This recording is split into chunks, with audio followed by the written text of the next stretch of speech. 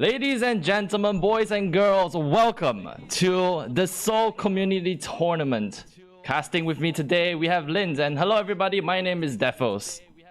Hi, I'm Linz. Thank you so much for having me for this tournament. It's such a pleasure.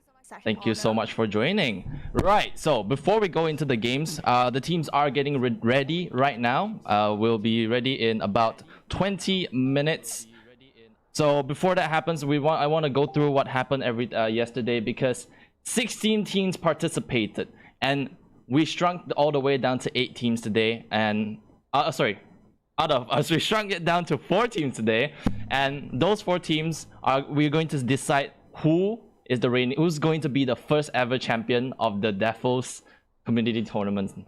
Now, if you had paid attention to yesterday's games, we saw that today's teams advancing, Toyz the猫, as well as Overhaul, as well as runner-up Revengers, as well as I Don't Know. So right now we're going to go through the first games that's going to happen is Toyz the猫versus Overhaul, and then right after that we'll go through the games between runner-up Revengers and I Don't Know. Now, going back to what happened yesterday, let's talk about a little bit of the picks and bans and like what people seem to be interested, because unlike most tournaments, or at least unlike most tournaments like those from those major regions, we see our own regional picks coming out. And for the first time ever, we actually saw Akshan live on our tournament yesterday. What do you think about Akshan, Linz? Well, I think people are slowly taking out him in a way that they practice him. As for myself, I try Akshan, but would you say it's a very hard champion to pick up? No, because it's quite clear of what the skills going to do. But the problem is, how are you going to use up all the abilities to make a combo that can take the enemy down? That's what the players need to get familiar with. And I do hope that today we are going to see more Akshans. Not only that he's a new champion, and also how the team is going to form a team to allow Akshan to perform in team fights, and maybe even a solo kill happening. Yep. Yeah, Akshan is definitely an interesting character. It's open for play, at least in this tournament, but the problem with him is that most people will argue that he's really underpowered, and of course his low win percentage of 30% win rate at this point of time. But that's just solo queue. Team play, pro play is going to be different. We'll see if that happens today. Now let's talk about something else. Let's talk about the set picks, because it's really popular. Last week when we were casting for Dara's tournament, we saw a lot of set picks there too, and I believe some of the picks were brought over to this tournament. Well, as for set, I would say it's kind of a champion that it allows you to perform in a way that even though if you are behind, just my opinion, all right? Even though if you are behind, using the ultimate itself, it can help your backline or your carries, okay? No matter it's your mid laners or your ADC, to create a space for them. So, but I really need to mention, when Zed is so ahead of enemy, it's like another Fiora that can 1v5 literally with, it's like one punch man. Yeah. Basically. Like Fiora has to do it like 1v1 or 1v2 maybe even, but Zed can literally run into everyone, and whoever punches him, he'll just punch you back right there in the face. Yep. And just to set up potential, haha, nice one. Good job me. Anyways, but the setup potential for Zed is just always there. He's he's an easy to pick up character, but when you master it, he can give you so much power to your team composition. Now, in this current meta, I'd say that mid jungle prior is important. And how would you think? What's your opinion on the current meta? Well, I definitely agree on that, 100%. Because I would say nowadays, ADC is just more like a... Okay, I wouldn't say nowadays. I mean, since season 4. Yeah, exactly. ADC is just more like a mid-late game champion. Okay. Yes, there's quite a few ADCs that could perform around early-ish mid game, but it's not as impactful if you got quite a good mid or top laner that is ahead of enemy. And also talking about that, the white mid is priority is very important is because of the scuttle crab. Right. So nowadays the jungle, they need to get to a fast level 4 so they can just be ahead of the enemy jungle or to do some ganking on whichever lane. So getting the scuttle crab will not only provide you vision and also the extra experience and gold. So it's very crucial for jungle, and we have seen from the last week's tournament, we see quite a good execution there. The jungle maybe is around top, I assume. Yeah. It's around top. And the bottom lane, it denies the enemy jungle to get the scuttle by taking it down for the team. Which means that the enemy jungle immediately lost 2 scuttle crab. It's very crucial. Yeah. Extra goal and for the bottom lanes and also the jungle, wow, that's huge. It can immediately just go out of control. Now, the thing is about this entire fiasco of like mid and jungle. We saw yesterday on the Toyz the Mouse game versus, I believe it was, hold on, let me think about it. It was Seifo. They're playing against Seifo, and they locked in a very peculiar team composition. They had an Aatrox top, Gwen jungle, Viego mid, and then Draven Blitzcrank bot lane. This composition is just so aggressive. Initially, my thoughts were on that game was that Toyz wants to like snowball the game. If 2 of their lanes are denied, they're not gonna be able to do so. And unlike what you mentioned, I'm not trying to say you're wrong, but I mean Toyz said you're wrong, because what they did, mid and top lane didn't do too much. They stayed even, they stayed stable. But bot lane, the Draven with the Blitzcrank, they just steamrolled it and just hard carried the game. They opened up so much opportunity for mid and top, and eventually Defos just couldn't handle it. Yeah, for the team. I would agree that. And nowadays, I just keep on saying nowadays, isn't it? But really nowadays, it is nowadays. Such a hot picks. So with Blitz or just trash this kind of initiative support, it could create advantage for Draven to, as I mentioned, snowball it even for the team, because as bottom lane, there is a crucial objective, the dragon, never forget about it. Once you get advantage around bottom side, so your mid is going to release some pressure as well, although like your top maybe is going to face like ganks or 3 people ganking situation, but you could have get dragon and then keep it in a 20-ish game to reach the dragon soul point. So it is also one of the ways. So I can't wait to see how is the team going to deal with the strategy and how are they going to ban the enemy hot picks. Right, it's to create that advantage. It definitely rely on if the players do their research and strategize on how to play against the enemy today. Because in the first game, we will see Toyz the Mau playing against Overhaul. Now, to my knowledge, if we're looking at a ranking perspective, Overhaul is underpowered right now. But if they had come in with a plan, they're going to be able to figure out the ways that Toyz play and maybe catch them off guard. If they win the first game, that could be a good momentum to get the second game, because ladies and gentlemen, the semifinals are going to finally happen in the best of 3 game. So even if you lose the first one, you're not out yet. You can still struggle and you can still compete to fight back for a chance for you to get to the finals. And what's more important here is that it's the same going for Overhaul. Like, they could, number 1, plan ahead so they know how to play against Toyz for the first game, or number 2, test the waters with Toyz, see what Toyz wants to play, and if whatever Toyz plays the first game, Toyz might feel comfortable with it, and we'll see if Overhaul will be able to play around that that idea. Yeah, so there's definitely a chance for the players, for the teams to get back to the game. But I would say that, to be honest, ranking is not as much important because it's a team game, you know? Yes, your ranking may shows that how good you are individually, but it's a team game. If your team fight executed perfectly, there's chance for you just immediately take down the game and just call it a shot, you know? But it all depends on the execution. I do believe that vision is very important. Always, well, as a support main, it's very important for me to ask all of my teammates to buy a control ward. It's important. What saves lives. Every one of you could buy one, and it's going to provide so much information. Just imagine that you place not to really get into the deep side of the jungle of the enemy jungle, but just place it in your own jungle. It's going to be safe, and if there's an evade, you know that. So yep, that's also one of the things that I'm looking forward to see. How are the teams going to deal with the vision wise, whether they are going to place I wouldn't say a perfect wall because there's no perfect wall, but a very important placement to know that where is the enemy are. Right, 100%. Now, I just realized just something just now. You stole my 100% thing. Of course, you know, you need to learn for the pro, so that's the first thing that I learned from you.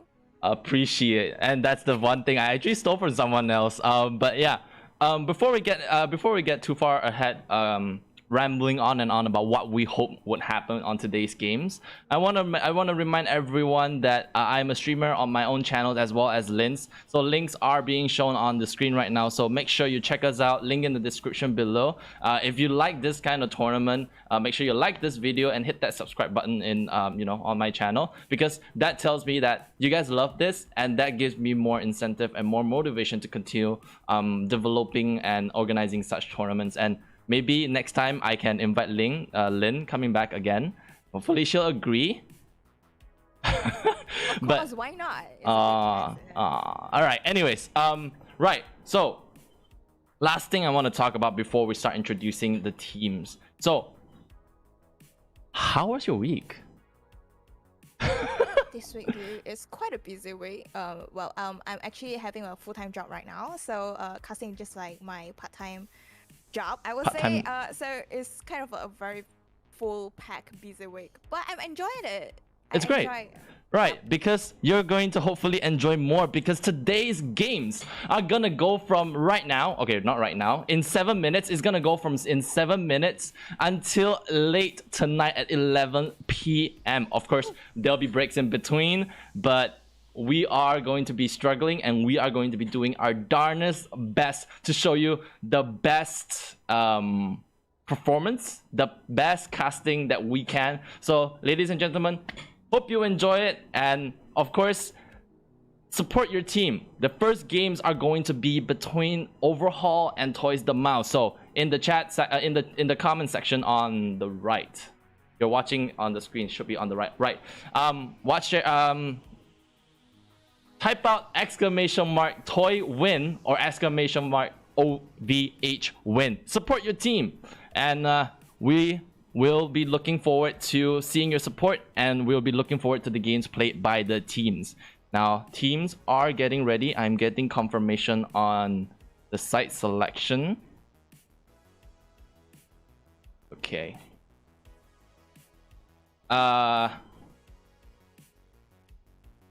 Right. We're still deciding on the teams right now. So before we end this site out, let's talk a little bit more about the game state right now. Right, in the jungle right now, we talk about mid and jungle priority, but we didn't talk about what picks are important, right? Yesterday we saw a few games that are playing like a little bit more passively. We saw a Zac, okay, maybe not Zac, but there was a Sejuani. These characters are a little bit late game. They can't really contest early.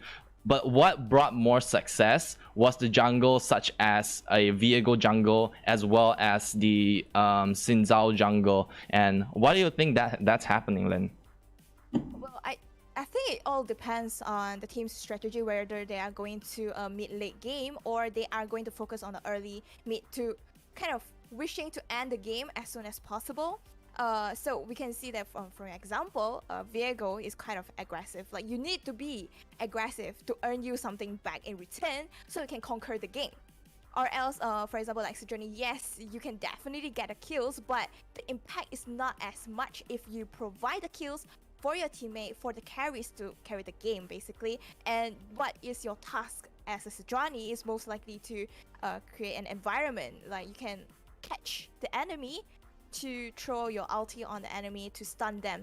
I would say the crucial carry on the enemy team. So to take it down, so you can create a 4v5 situation for your team in the following team fight. So it all depends on how the team is going to define their strategy. But also, there's one thing I need to point out is I do expect comfort pick. So although yes, there might be some strategy involved, but I'm expecting some comfort pick from the players as maybe they are going to have. Let me think about it. What jungle that's quite comfortable nowadays? Like for example, Set, right? Yeah. I know. Wait, Set jungle? Yeah. That's a comfort pick nowadays? Okay, fine. Like if you just think about it. Okay, Mhm. just think. Right, Assume, right. Alright. Alright, Set imagine. is my only love, you know, like tough boy. Hot alright? abs. Hot ass. Yeah, okay, open chest shirt. Spiky hair. Super Saiyan. Are you an anime fan? Are you a Dragon Ball Z fan? Is that what you're trying to tell us? Okay, back to the topic. So, Right. If I can master Set in a very high level, Mhm. so I know what I need to do Mhm. as a Set player, and if I'm a good player as a jungler, right? Mhm. So I can just incorporate my best, which is Set, and my best, which is my jungle pathing, into, into one. Finding the So combo. It can perform as well. Yeah, Mhm. it can perform as well. Yeah, so that's what I'm expecting. Okay, kind of one of my expectation as well. But yeah, once again, it all depends on how the player is gonna perform because this is a BO3, best of 3. Definitely. So maybe the first game, they are just going to test the water as what you say. Maybe they are just going to have what they are. Maybe they are trying something new as well. You never know that. They want to keep the comfort pick maybe to the finals. So there will be something new maybe. Action Right. once again. But Just I keep don't- on thinking about action. Yeah. But that's not going to be an option for Overhaul because they are going to be playing against a tougher team because yesterday, like I mentioned, Toyz were very aggressive with the picks, going for such a snowbally team, a composition that can easily go wrong if you don't set up your conditions. So OVH has to notice what Toyz want in their composition, and OVH needs to look for a way to disrupt the composition and turn whatever Toyz wants to do down. But funny you mentioned Set though, because I'm not sure if I'm exposing them right now. I didn't add a delay to this. You know what? I'll hold it back until the games actually start. Before I say this. But I have some inside knowledge on what OVH likes to play. So we'll go into that. Keep it a secret first. It's gonna be a secret first. I'll talk about it when we get into Champ Select. Now, games will be happening very soon. And before we go into the picks and bans, I would like to show everyone a little bit something I whipped up just for today.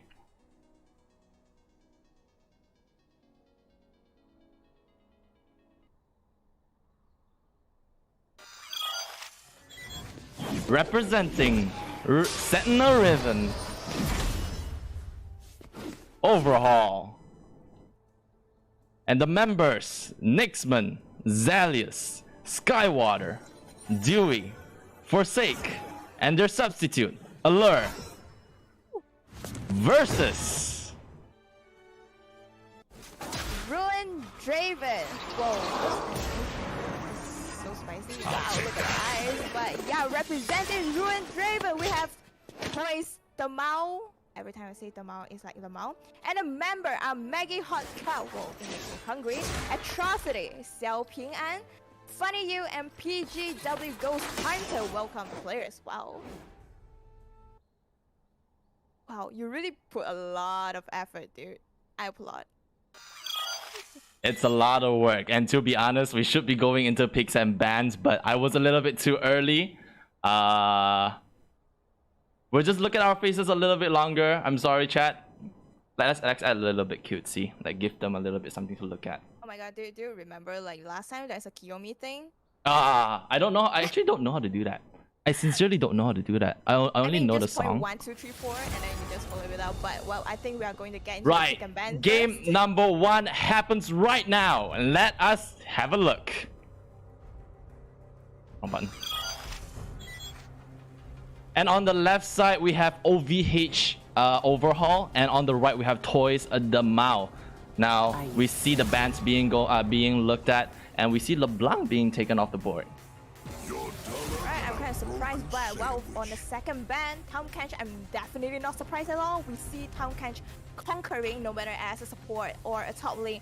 Literally 1 Q, 1 lake, you're gone. You're just gone. So this is not a big surprise. Tom Kench is a very hot pick nowadays in the current patch. So well, good ban there. Yeah, definitely an interesting, a very well ban here from the side of Toyz, because after the update, there's just been so much success on the Tahm Kench. So good mention there. Following up, we see the Blitzcrank and the Thresh ban, and this is just reinforcing what I was talking about. OVH need realize that Toyz might like to play that aggressive style, that volatile kind of lifestyle, so they're taking away characters that can snowball themselves really hard later down the road. Yes, agree with that. And there is, okay, if you include Tahm Kench as a support champion, then there will be 3 support being banned away. And look at there, Nocturne being banned away. So, oh, and Ziggs as well. That's a very, very quick ban on the side of Toyz the Mau. Didn't expect that. Right, this is interesting because I think it's either that they recognize that the Ziggs is a character that can just play his own game, so they don't want that to happen. They want to fight, and fight. They don't want to give OVH any opportunities. The luck in action! I didn't even get to finish my sentence, but there you go, Lin. You get your wish. Come on, that's what I'm looking for. Oh my god, you're granting my wish. I love that. Alright, now let's talk a little bit more about Akshan. Like, why the Akshan pick, and why is it a priority for OVH to lock him down here? Alright, so first of all, I would say maybe it's just going to, you know, test the limits. See whether Akshan is doable in the semi-finals, alright? And maybe the player is going to show off what he have been training for, you know, like those people that go into the mountain and they've been training for like 30 years. Yeah, maybe he want to show off. But Akshan's only been out for like 2 weeks. Alright, fine. Get into the mountain and then train the Akshan for 2 weeks. But 2 anyways, back to the topic. Akshan is a pretty good pick, as I do expect Akshan appearing at mid lane. So maybe they are going to have an AP bottom lane, and that's the reason why Ziggs being banned away. Ziggs is going to have quite a good control in the bottom lane together with a long range support. Like, right. I'm thinking about Lux, but wow, look at that Yuumi pick though. This is very interesting from the side of OVH. Now, I think you're wrong on the Akshan call being mid, because we see a Lissandra being locked in, and this is telling another story. This is telling us that OVH has a particular mindset and a particular playstyle that they're thinking of, and the answer is protect the Akshan. Yep, exactly. Yeah. You have the Yuumi. So, like, here's the thing. Toyz locked in on a team fighting composition, the Aphelios and the Nautilus at bot lane. This is very aggressive in a way or two, right? Nautilus can land the hook, and then the Aphelios can follow up for the kill. But with the Yuumi lock-in, Nautilus might never hit the hook. Whenever a hook is thrown, if you're a good Yuumi, you press E, you give Akshan the additional movement speed to get out of the way. Now, the other thing is that Akshan, when he hits his W, he gets additional movement speed while going invisible. This is kind of like a Twitch bottom kind of playstyle here. Yep, I can see that, but on the other side, if the Yuumi is getting too aggressive, it might just happen like of course, there's that one situation. So I do hope that they execute it well. By looking at the second phase of the banning, we have Sinjao getting banned away. Not surprised, Sinjao a very hot pick nowadays in terms of the jungle. It's going to be very aggressive. So seems like Toyz the Mau is trying to get rid of those aggressive champions like Olaf, Sinjao, and also Thresh. Oh my and god. initiate fights. While on the other side, Overhaul banned away Evelyn. Wow. Do you call it Evelyn or Evelyn? Evelyn. Evelyn. Evelyn. Evelyn. I mean, I think Evelyn is more correct, but Evelyn sounds better. If, you know, like, yeah, people call it like Adam and Eve. But anyways, no, I want to look back on the pick right there, because like, look at that. Toy locking in on Sylas right there. That's a very interesting pick here, because it's an instant shutdown to whatever Lissandra can do in the laning phase. So I do expect Sylas to be able to control the lane, and he will be able to just most Sylas in this case will pick up the fleet footwork, and he'll be able to sustain in lane, and then later down the road, Lissandra won't be a match to Sylas. Yep, exactly. And not to mention that for Overhaul team, those ultimate is going to be so good for Sylas. Like the, okay, let's not mention about Akshan's ulti that can be blocked by Terra, but Yuumi, Lissandra, Mundo, and Viego, yo, just one shot the, I mean, Viego, wow, the aggressive I don't think pick. the Viego is a good ultimate for Sylas. But at least you can just eliminate the enemy as quickly as possible. Like Is additional there an damage. execution on the ult? No, but that's like additional. It's additional damage. It's free damage. It's like free roll. It's like it's free damage. Exactly. But unlike Viego itself, you only get once anyway. But no, Yep. this is like interesting because OVH played. I think they played around the picks and bans pretty interestingly. They lock in the Viego. It's gonna be a I don't want to say it, but I'll say it. It's a little bit of a boner kill for the Silas because again, Viego out, not a very good target. The only target left for Silas ultimate is to go for the Syndra as well as the Mundo. So Mundo's ultimate is something similar to Alistar, and Silas loves Alistar ultimates. When you get that ultimate, it gives you a priority. It gives you that surge of power to go all in. And with the Mundo's ultimate, he's just going to be able to heal, and if he goes for Conqueror, heal even more. OVH really need that anti-heal items. Yep, talking about anti-heal items, I think both teams need that very badly. 100%. Dr. Mundo and Yumi on the side, yo dude, imagine a Dr. Mundo that heals tons of health, alright? With a Yumi, can you imagine how hard the Affiliate's life is gonna be? You know, Yumi can give you additional movement speed and Mundo's gonna run you down, I would say. Like, Affiliates are the best in the game. And talking about that, Affiliate's life for the team, Nautilus is the kind of engaged support champion, and I mean most of the champion on the team, like Lee Sin and Aatrox, is the engaging type, and Silas as well. So how are you going to expect Affiliates to perform? Is he gonna stay alive even? This is very interesting. Like, I was actually thinking about it as well. There's not a lot of appeal for Affiliates to stay alive with. What you can, or at least what the Affiliates can rely on, is Nautilus sticking super close to Affiliates. So when a fight does happen, Nautilus can use the ultimate to try to help Affiliates get away. But the problem here is OVH doesn't need to go for you. Like, OVH playstyle is wombo combo. Lissandra can come in to the fight and easily just lock down Aphelios, and Viego can easily follow up with that. Like, what are the opportunities that OVH are gonna give you for you to keep your Aphelios alive with a single Nautilus?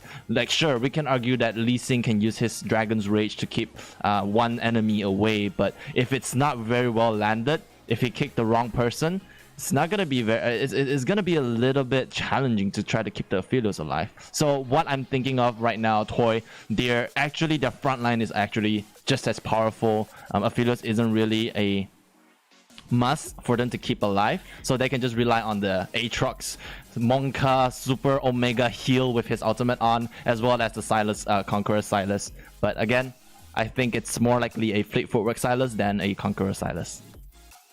Agree on that. Well, talking about the rune, for Silas, yep, fit for work. But what I'm thinking is maybe they are going to look for a mid-late game fight. Well, Lee Sin is definitely gonna help out in the early stage to get the objectives and try to release some pressure. And they need time for Silas and Aatrox to get their items so they can perform in team fights. Unlike, I would say, OVH, they have Viego and Lissandra. Once Lissandra get the privilege advantage in the lane, she could just roam around and help out Viego get a scatter crowd, get an objective, or even just create a two-man ganking at top or mid, or bottom side. But what I'm thinking is maybe Aphelios and Nautilus, they are having a plan that they are going to create their own advantage by conquering the bottom lane. So Akshan and Yumi, I wouldn't say they are weak, but the problem is they don't really have much of the, unless they are playing super safe, or else they are going to just farm up peacefully. So with the engaging type Nautilus, he's definitely going to find chance to hook on either one, Akshan or Yumi, to create their own advantage. So here comes the jungle presence. Are Viego going to focus on the bot side, or do you think he's going to focus more on the top mid lane? I mean, the bottom is going to be the main carry, because what's going to happen is that for team fights at least, OVH, they're going to peel for Akshan. Lissandra might not actually just leap herself onto the Aphelios. So just staying back, keeping the Akshan alive, and Viego and Mundo might just run it forward, quote unquote, kind of suicide, And when they die, Akshan can pick up the kills, a large reset will happen, and a follow-up TP can just turn the team fight 100% around. So that's what I'm thinking of, at least. Now we get into the games. Both teams are going in right now. The 3-minute delay is done. Let us go in and have a look. Do you realize something interesting? Yeah? Lissandra is taking Dark Harvest. I'm not sure whether the player just had a mistake that he maybe wants to take the electric key, or is planned that he is going to take Dark Harvest. I'm not sure about it. Okay, I see two potential reasons for the Dark Harvest. Number one, he made a mistake, like you mentioned, was trying to go for electrocute. Or number two, comfort pick.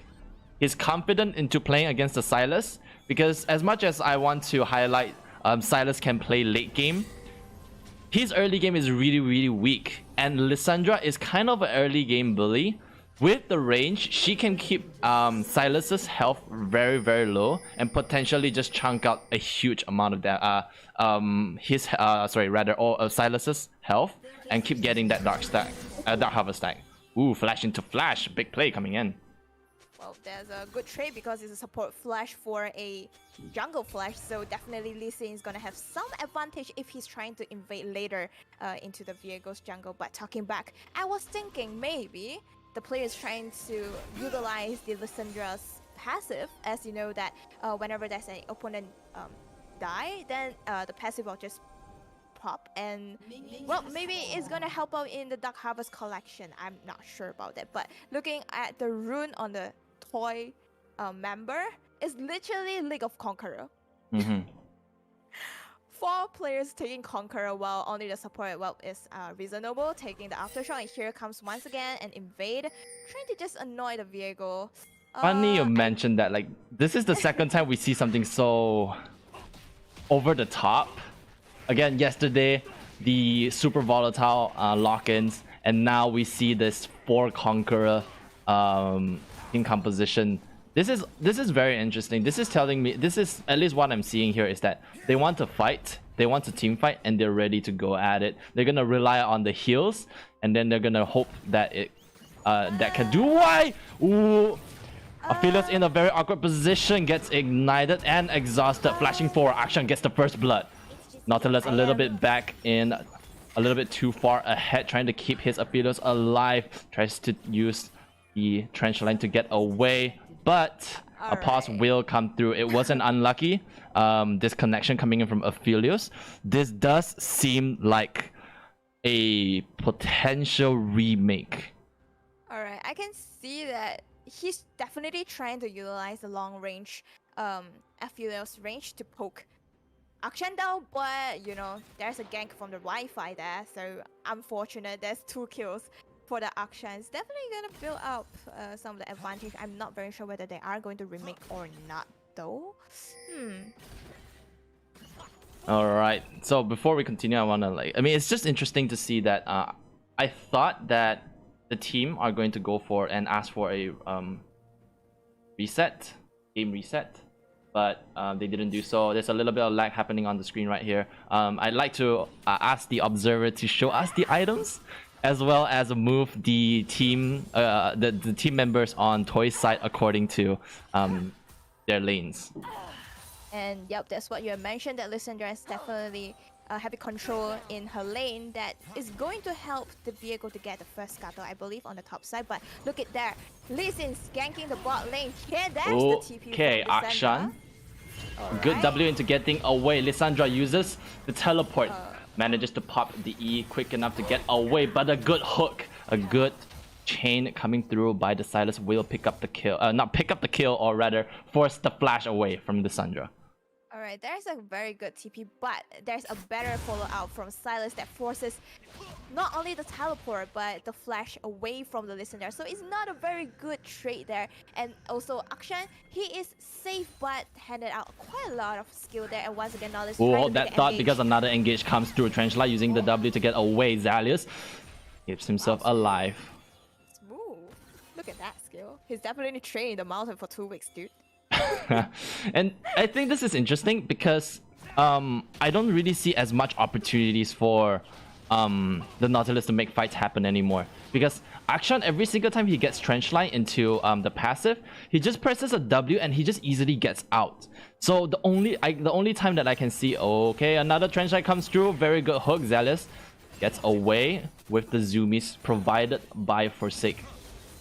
Well, it becomes like, it was good, but after that with the Yumi sustain, Nautilus just get nothing in return and his own health bar is getting shredded down. So not a very good trade at the bottom side anymore. But looking at top, I don't see anything happening. It's just a farming situation. It's a farming meta. It's a farming meta. Anyways, I'd like to ask the observer to show us the scoreboard once more. Please keep it up during at all times and do the what's the word I'm looking for here? Shrink everything only like when huge team fights happen. And another thing is that could you move the members, the champions on the right hand side according to the roles. So Nautilus to the bottom, you can pull it around on the scoreboard, in the scoreboard. Here we go. Everyone clap for our observer. He did it. Aphelios in the bottom. Things learned every day. Yay. Everyone in chat, clap for the observer. Celebrate his victory on learning how to operate this. I mean, new thing learned every day, so yeah, that's a very good thing. Yeah. And I see that Virgo's trying to make gang at the bottom side, but unfortunately, there's no much chance, and Akshan is quite low at that moment, so he's just going to continue to farm out. And I think Dragon is going to up very soon, I believe. Dragon, yeah, Dragon is already available. Oh, observer, press N. Hey, everyone in chat, clap! Woo! Anyways, but yeah, Dragon's available right now, and like you mentioned, although Akshan got 2 very lucky kills at the bottom lane just now, farm is a little bit hard to get, especially when such a pressure as the Nautilus is coming through. Mid fight happens. Lissandra uses a W to snare them down and just gets away. Another Dark Harvest stack onto the Lissandra right now. But even though being one at bot. What? Ooh, what? Wow, that's quite sudden. I was almost going to say they did not get the kill, but they could have get the dragon because Virgo and Lissandra is kind of low in terms of the health bar and the mana. But with the Aphelios, just getting you catch up. Okay, hold that thought because another fight is happening. Teleport coming through from the Aatrox uses the W to get away. Zealous gets spotted out by the Silas. Will not be able to get away from it. Shutdown gold going to Silas. Now Nixman pops the ultimate to try to get away. Flashes away. Will not be able to survive for long as 4 members from the side of Toy ambushes the attempt to protect his ADC. That's definitely a very, very good ultimate from Aatrox to flank the Akshan and provide a big shutdown goal towards Silas. But I would say the Dr. Muno, yes, your intention is very good, but unfortunately, the moment when you're rich, your memory is all It's too gone. late. And They're gone, okay? They're gone. How are you so slow? Overhate, you wanna overthrow? You wanna overthrow Toys? React faster. But in all honesty, I don't think there's much that the Mundo can do. Aatrox did teleport at a place where Mundo couldn't see, so he had no choice but to react slow to that. So valid attempt, but no cigar. Another pause comes through. but well, after getting the shutdown and the kill, Team Toy. Oh wait, Toy could could it be another disconnect for the affiliates just now at bot side? Maybe there is a possibility there, or else I can't see there is a chance for affiliates to walk up, right? Like, you know that your support is not around you, so definitely you are going to play safe, but maybe there's another unfortunate death for affiliates once again. Could be that, but there's also another explanation. I think the Akshan W, its travel speed is actually really quick, and pair that with a Yumi, they can actually they actually have such a huge poke range, and maybe affiliates just underestimated the range of Akshan Yumi bot side and overstepped and gave themselves up. Yep, there is a potential that I mean, there's a lot of scenarios, but unfortunately we did not catch the scene, but it's fine. What it is what it is. Because on the bright side, the Silas get a big shutdown, and Lee Sin gets quite some kills, and there's even a bounty on himself. So I believe that Lee Sin now he's going to focus on the mid top. There is the objective available, the Rift. Is going to help the team even further if they can get the Rift and get the platings. And it seems like Lee Sin is trying to make some plays around mid. And Nala is catching up as well. So Viego, oh no. Viego spots out the Lee Sin. Lee Sin goes in with the Dragon's Rage. Ooh, misses the chain. But Skywater will not be able to survive for long. Lissandra tries to help his teammate. Gets stunned. Has the ultimate but does not. Oh, wait. He actually used his ultimate somewhere. I didn't realize that. I'm so sorry. But will get a double kill for Toy. And here comes Akshan being invincible. Trying to do something at mid because Syla is over pushed. Infinitely transparent. Zelius in the behind him uses the W to get into range. And Cincino, ooh, Conqueror, huge play out there. Couldn't secure the kill. Atrocity almost died but will not fall. Double kill going for Atrocity. That was what I'm talking about. Getting advantage of oh, hold that thought. Viego comes through. 2 versus 1 situation. Uses the ultimate. Could not secure the kill. There's just fight after fight. And Linz, I'm so sorry. I'm just interrupting you all the time. No, it's fine. I love this kind of fight because like there is something keep on going rather than boring farming situation, you know. But wow, that execution there, that literally 2v4. Wait, is it 2v4? It's 2v6 because the F-Videos, the Viego and Lissandra, did Lissandra die? No, but 2v5 because Viego died twice, right? Mm-hmm. Yeah. That's very unfortunate for OVH, but well executed there, Toy, and I think there's a fight around bot side. Yeah, bot is looking. Engage there. Don't think they have nothing. Don't think they have much things to do. Not the affiliate doesn't really get the item for him yet, so there is some poke. Yes, but kill, don't think so. Oh, talking back to the fight, that was so good. And yeah. Wow, it just amazing. Impressive setup. Yeah, the Nautilus roam is definitely crucial because they thought that maybe it's just a 2v2, so Lissandra is very confident. Okay, hold that thought. Now another fight is going to happen right here. Listen coming down to the bottom, but trench line as well as, ooh, big kick comes through, but Yumi uses the ultimate to peel herself away. Silas coming in from behind. Listen goes in for a word punch, but nice guy he is. Hands it over to the affiliates. Yeah, exactly. Since nowadays, oh wait, there's also a kill happening at top. Good roam there. Well, that happened. Viego able to pick up the kill onto top, and I'd say that's huge. That allows Mundo to go for a little bit more ahead. If we look at the CS thing here, 49 CS against 71. Mundo definitely need everything that he can get at this point. Yes, exactly, and they could have get the Rift, but just in case Lee Sin is roaming towards top side, so Viego just gonna be safe and go back.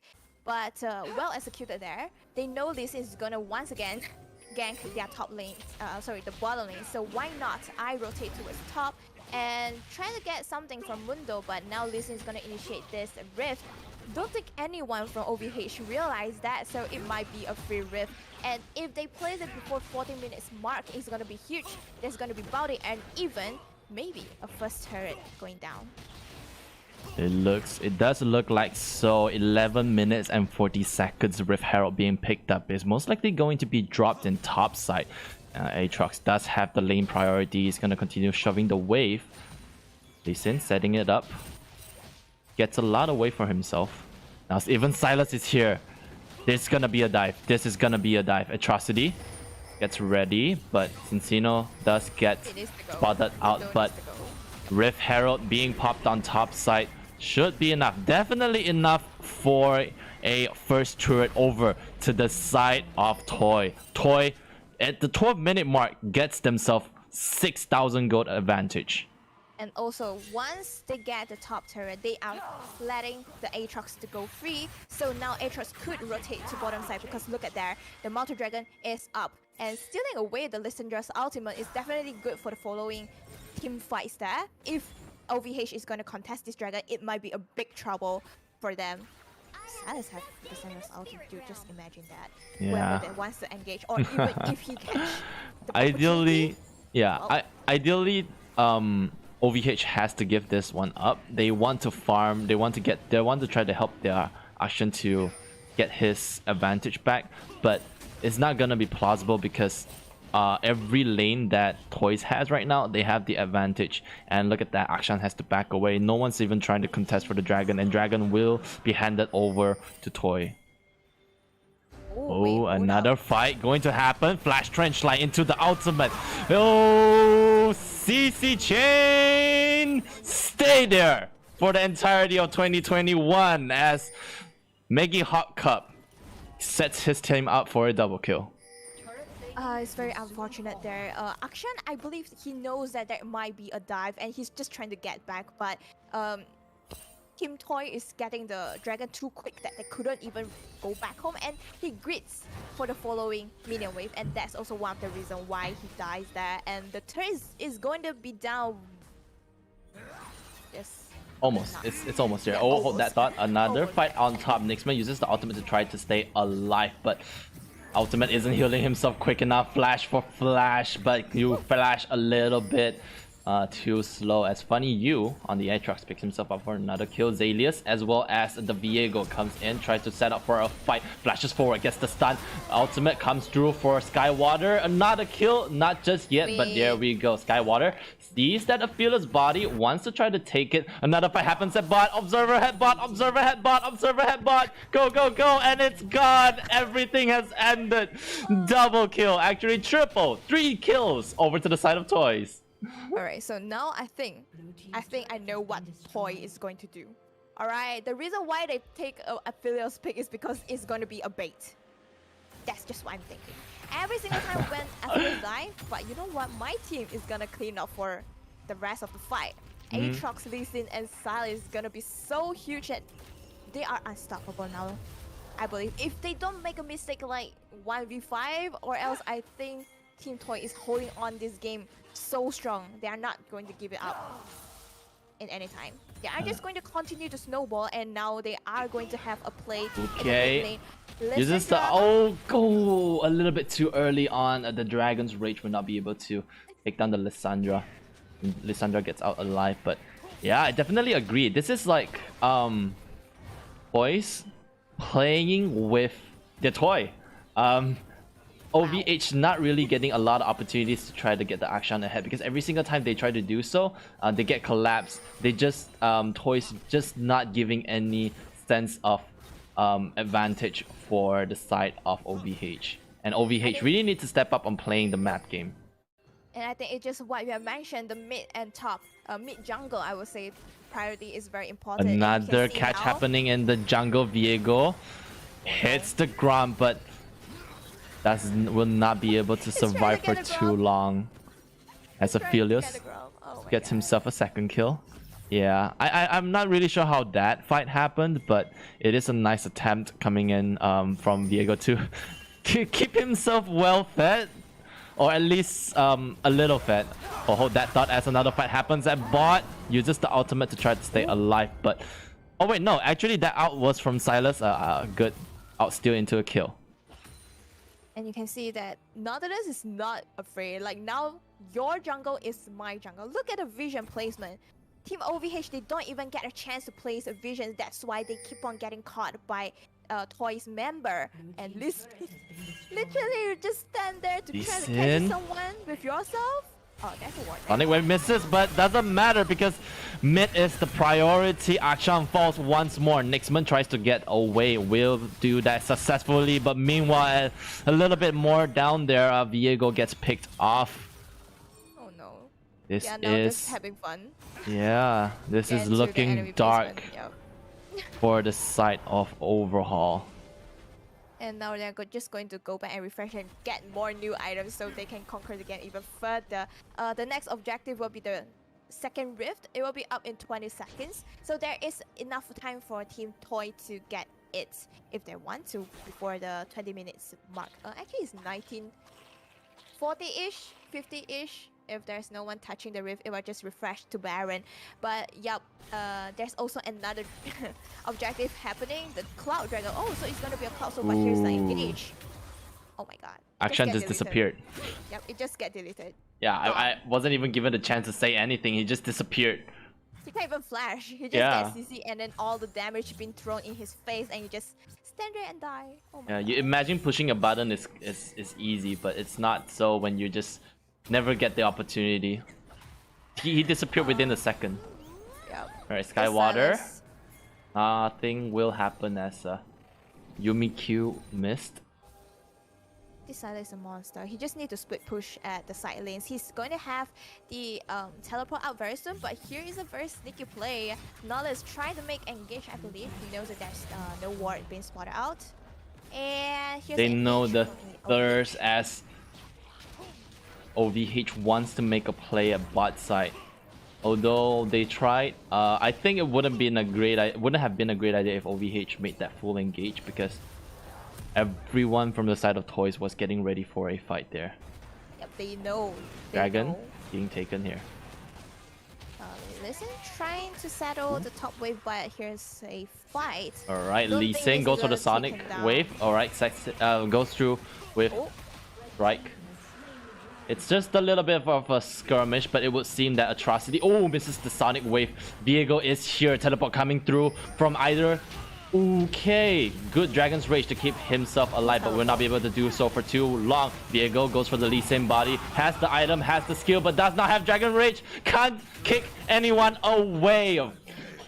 Has to give himself up, as well as the Yumi. 4 members down on the side of OVH. Zalius alone at bottom, scared. Has to keep himself alive and maintaining a distance. that's very unfortunate there. I believe if OVH they react quicker, I think they can take down Lee Sin faster and just retreat as soon as possible. They take, well, Toy they just react too fast. To teleport immediately. Yes, Lee Sin is dead, but well, my team can clear it out. So literally every single one on Toy can just be a carry now. You take down Sylas, so what? I have a Lee Sin there. You take down Lee Sin, so what? There's a Aphelios coming out soon. Aphelios take down the Yumi, more cash in the pocket, and slowly I believe Aphelios is gonna be another unstoppable monster. Sylas just keep on pushing, you know, he's a monster there. He's a boss, he's a big boss. I just gonna hang around in the downtown, getting all the objectives. Everything is his at this point. Toy is at a... That's a... Wow. That's a 13k advantage. No, that's a 14k advantage on the side of Toy here. Like... This... And their torture. I see them that they are looking for potential to end the game as quick as they can. Baron is being picked up here, and I don't see OVH wanting to make trying to compete for the Baron. I really react towards this because, like, first of all, you can see all the top side vision is placed by Toy, and they just clear out the vision placed by OVH, so they can't really even enter the jungle. You never know which bush there will be. Aatrox, like, you know, when you play Pokemon and then there's like suddenly there's a wild Pokemon appear and surprise, it's a Sylas. And how can you deal with that? So they just need to give up on this, and it's gonna put more pressure on OVH. The Baron buff, they're just gonna split 3 lanes, I believe. Oh, that thought funny. You goes in onto the Lissandra. Lissandra pulls off a nice snare, but movement speed galore. But everyone's there galore. Another pickup onto the Lissandra. Aphelios, 4, 3, and 6. Like, she tried. You can see she's very trying to stay alive, but Toy, they just react so fast. They just like, yo, there's a kill. I am on the way. And there's a rift being placed. They're going to take down the inhibitor and maybe even the inhibitor. A final attempt will be attempted by OVH. Uses the last chapter to try to keep his team alive. Rift Herald died before completing the charge, but the Baron buff stays. Aatrox pushing down into the bottom lane, but everyone else is at mid. Lee Sin goes in for the Dragon's Rage, picks up. Good kick onto the Akshan, but meanwhile Dewey gets a retaliation kill, taking away the Lee Sin, but Mundo overstepping. Gives himself up. Encino down to 40% health. Go for the chain, misses everything. Viego tries to make a fight happen. Goes for the Zonya, stays alive. Keeps himself alive for a little while. Ooh, dashes away. Conqueror. Oh, Conqueror was about to happen, but no such luck as he gives himself up for another. A little bit of retaliation. Skywater continues to fight forward, but brings... It was a one-way express for the Yuumi. One-way express to hell. Zelius, oh no, couldn't land any hit because he hit everyone except for the Aphelios. Zelius gets pulled, but meanwhile we're at it. Aphelios finish out the game, a first game going over to Toy. Such a good game. I would say it's a very good comeback in a way that a very unfortunate first blood and 2 kills happened at the bot side, but that is a very good comeback there executed by Lee Sin. And look at the state. Yeah. Yeah, do you call it state? Yeah. Yeah, state. Well, the gold income there. 13k. 13k income. And wow. It was a 13K 30 income with 13 kill. Yeah, that looked like a long game, but it was only 23 minutes. It just shows that how aggressive that Aphelios can play. Like how, not Aphelios, or rather Toyz can play. They may have a losing lane. Good job on Overhaul to try to capitalize on the Aphelios. They were able to gain some advantage in the early stages of the game, but the overall map pressure that Toyz was able to just give. Impressive performance coming in by Toyz. And there are just action over action. They take the kills, then they will snowball it into objectives, and then there's another action. Just keep on happening. The fights that initiate by Toyz, it's just impressive. They know that they are holding on to the advantage, and they just keep on making plays to ensure that the enemy is getting pressured, and my carry is getting something in return. That's so good. Yeah, 100%, and we see the power that we see the capabilities of Toyz the Mau can bring brought to this tournament, and we will see more of it because this is a best of 3. Overhaul, your game is not over yet, as we hope that they make a comeback on game 2 as we take a little bit of a 10-minute break.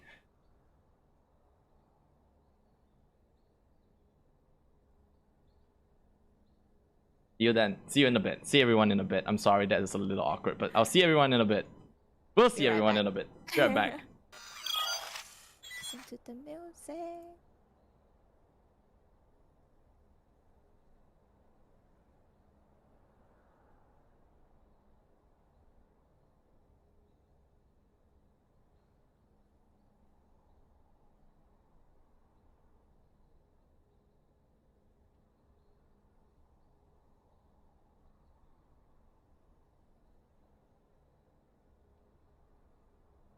Is it okay to talk now? Yeah.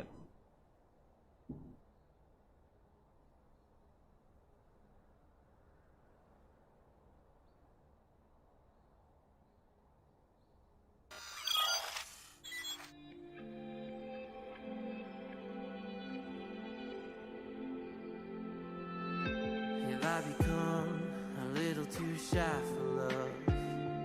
I've been hurt before. All's fair in love and war. So I snuggle up close to the shell I'm living in. And if I let you in, another round begins. No, I'm spinning in a vicious cycle. I'm scared of doing something I'll regret. Maybe this is right, but I'm still staring at your silhouette. What if you're everything I need? A fire in my heart, the air I breathe. What if I'm incomplete without you by my side?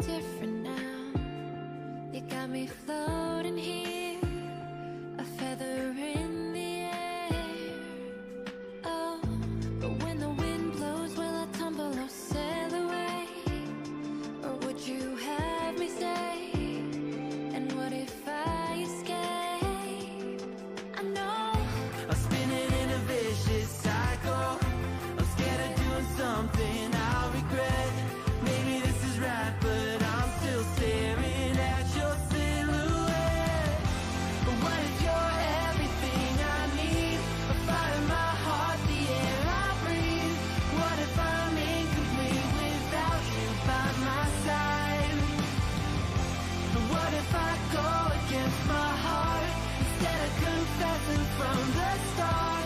What if I miss out on the life meant for us? I need you by my side, by your side. I'm not afraid. We found something that'll never fade. We can be ourselves and figure out the rest along the way.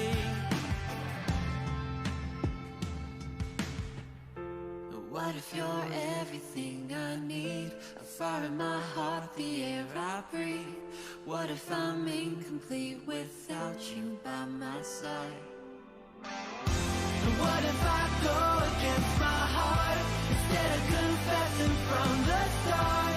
What if I miss out on the life meant for us? I need you by my side. I need you by my side. I need you by my side.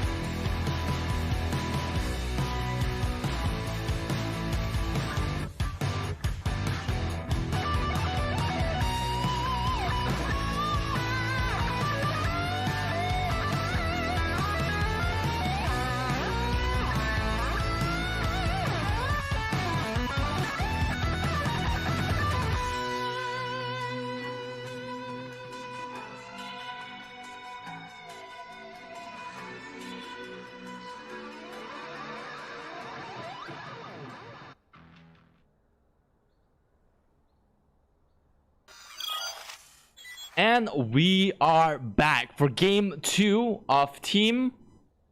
Sorry, I choked on myself a little bit there. But welcome back. We are back for team Toyz the Mau versus Overhaul. And we saw just now in the first game, Overhaul did what they could, but they just couldn't sustain against the pressure from Toyz. But once again, I would say that Toyz, they really executed well, so good. They just, it's like chain after chain, you know, like everything is connected so perfectly. But yes, although the situation that we mentioned earlier, the affiliates is just very sad. If you think about it, they actually have like 3 chains. There's like the Silas chain, there's the Nautilus hook with the chain, and there's also the Affilius chains of destruction or something like that. Okay, that's a good one. But yeah, back to that. The affiliate is very sad. But in return, as a bait, he tried his best, and he do provide things back to the team as a bait. I'm sorry, I keep on saying he's a bait, but I believe that he's gonna perform well in the next coming game, you know? I mean, he actually, like, he did perform in the later half of the game. It's just at the start, like, misfortunes happen. Yeah, yep. I think, okay, so there's one thing I want to, like, highlight. We didn't get to see it, but it's really interesting to see that the Akshan Yumi combo at bot side, it was so effective. Like, you see him pressing that W, swinging himself forward, and the Yumi's Q following up so on point. And it makes whatever laners they are there struggle to get away because of how much catch-up potential that these combos have at the bottom lane. Yes, I do agree on that. And once again, I need to point out on Nautilus, right? The player is brilliant. You know why? Because they know that, okay, I can't really fight a 2v2 at bot side, right? So why not? Me, as a Nautilus, I would just roam around the map. I will help my team to create advantage, such as the sudden ambush together with the Lee Sin, that I believe that Lissandra and Viego did not expect a 2v2 can become a 2v3. That I will say that is a very crucial fight there because oh my god, I keep on saying but because of the Nautilus roam, they can win the 2v3. Oh, sorry, the 3v2.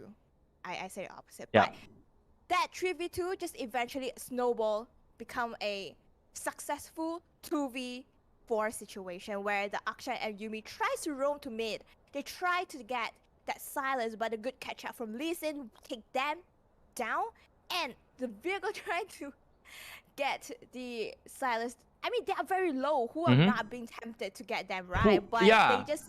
Especially if you're an Akshan. Scoundrels, you want that kill. You want that reset. Yes. I don't think we saw any resets from the Scoundrel effect on Akshan. It's just every single time he wants to make a play, the disable capability from the side of Toyz was just so strong. Like every time he gets into range to use his auto attack, he gets into range for them to land their CC, and Akshan just never given an opportunity to do much. And this is the problem. I wouldn't say this is the problem, but this is kind of why that we see Akshan not getting as much success as he is supposed to. Yes, I think you are saying that perfectly because I didn't see what I expect from Akshan, and I need to point out Lissandra as well. I didn't see the thing that we have said earlier, that Lissandra can conquer in the early stage, can bring the advantage, snowball it into a jungle advantage, or even just the bot side. They kind of, I would say, feed the Akshan into a carry, but that's not what I've seen. Lissandra, I'm not sure why she just keep getting pressure by the Silas. I'm surprised by that. Maybe it's because the presence of Lee Sin is so huge that she's afraid to push the wave to roam around, you know? So the invincible presence of Lee Sin just pressuring this Lissandra, unable her to do anything. And we just see that she just keep on giving up the turret, keep on giving out her teammate, I would say. Like sometimes we see that's engage, invade in the jungle, and she just can't help because she need to handle her minion wave. She can't do much there. I hope that can change. Can 100%. I like we mentioned just now at the start we saw the dark harvest. I still think it was more of like he's comfortable with it, because we do see her proccing the dark harvest even when Lee Sin ganks. But the problem in this kind of like gameplay is that you're playing against a Silas into a ranged combo. Like you're not going to see any opportunity that he wants to stay in lane, and he just made that rotation happen. Now we can talk more about that, but I think everyone in this chat would like to see the game as game 2 between Toyz versus Overhaul begins. Now Toy will be moved over to the left side and Overhaul to the right. Yep, and the first ban, it will be once again Tam Kench. Seems like Tam Kench is gonna be a fixed ban on the side of Toy. They don't want the Tam Kench to flex on top to conquer the lane, or even Tam Kench stay at the bot side as a support. It is going to be annoying. Yep, and 100%. This is like a very similar ban that we've seen just now, but one thing's different. We see the Silas being taken out. I don't think the Silas was a big problem, but Overhaul saw it as a huge enough threat for it to be taken out. Understandable, but what is your game plan? Are you going to continue taking away the Silas? Are you going to continue giving your mid lane the Lissandra, or are you going to give us something that is more comfortable to your hands? Seems like they are going to take away the mid. They are I wouldn't say afraid, but they just don't want the enemy mid laner, the Maggie Hot Cup. Wow. Every single time when I say this name, I'm hungry. Although I just haven't much. But yep, Silas and LeBlanc will be taken away. And it seems like Viego will be the first pick for Toy. Not sure whether is he going to be... Oh wait, sorry. Yep, a little bit of a last minute swap there. We see Toyz locking in on to the Gwen, and I see Gwen as a better pick compared to a Viego. Of course, Viego, very high carry potential, but the thing is, his playstyle really relies on someone dying on the opposite side of the team. And I'm not saying Toyz can't do that. I'm not saying that they can't kill it. But Gwen's capability to get in and out of fights is so much better than a Viego. And we see an Akshan being continued. Akshan and the Yuumi down in the bot lane. I wouldn't say it's a bad pick, because we see Akshan performing together with Yuumi. So the thing that needs to change is maybe is going to be around mid, top, or jungle that could find a better pick to suit Akshan's playstyle that provide a space, or even just a high damage kind of champion, so Akshan can just refresh with the passive. Do you call it refresh? But reset. Yeah, something like reset, something along the line. Yeah. Close enough. It's a re into a something. Re something. Re something. All right. Now, I think this is something that Overhaul made. Sorry, I'm gonna rephrase myself. And this is going to be a mistake that Overhaul did in the last match. They banned away the set in the second phase, and Toyz are not going to give up the opportunity to lock in on the set here. We talked about it during the start of the show, how strong Set is and how flexible he is into the game. You mentioned Set jungle. I was like, it doesn't happen often, but it's there, the option's there. And we see a Senna and Set being locked in on the side of Toy.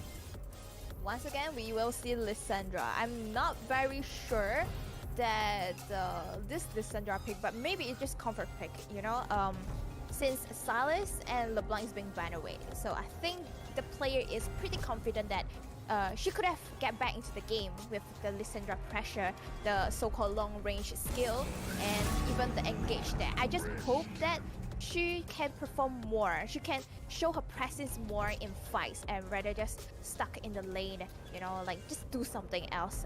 We can see Nautilus and another support being banned away on the side of Toy and followed up with a Diana ban. And this is certainly very interesting because Overhaul doesn't want to stray away with their composition, either that they're well practiced on this kind of gameplay or they want to do something more with this. They want to show us that they can do this. This is their comfort pick, and they are going to own the game with this composition. Now the only question is, will they finally succeed? I don't know until we get into the game, but wait, is there a skip ban, or am I missing something there? This is interesting. Both sides. Oh wait, no. I mean on the side of OVH. Yeah, OVH missed a ban. It could be a he could have lagged and wasn't able to complete the ban, but he might have just straight up missed it. We'll let the organizers decide on if that was a miss or it was intentional. Yeah, but I don't think OVH wants to give up any bans in this case. But the main problems are banned from the side of Toy already, or sorry, banned away from Toy already. We see the Silas as well as the LeBlanc as well as the Nautilus. These are huge threats being taken away from the hands of Toys. They are kind of focusing on the jungle ban after the after the first picking selection phase, so we can see Diana and Ola being banned away. But on the other hand, OVH just take up the King. Not sure about it's going to be a red Kane or a blue Kane. I believe it's going to be a red Kane. Most likely. Because to build out some of the front line strength and also the sustainability. And look at the members of Toy, the champion selection. Ooh, Poppy lock-in. Other than Lucian, or I mean, Lucian and Senna. Oh wait, it's not Lucian. Oh my god, every single time it's a hover. But I want to talk a little bit more about the Kane because this is an interesting pick. I recently played 2 games on Kane. I know that doesn't sound very impressive, but both games it ran really well. So there's this build where you go for Dark Harvest into getting Gore Drinker. This way it provides you with both the sustain of a Gore Drinker and the damage of a Dark Harvest. That might be what we're going to be seeing this game, because what happened for the side of Toy? You see the set being locked in and it's going into the jungle. Kane into a Set jungle. Set's jungle clearance is going to be very slow. Kane can really capitalize on that, and I like to think that Overhaul has the opportunity to make that turnaround happen, but Toy suddenly turning around. We see the Poppy lock-in. As much as I like to say that Poppy, a very awkward pick, we don't see it often, but Poppy, a very awkward pick, a very unique pick, is going to go into the side of Toy. That's going to stop Akshan's attempt at getting away. That's going to stop Kane's engage, and that's going to stop Aatrox from getting away. And also, I just suddenly think, there's a very unique playstyle of Poppy where Poppy just pick Dark Harvest. Yes, you listen it correctly, it's Dark Harvest. So once she knock you on the wall, you're literally gone with the Dark Harvest, with the bunch of damage that it's gonna place on you. So that's also one of the scenario that I'm looking forward to. And look at the Twisted Fate pick. How do you think about that? Do you think the global is gonna help out, or it's definitely going to help?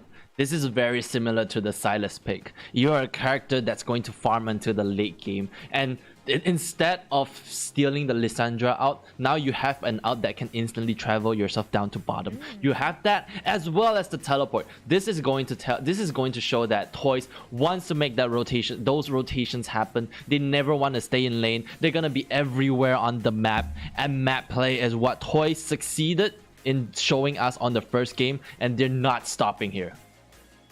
I do agree on this. They just want to keep things going on. They want to make plays. They want to do what they have anticipated. Just like last game, they want things to keep on going. And we have seen the Aatrox pick.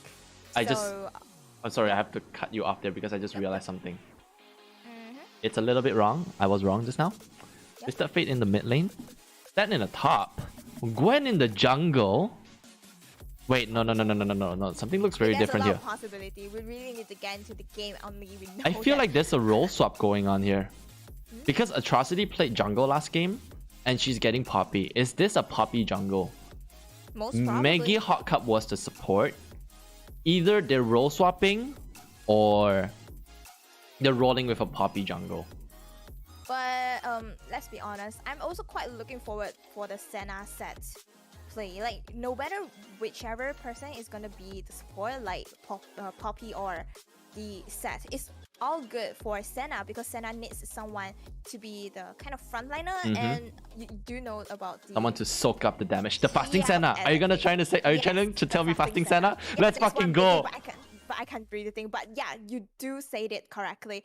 That's what I'm thinking, but not sure how the play is gonna execute it. But that's also one of the way to play a Senna bottom. They just gonna collect the soul.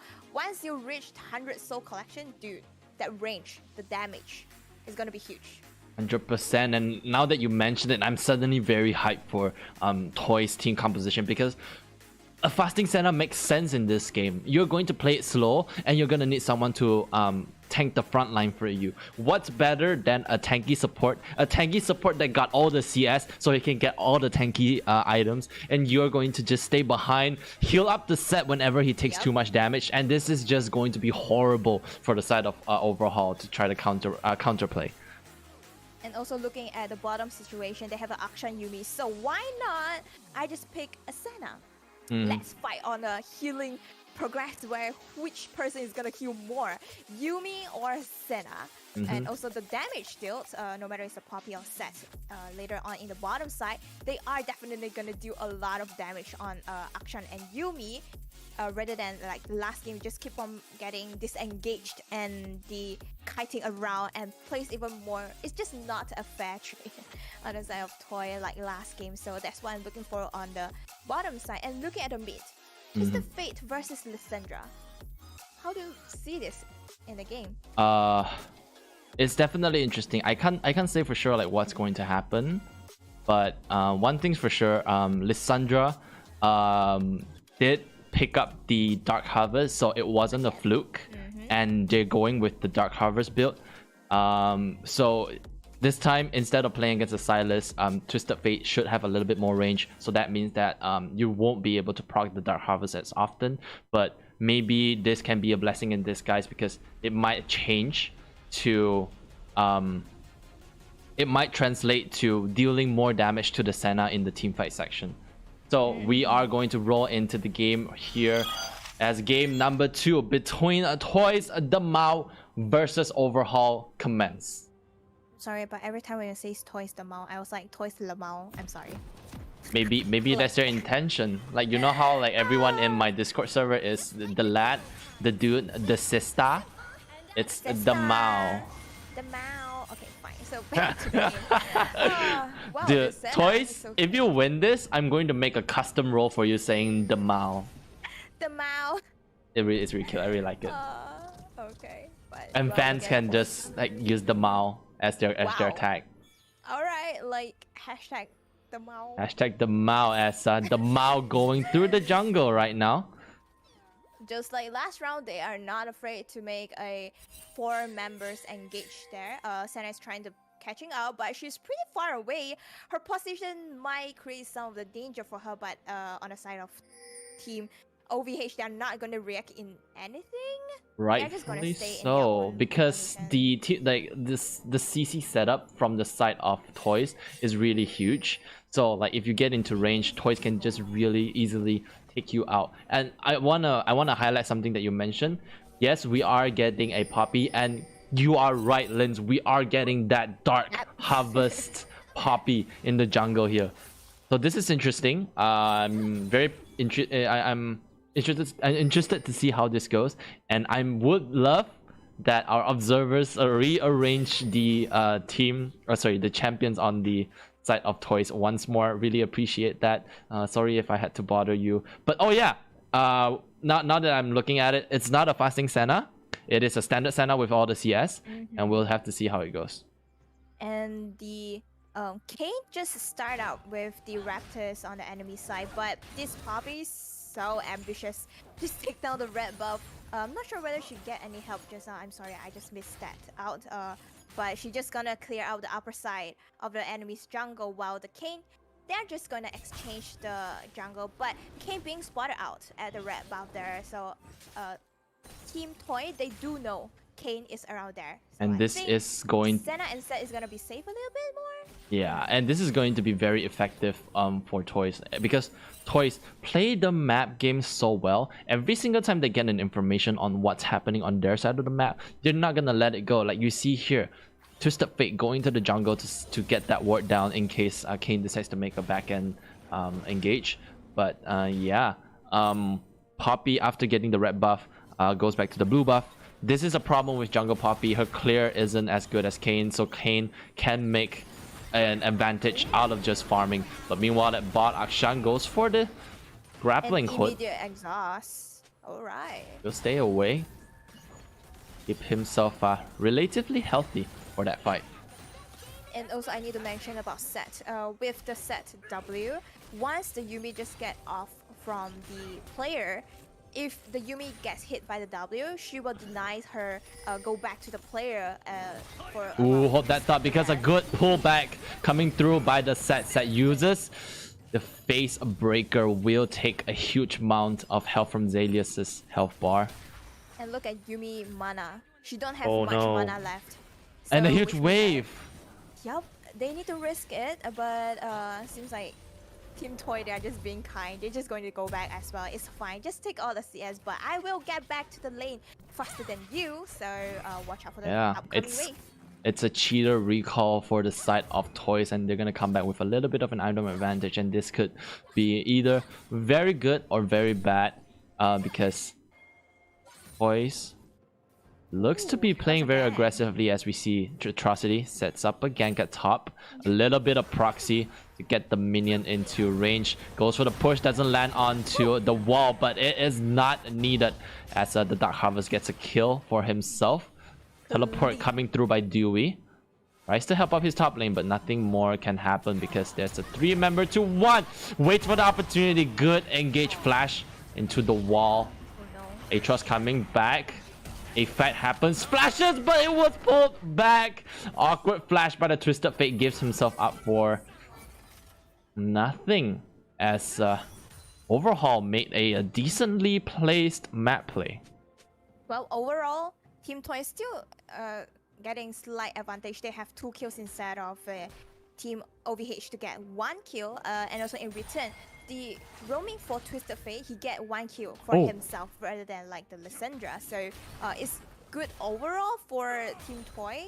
Good roam there. Twisted Fate don't have the teleport, but he has a ghost. So he's catching up with the ghost to reach the fighting earlier than the Lysandra. So good gang. And did you saw what I say just now? Once Poppy hit you on the wall, you're basically gone. 100%, but I want to distract you for a little bit, because look at bot side. They swapped the item. They swapped the Doran's Blade into a Spectre Sickle for the Senna, and we are seeing a midway transition of a fasting Senna. But hold that thought, as mid is starting up a fight. Skywater will get away. But yeah, back to bot side. But this throws their advantage down to the dumps, because they had a CS advantage. They could have played in a way where, ooh, hold that thought as a pause comes through. It's fine. I'm gonna What? continue. I'm gonna continue proving my point and saying my point is that so Senna is going to be able to continue pressuring with this build. She's going to wait for that fast the soul stack to hit that 100, and Sat can just get the farm. But in trade, they gave up the early advantage that they had because when you sell items, it's a little bit more expensive. All right. Bobby? Gets into the wall. Sky. Wrong game. Kane stays alive, but we do get a little bit of a lag there as Lissandra. I just hope the Poppy stay alive. I think it'll happen. Ooh, Never oh mind. no. Caster curse. Let's fucking go. Anyways. I'm sorry, I jinxed it. We jinxed it. We did it together. You said it. I reaffirmed it. So it's like double the curse. Double the curse. But yeah. Well, she's playing a little bit too aggressive there. Lissandra, she don't have the lane control. She's not pushing her wave, so she can move faster to reach Kane to help him up. So a little bit aggressive. Oh, there. going for the fight. Wow, that was beautiful. Akshan picks up the first. Goes. Ooh, a good dodge from the side of Akshan now. A maker or a face breaker will turn around, but will not be able to do too much as Zalius flashes forward for that kill. That is was so beautiful. Yep, agree on that. And also on the top side, Aatrox make a solo queue on the Gwen. Okay, so it seems like OVH, after the first fight, they are blooming all over the map. The top laner is getting his kill. The bottom, Akshan is finally performing. And Finally. Lissandra is finally catching up with the game by helping out the King. Just try to disengage the Poppy in base and stuff like that. So they are definitely gonna get rewarded with this first dragon. It will be the Inferno, another big one for the team. 100%. But this is interesting because I wanna mention that Kane didn't have the smite and they still went for it. So luckily enough, Poppy didn't have the smite as well. So risk it, you know, for still better couldn't win. have happened. But yeah, it was an interestingly risky play. But yeah, that's the one thing I want to mention. Now continue bot lane. Yep. Oh wait, the set is picking up a bruiser type of build. I actually think he should have went for something more tanky with the turbo chem tank, because that gives you additional movement speed. That gives you a chance to just get into the fight as quick as possible. Flashes forward, gets the pull back. Now Akshan gets away, but the chains will keep her locked down. Enough range from the stacks. Oh, wait. Shutdown gold. Going over to Senna. Wow. That's okay. Like I wouldn't say it's a perfect Oh, execution, oh, but the oh. result is good. Never mind. Yep, Set just gonna deny the EXP, but here comes Lissandra. Finally, she's moving, guys. Oh, Clap she's for at her. bottom! Everyone clap for her as she makes no engages, clears the wave. But just to secure this little cat, you know, just to make sure she don't get dived. Yumi is pretty squishy and fragile if she's alone there. So a good clear there. And while on the side, yes, Twisted Fate pushes the wave, but Kane is there to clean up the wave. So nothing much is gonna happen there. There's no plating for the Twisted Fate. And oh, Kane being spotted out by this trinket. Right, Kane gets spotted out. Poppy is in the area. Manages to get the stun happen. Dark Harvest not going to proc as Skywater goes into the wall. Hammer's not effective to walls apparently, as Skywater just blows him smooth himself out of that fight. Alright, and there is a ward. Oh, I just realized that OVH, they do love to place the control ward in the around top side. Like you can see that there's a control ward there. It's kind of like their favorite spot of placing the trinket. So I do think that Toyz, they need to focus and realize this point so they don't expose themselves as frequent. Like Gwen, she's moving back to top and Trinket just saw them.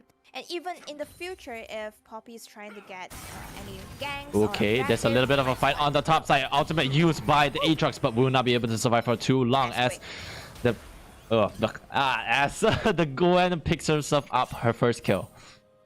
Finally, she's getting something in return after getting the Oblivion Orb and also the Ignite It's on helpful. the Aatrox. Yep, Anti-heals it's are definitely helpful. Yep, yep. Here comes Okay, the final chapter procced, rooted into the bottom lane, but Kane a little bit too deep too soon. Dewey goes for the snare. We'll be able to get away from the fight.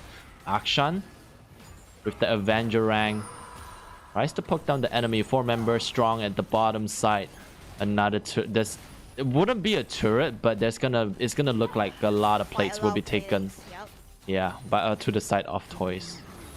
I can see that listener, she's really trying her best to catch up, but the problem is every single time, Twisted Fate is definitely faster than her.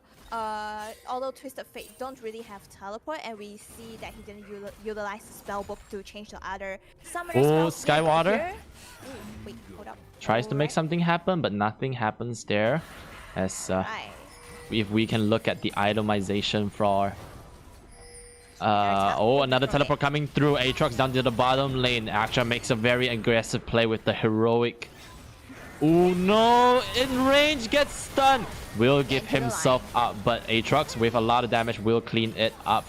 Skywater gets the kill, but Lissandra goes for the E to get away. Nixman in the middle of it all. Gets enough heal to get away, but Cincino flashes forward for the stun. Forces Nixman to flash away as well. A victorious fight going over to the side of Toy. Yeah, there's quite a lot of things happening, and they're just going to go back. Kane wait, coming back hold to the up, bot wait. side. That's another engage, but it is out of range. You won't harm Gwen when she's in her zone, and in her zone she will succeed as she takes no damage from that aggressive engage from the side of from Skywater. Final chapter being proc, Senna being taken down. Set down to the bottom lane, will not be able to help too much. It's funny, you drop Cincino, low on mana, decent amount of health, will just walk away as okay, flashes into the showstopper, takes down Skywater. Nixman goes for another fight, misses the infernal chains as he has to walk away. Teleportation coming in from Cincino to mid lane. Oh, there's a... Oh, wait, hold on. Okay, hold that thought. Another fight happens. Yumi will not be able to press that W to get away, but will be able to get away soon enough. Nixman, however, the same can't be said for him as he gets pinned to the wall. Cincino picks up a kill. Dewey comes through. Maggie Hot Cup will be dropped down. Akshan gets the kill. And the reset comes through. Kane running right down to bottom side.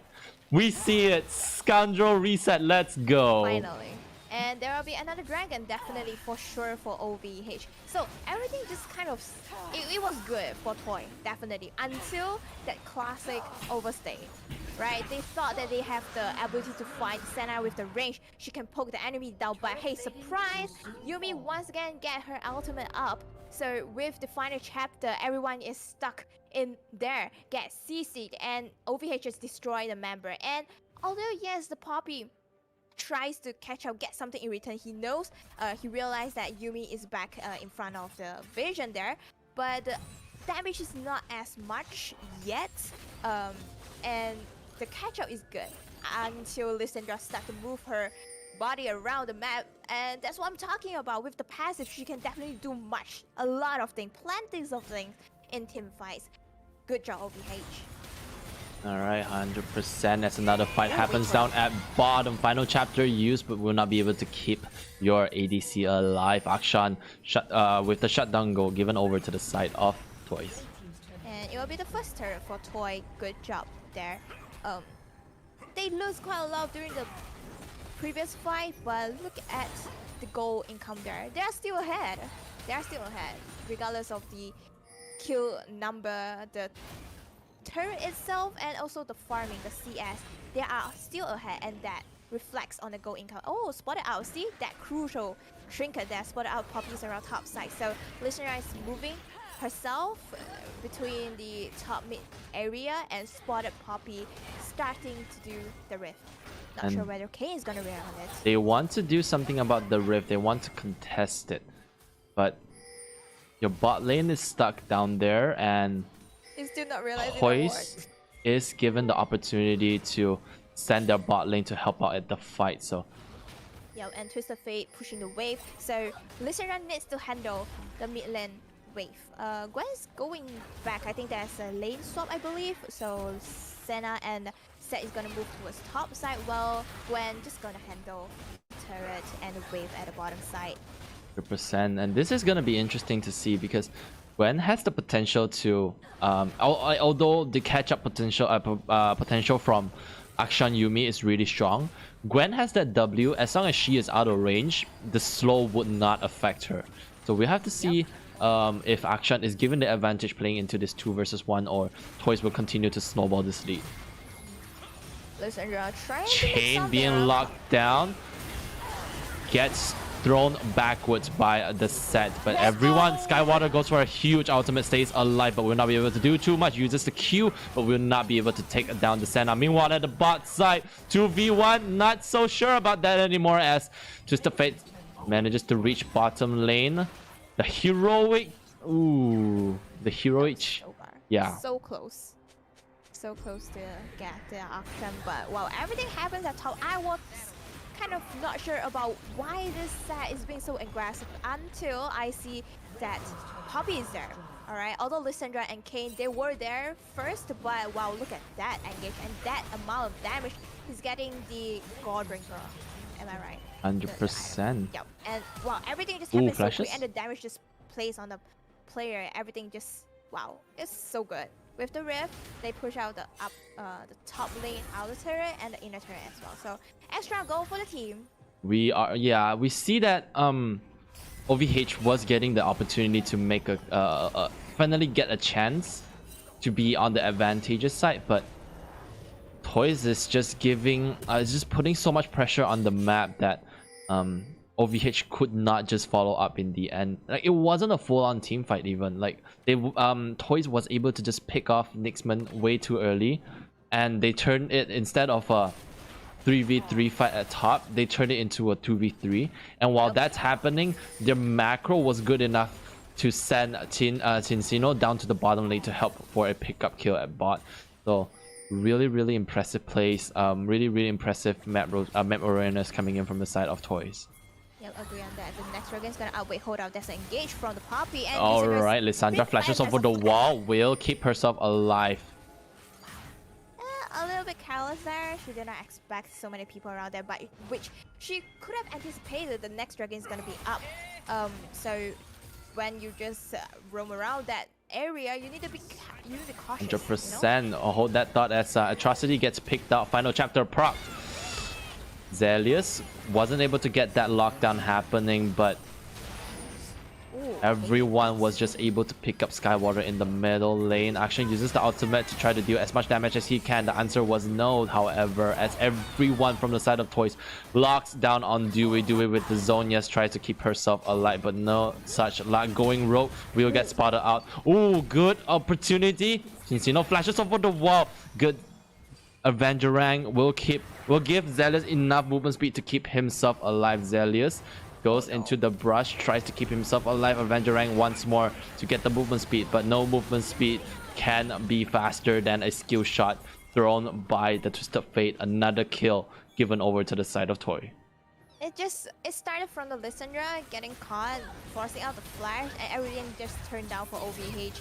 Another fight happening at mid. I have to talk right now because Nixman getting snipped, but Skywater there to try to help his teammate out. Blue Kayn, I just realized, uses the ultimate, will not be able to pick up the kill. What kind of Blue Kayn can't pick up a kill? Oh no, Kayn has to run away. 1-4 with the only item, with Duskblade as his only item. Not enough damage to clean up the kill at mid lane. Yep. So now Senna just starting to show her value. I mean, since the game is getting into the mid late game, it's 20-ish now. So Set is definitely conquering the game. But here comes the Senna. She's building, wow, a very aggressive one. She's building the Kraken Slayer, and she's finishing up the, how do you call this? Oh my god. I know it's healing reduction. Oh my god, I need to look for that. I'm so sorry about that. I forgot it as well. You're talking Morello? Suddenly. No, Morello is the AP one. Right, you're talking about the AD. Brain. I'm so sorry. It's okay, we're both small PP brains because we can't remember both. Anyways, I wanted to give you points for puns. but Set wasn't taking Conqueror, so like, well, I'll give it to you if you say it again when he has Conqueror next time. Sorry. It's okay. I appreciate the pun, but it's just bad timing.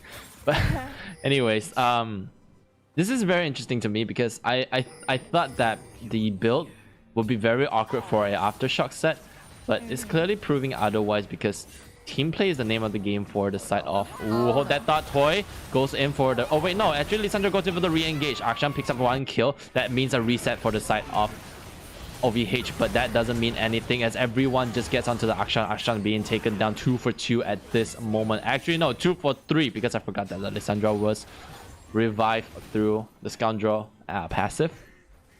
Well, as for this game, Listener is definitely trying her best to do a lot of stuff. I applaud about that.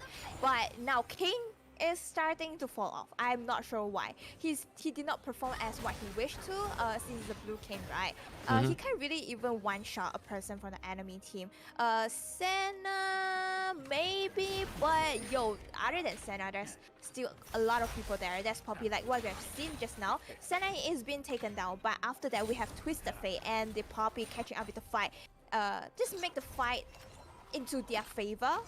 So I'm not sure this King what he can perform. What he A can nice do, little what he recall being contribute. shown for us here. Appreciate that highlight there. Right, so because like I think the blue King is an interesting pick, but I don't think it's the right option in this game. You need to sustain in like a team fight situation in most of the time. Assassins in pro play, it's not as effective as your solo queue games. So but luckily for Skywater, I think he actually could have picked up more kills because Encino as well as Funny You as well as the Senna, like you mentioned, they're all very soft picks. But the only problem is the CC setup from the side of Toyz is just overwhelming.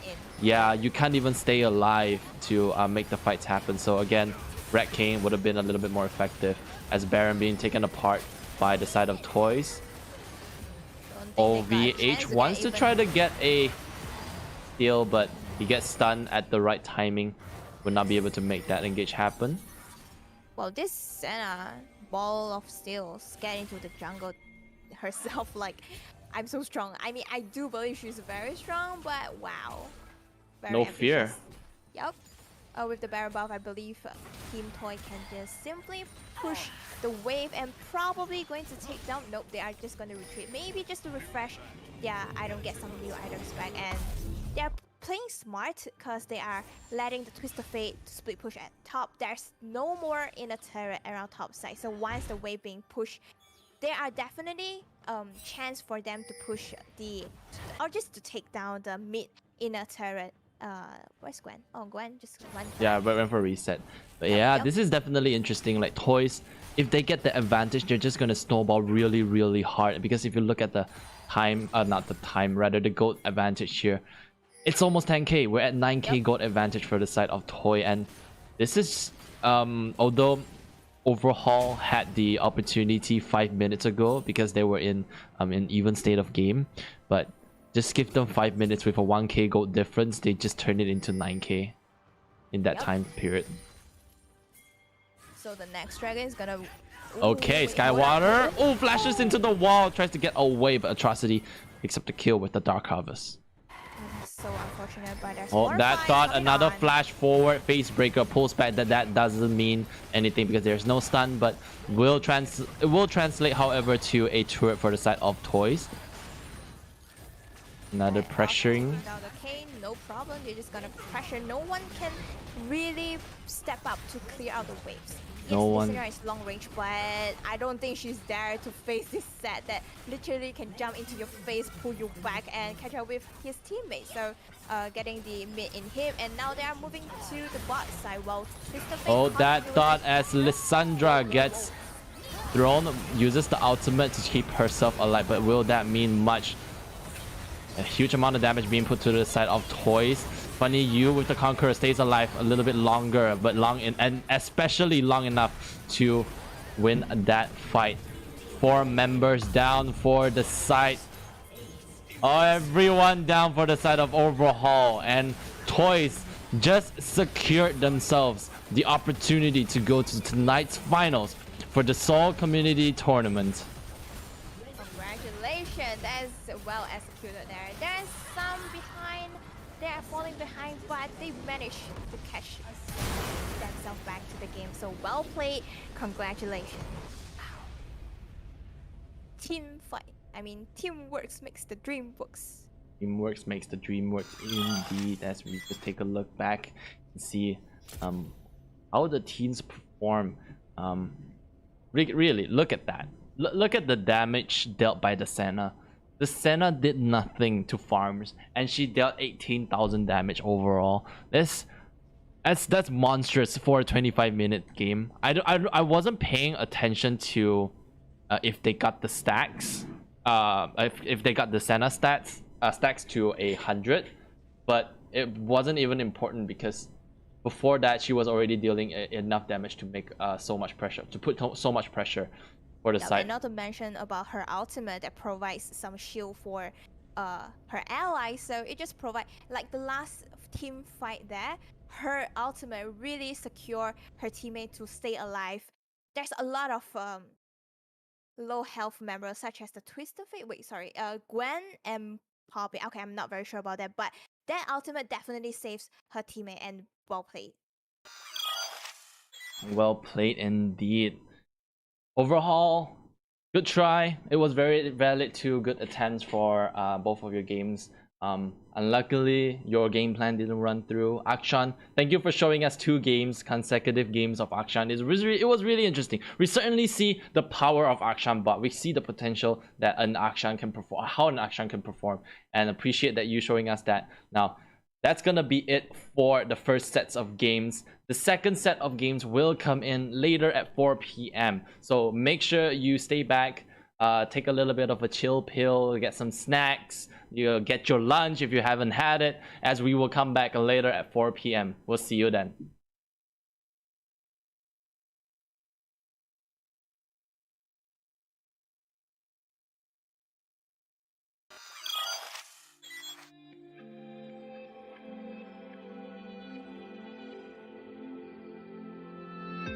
If I become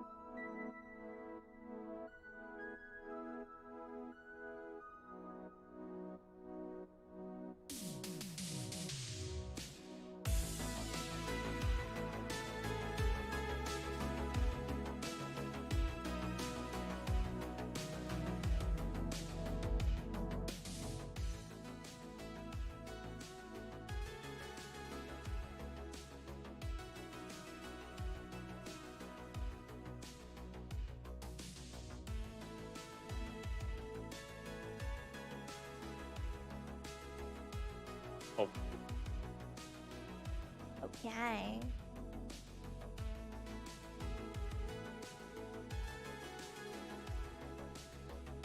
why Do not it. produce me? Huh? Okay.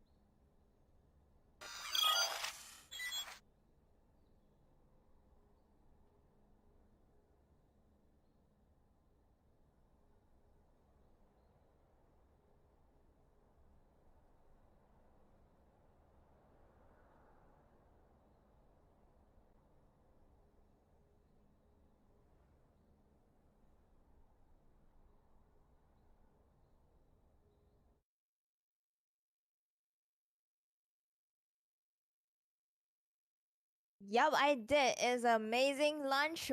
Well, and an amazing day because we are going to have our next game on very soon. Well, it's definitely a great day.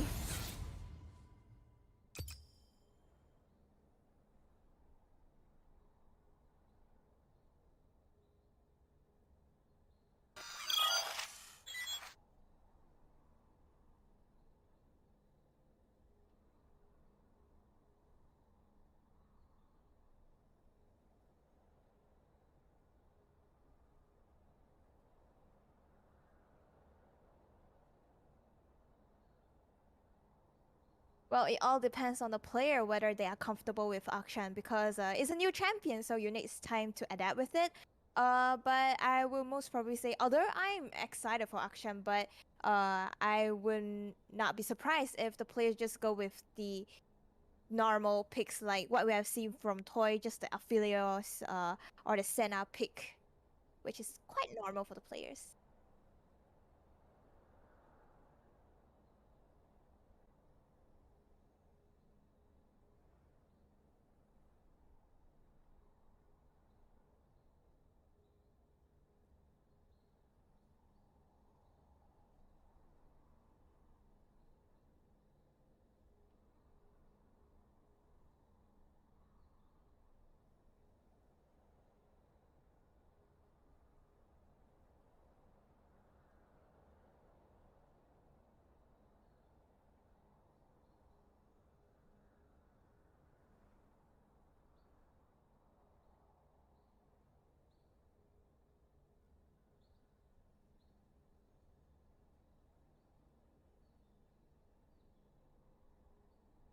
Yeah, I would say yes.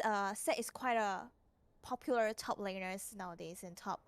Or even though it's not as top laner we have seen from the previous match, is a great support that it literally just harass you non-stop whenever his cooldown on his skill is done. He's just going to go up again and again. It's literally just like another Nautilus, just more damage, lesser CC situation. And also with the W, more damage he gained. I mean, on it himself, he can reflect most of the damage with the W, so it's definitely a wise pick.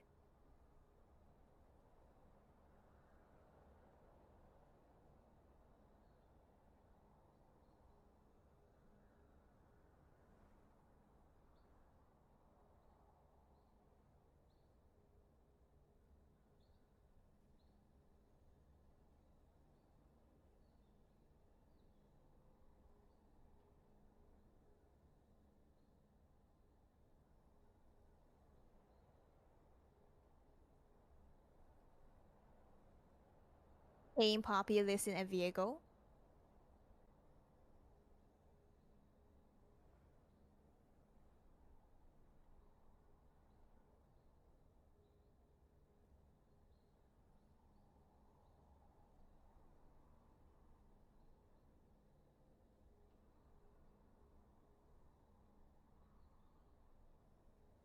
Yep, exactly. And also their initiation of this champion is what I'm looking forward to. They could have made plays, although the Viego is not as what we expected, that he could have 1v1 the Lee Sin in the jungle. But we can see how Lee Sin is as one of the most popular pick, and is very useful in terms of all the plays like 100% engage, like disengage. yeah, exactly. I was gonna say that, but you were a little bit quicker on. Yeah, 100%. And then like that's Lee Sin and Viego.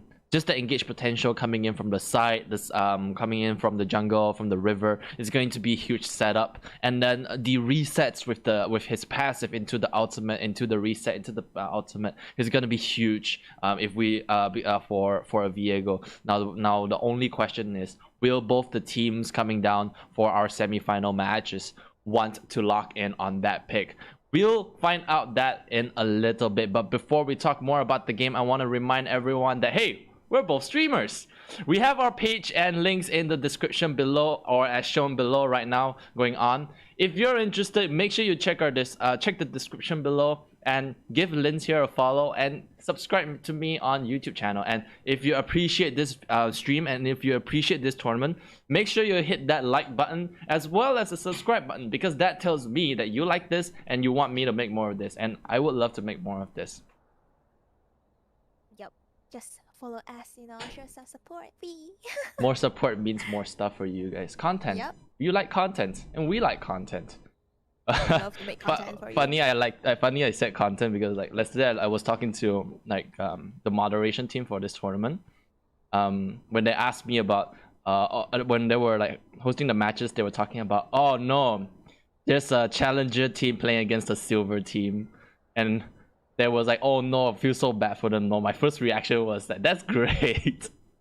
Because that means that we can, yeah, exactly, we can get challenger teams in our stream, and that's good content, and that's great for all of us. But yeah, anyways, a little bit side story over there on that. And now we will going through a little bit of a team introductions, because both teams are contenders to be the finalists, as we see team runner-up Revengers go up against team I don't know. Here we go. Darkness can't hide. Representing Sentinel Vein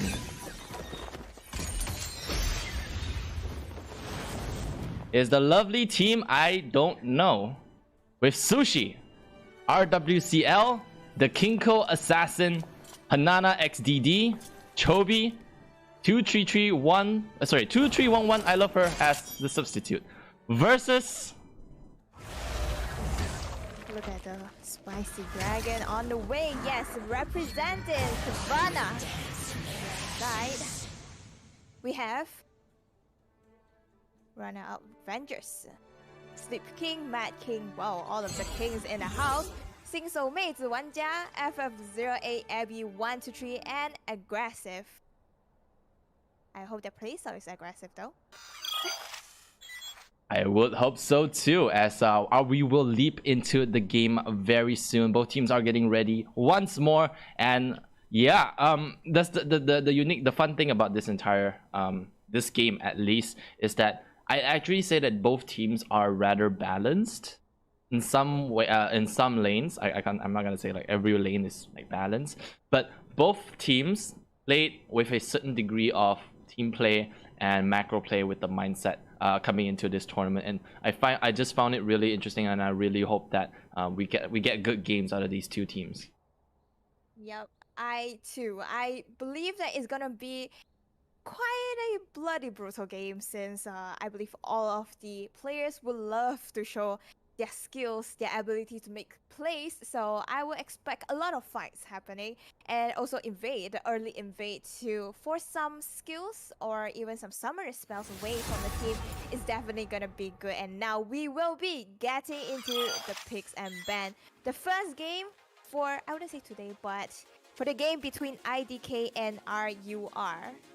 And here we go. IDK wondering what they want to ban out, because they don't know, because TDK considering what is a threat to them, and they figured Thresh is going to be taken off the board.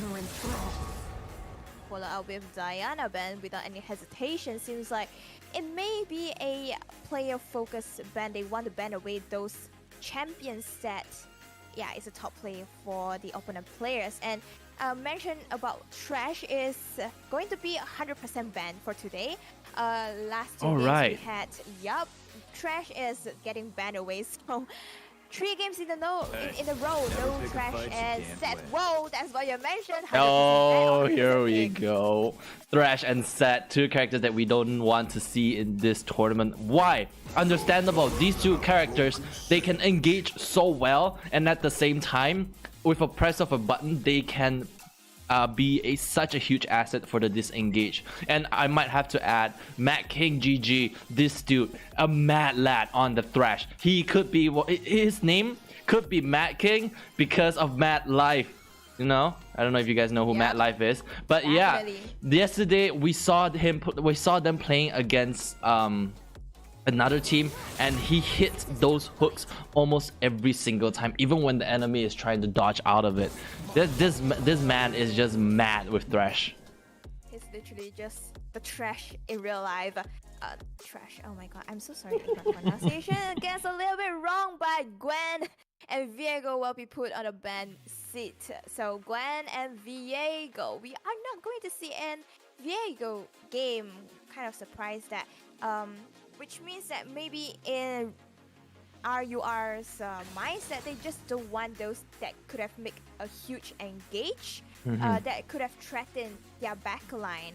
But talking about that, Zach and a monster that locked in into your carry's face. Yeah, and that's one good way of putting it. But the other way is that like they're on the red side of the champion selection right now, which means that if they don't ban the Viego, IDK can just instant lock it. The priority ban, the priority picks is or rather what is in RUR's mindset is that Viego is a priority pick, and they're not willing to just give it over to IDK. Yep, and on the other hand, Nautilus has been locked. So we have seen that after banning away those support champions such as Tom, Kench, and Thresh, Nautilus seems like a hot pick for the players. Well, have you seen the thickness of his anchor? But jokes aside, it's a very efficient pick. You have a character that can sustain decent CC. 3 out of his skill kits is a CC based move, and his passive is another CC. This just gives their bot lane even more pressure down there, and especially now that you lock in that Kalista. Yeah, it's definitely a great pick for Kalista. She could have catch up with her passive, just to jump straight forward to the enemy's face, and also the amount of damage that in the early stage, for example, the level 1 or level 2 stage is definitely gonna harass the enemy ADC. But on the other hand, Braum has been picked a very good counter pick, I would say. Braum could have just jumped on the allies to provide some shield and additional armor there to prevent further damage dealt on the ally. So, wow, 100%. And this is a good punch and throw matchup right now. Like, IDK locking in on the Zac, so RUR just decided to go for something that can really fight the Zac if the Zac does decide to come in. Because when a Zac happens to gank, you see that circle AoE and Kalista can easily dodge out. And IDK throws another punch at them, telling them that you may look very threatening at bot lane, but we lock in a character that can just disengage, and what are you gonna do? We're gonna play that late game, we're gonna wait for that Kai'Sa to get fed, and we're gonna wait for Zac to make that beautiful engage, and then we're gonna destroy you thereafter. Yep, and after picking out, I would say they confirmed their jungle, AD carry, and support picks. So the rest of the bans would mostly focus on the mid and top laners. So Sylas has been banned away. They doesn't want Sylas to steal away. No matter it's Nautilus or Sejuani's ultimate, it won't be good for Team RUR. So that's definitely a great ban. But how IDK is gonna react with it. Oh, Camille ban. Interesting. So here's what they say: they don't want they don't want to play split pushing. They want to team fight. As mentioned, Zach along with the Kaisa, these two are going to be able to set up huge fights. Zach can make the fight happen, and Kaisa can go into the backline and play her ass off. I'm cursing way too much on this stream, but yes, Kaisa will be able to play around in the back end of the fight. But here's what I like about RUR's Sejuani lock-in. It could be a Sejuani top lane. Sejuani top lane was popular for a certain amount of time in the Korean region, where Sejuani rushes. I don't remember what he rush again. I believe she. Oh no, I remember now. Sejuani rushes the Bami Cinder into Warmox. These Bami Cinder and Warmox together provides enough to activate Warmox effect, and that could be an idea that RUR is thinking of, but we'll have to see following the picks. Well, maybe it's gonna be the play, but Silas, Camille, together with Cassiopeia and LeBlanc will be banned away, so there will be no not much pick in the mid. I'm expecting maybe like a Rise or even an Assassin Prove yourself. in the mid lane, but Aatrox will be locked first, which means that they will leave the last pick for the mid laner. I hope. Who knows whether they will swap Aatrox into mid lane? I don't know, because sometimes I would just jinx it. But well, I don't think this is a jinx. This is a misprediction, if at most, right? But yeah, this is certainly very interesting because, as I mentioned, like Sejuani could go to top lane. This means that Aatrox can be the mid lane. I wouldn't say that this throws a wrench into IDK's pick strategy, but locking into the Aurelia tells us that like they're confident that the Aurelia playing into the Aatrox is not going to be too much of a problem. So they lock in the Aurelia for the top lane, and they have to blind pick their bot lane, their mid. Yep, maybe Irelia is gonna go mid, but I don't know. I don't Could know swap, yet. but Yeah. Anyway, just to add on to the Irelia picks, there's some changes in Irelia. So the passive stack become 4, so you just need to stack 4 times to reach the, I'm not sure about that, but Ionic something, Ionic Fever, I think. But yeah, it's just to reach her pick for the passive. But Victor has been locked in. Most probably they'll place Irelia in the top side. Well, most on definitely. the other hand, And this is scary to me because RUR is a team that I've casted before in the past, and I always say this, so it's kind of like a caster curse already at this point. oh no. Slip King is not the best Azir. He's a great player, but when on the Azir, he tends to be over aggressive on some plays, and he puts himself in some awkward positions, making it very hard to play around against. But now, here's the thing. He doesn't need to make that backline play. This is a game where Kalista is going to be the main the star. There we go. The star, the main damage dealer, the main star of the show. Let Kalista peel the front, and if they get too close to your Kalista, Azir press that ultimate button to keep your Kalista safe and just snowball off that. And I don't mind the Azir pick if we're going with this context. Well, seems like everyone has been swapped around, so confirming that there will be Irelia versus Aatrox at the top. Zac will mid Sejuani in the jungle, Victor facing Azir in the mid lane, while Kaisa together with Braum will face Kalista and Nala. So we have talked about quite a lot what's potentially going to happen around bottom side, which Kaisa is definitely going to use her abilities together with Nautilus to harass Kaisa and Braum as early as possible. They don't want this Kaisa to grow, to farm out, to get her item to join in the fight. And on the mid lane, I would expect Victor and Azir just using their long range champion advantage to just poke each other out. Do you think there will be quite a lot of skirmishes happening in mid? This is definitely an interesting point, but the thing is, Azir is a character that doesn't want to fight at all.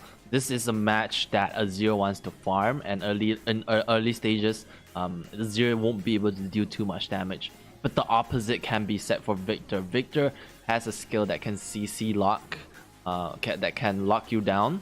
And if the Zac manages to land a good gank into a good setup by Chobi, this could be disastrous going in for the Sleep King GG. Seems like both jungle might need to react quite a lot in the mid lane. Like Zac is definitely great in initiating a fight, while Sejuani, you need to prepare to disengage or even just counter gank around mid lane. So looking towards to the top lane, Irelia versus Aatrox. Well, I think maybe Irelia is gonna have quite a good time to have some skirmishes with Aatrox. Like, I wouldn't say she's definitely gonna own, you know? Yeah. But maybe she can use her skill, and I would say most probably Zac would focus more on the top mid area. 100%. Like you said, Irelia has the advantage towards Aatrox. Not because it's a hard counter, but Irelia tends to be able to move around the lane, so Aatrox can't land his combos as well. So Zac can capitalize on that. If Aatrox tries too hard to try to make those combos work, it can be devastating for Aatrox. And this may sound like this is looking horrible in terms of laning wise.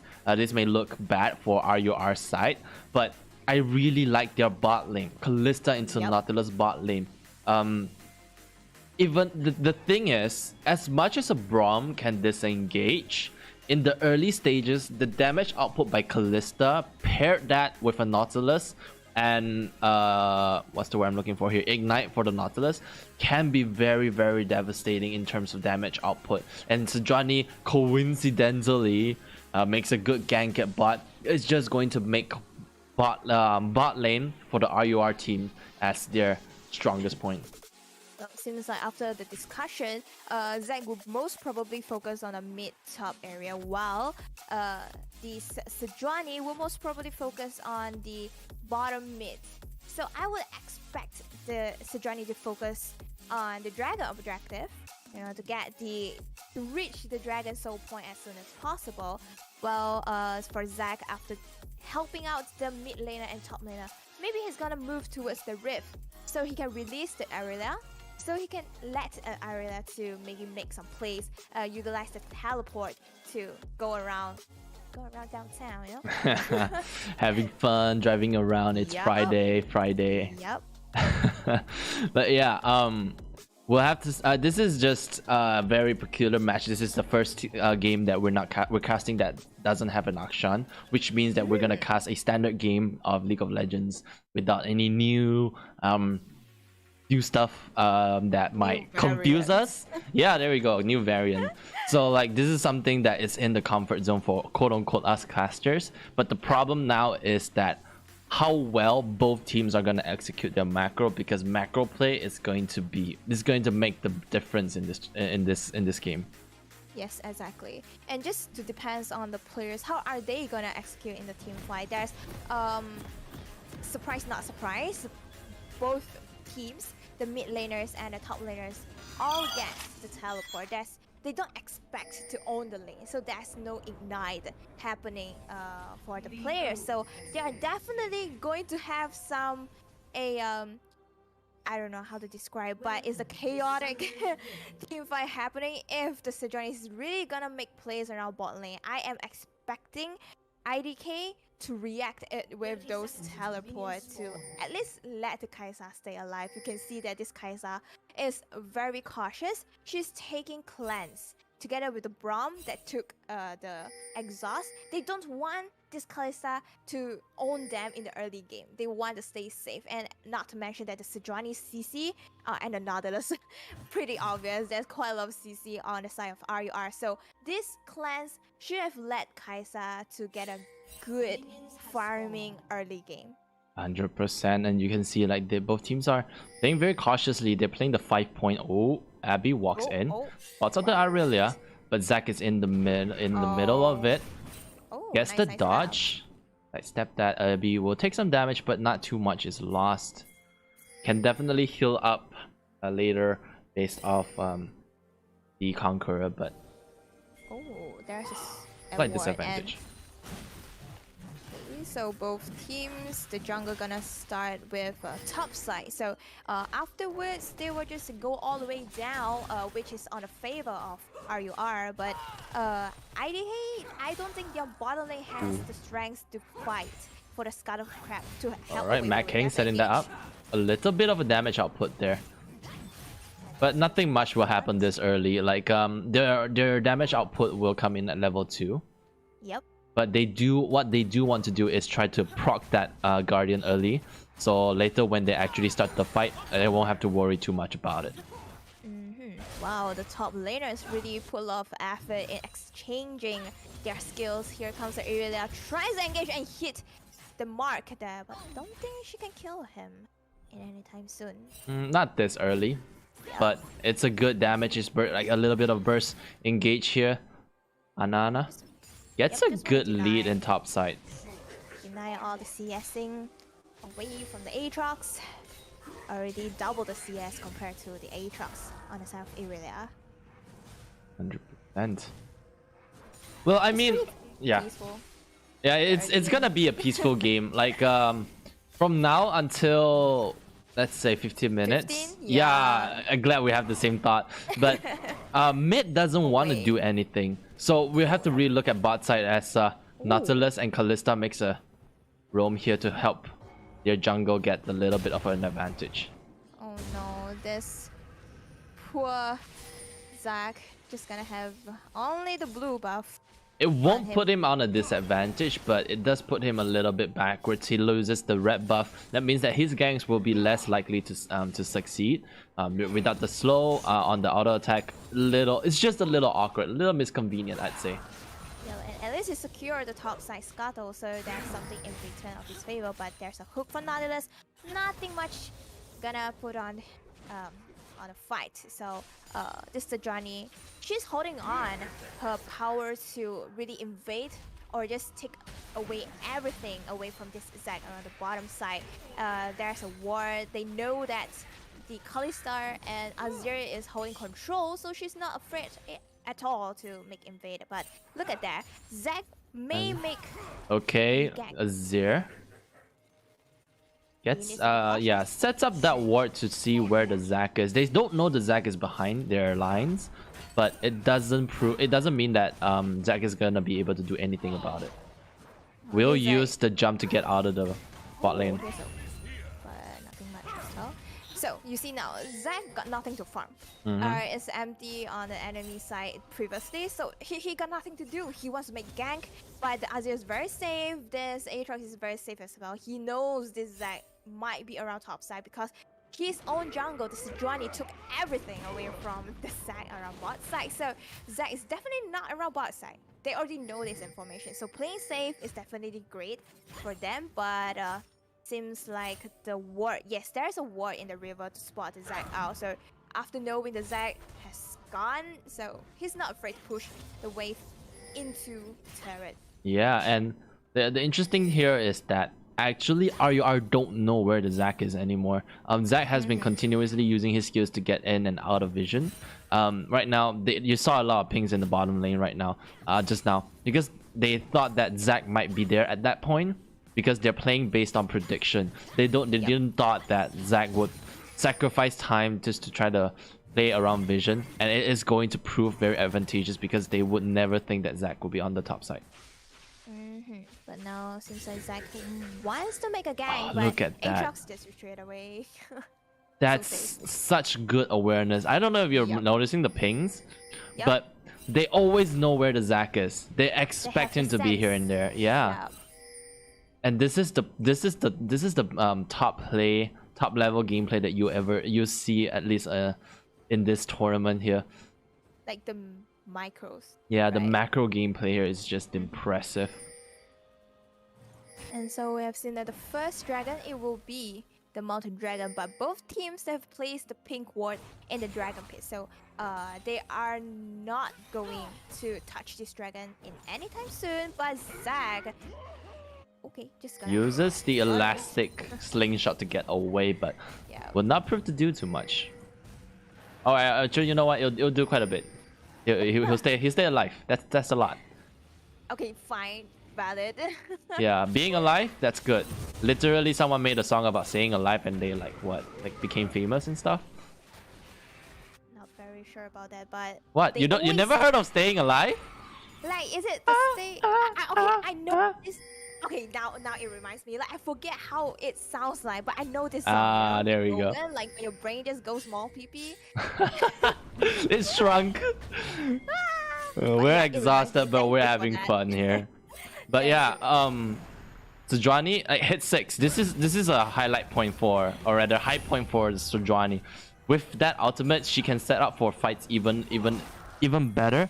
And the Zac, just because he got counter jungled, like just because his farms got taken just now, he means that he won't hit 6 anytime soon. He will need to go through a full fight. Alright, a little bit of a fight down into the bottom lane. After this, oh, huge out miss by the Sejuani. Oh, Kalista flashes forward. Ignite will not be able to secure the kill. Well, if Sejuani hits that hits that ulti, it's gonna be huge for RR, but still it is good enough for RR because they are going to start this Mountain Dragon. They will definitely get this dragon. They have in control of the bottom lane, and the Zac is definitely not gonna do anything around bot side. Well, he can't contest with the Sejuani now. He needs to reach level 6, so he's just going to move towards top side, to get level 6 as soon as possible, but for now, I don't think IDK has any ability to contest around bot side. Top, maybe. Mid, maybe. Bottom, no. It's gone! But yeah, we see that RUR right now, they have a little bit of an advantage. 1200k against 1100k. We can see, like, thank you Observer, very on point. You see that Kalista with the 500 gold advantage here. This doesn't look like a lot. 500, like, that's a lot. Long sword. It belongs to a long sword. Yeah, it's a long sword. It's a long sword. It could be boots. It could be a berserker grease if you get the two items ready. And with that, like, he's gonna make that recall, and we're gonna see boots coming through. Yep. And on the other side, I just realized that it seems like both teams, their strategy is a little bit different. While IDK, they're quite focusing on the top side. You can see a lot of wards being placed on the around top side, while the red color trinket is being placed around the bot side. Also, Sejuani being spotted out around top side. So don't think they are going to make any engage here. They don't want to spot out the ward, so he knows he's being watched. But does that mean that it's gonna be bad for them? I don't think so, because Nautilus is coming in from behind. They'll make it think like, oh no, Sejuani's in the bad position, but haha, joke's on you. Victor gets hooked in, but not much else follows up. Does force Chobi to use his ultimate there. A good engage coming in from Matt King GG.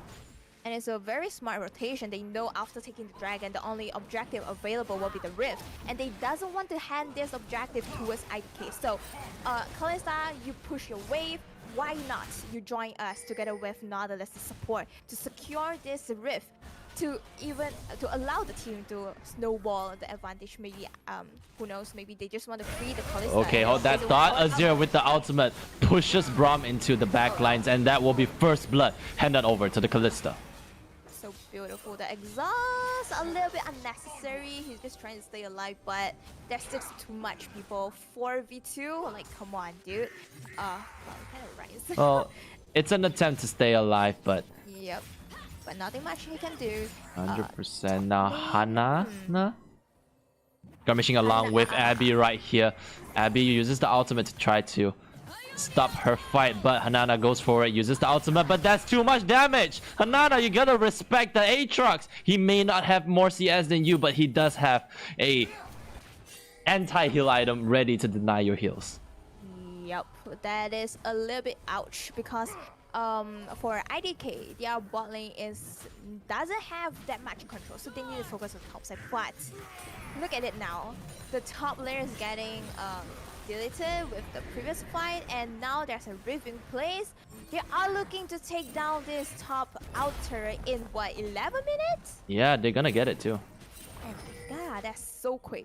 Yeah, and this is the strategy that RUR had in place. They know the bot lane is gonna be fine. They know that IDK is going to be scared of the bot lane, so IDK put a lot of resources to try to snowball their top lane. But what happened is that RUR expected this. Sushi never got a chance to gank topside. Every time he's there, he had to stand still. He had to recall. He just never allowed any opportunities to make plays happen. And we can see here, he's trying to make a gank at bot. But look at that.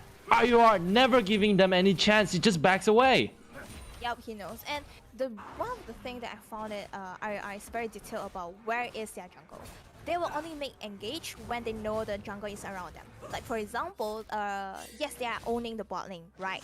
And to be honest, they could have fight a 2v2, but they know their jungle is not there and they cannot ensure that where is the Zac. So they will just clear out the wave and retreat back a little bit. And they are starting to set up the vision around bottom side because the next dragon is gonna up in 40 seconds. While looking at the teleport, Aatrox has the teleport while Irida doesn't have. And after getting the outer turret getting pushed away, Irida has a huge wave to deal with.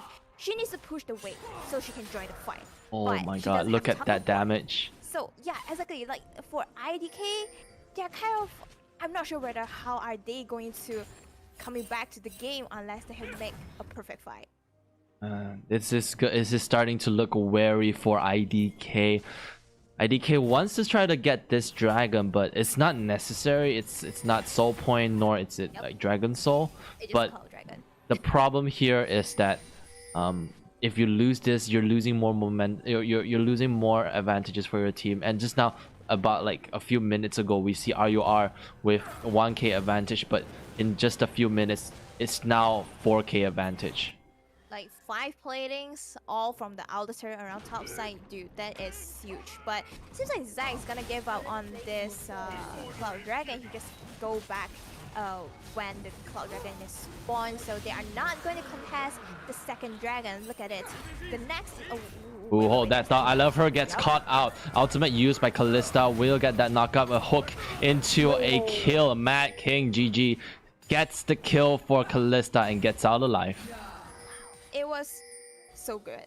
To be honest, I didn't think that they would engage on the Braum. Like, it's a tank, right? But they doesn't hesitate. They just pick up my support and throw it into the Braum's face. I want this kill. I need this kill. I want to finish my first mythic item. That's what she planned, and she did it without letting her support Nautilus to die. That's beautiful. 100%. And this is the point where Nautilus is free to do anything he wants. Kalista's good enough. She has the Immortal Shield Bow. It's not gonna be a problem if she gets 3-man ganked. She can easily get out of the fight with her fancy footwork, and she'll be able to just dash her way, leap her way out of any forms of ganks.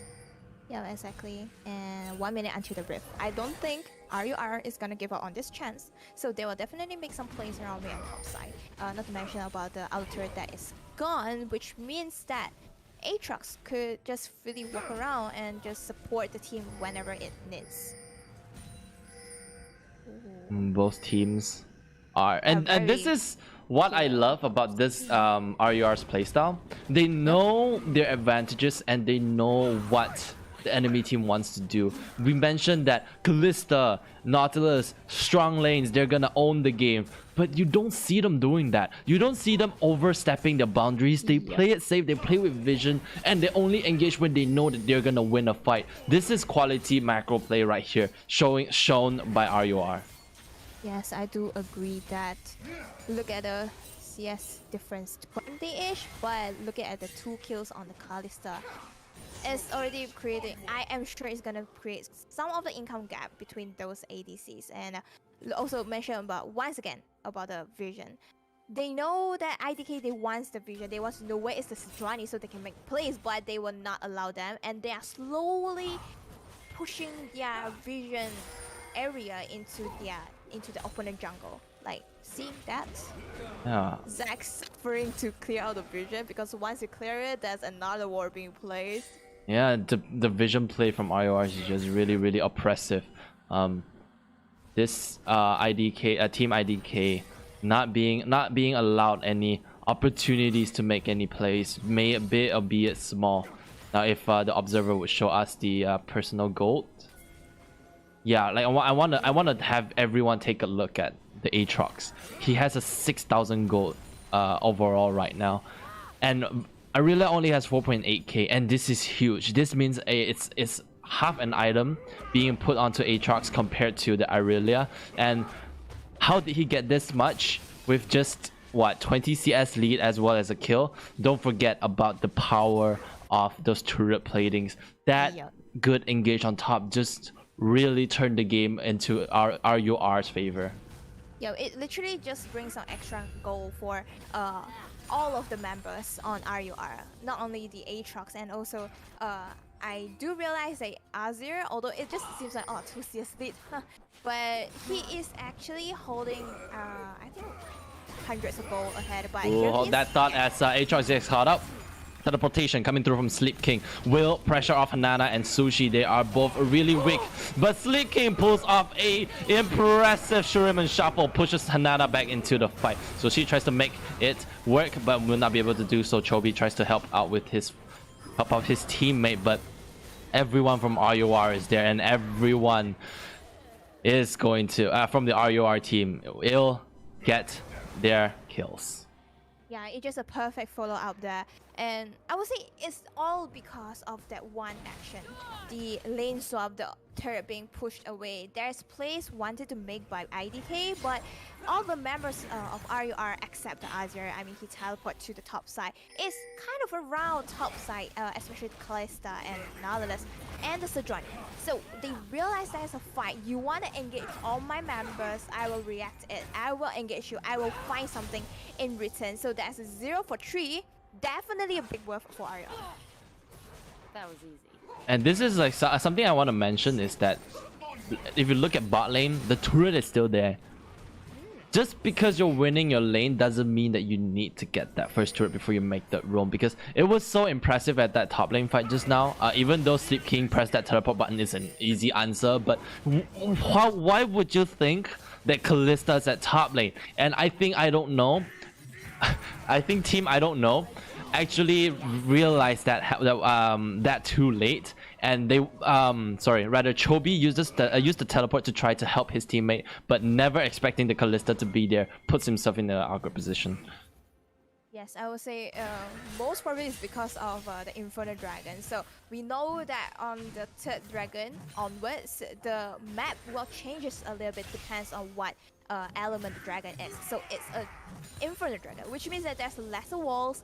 The players can just roam around more efficiently with that. So that's kind of a way. Okay, hold that thought. Abby gets caught out again, but just an Umbro dashing through the wall will keep himself alive. A lot of effort, time, and resources being spent into bottom lane, and it reaps no rewards. But meanwhile, at mid, more pressure coming in. They know that everyone is around bot side. So alright, Abby gets on to Chobi. War Ender use. The Darkin Blade 3rd Q happened, but ooh, impressive save from Sushi, keeping Chobi alive, and Chobi gets up, picks up the kill. That was so good. It just one more clap for the victor to die. And just the shield. Good response, going for the Baron, and they are melting it very quickly. Kalista with her spears into the Baron. That means that they have almost a double smite. There we go. RUR gets the Baron, but Hanana in the middle of a fight will not be able to survive too long as Ignite is there. Kinko Assassin with no health can't stay up for too long, but Sushi flashes in.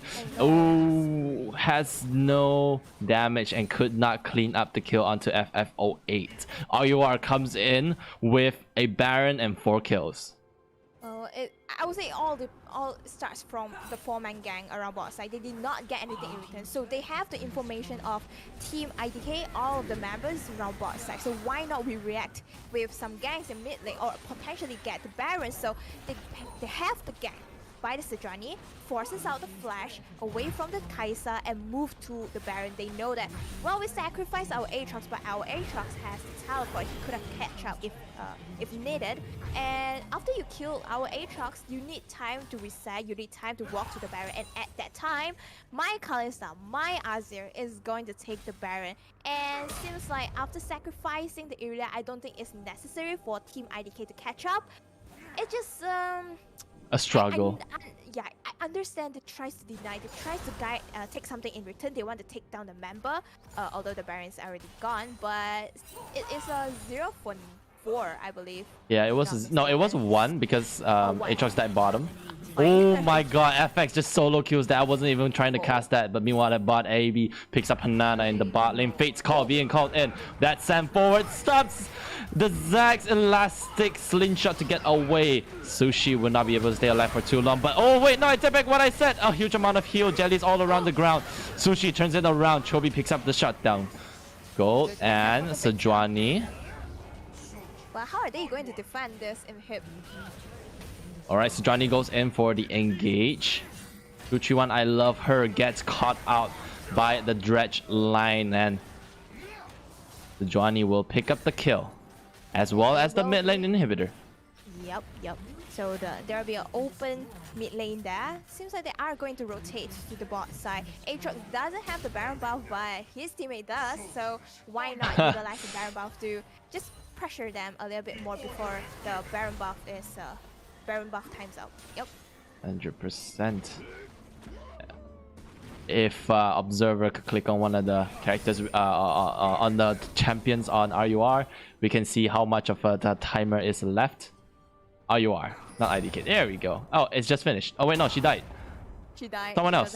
There we go. Okay. Okay, so yeah, it's almost finished. It's gonna be the last drag. There we go. It's finished now. So Dragon is coming up in 44 seconds, and this is going to be a clutch point for IDK because they have to either deny it or they have to steal it. And I think the later is easier than the first. Oh, they really need to do something on this Infernal Soul, or else it's gonna be a big additional damage for Team RUR.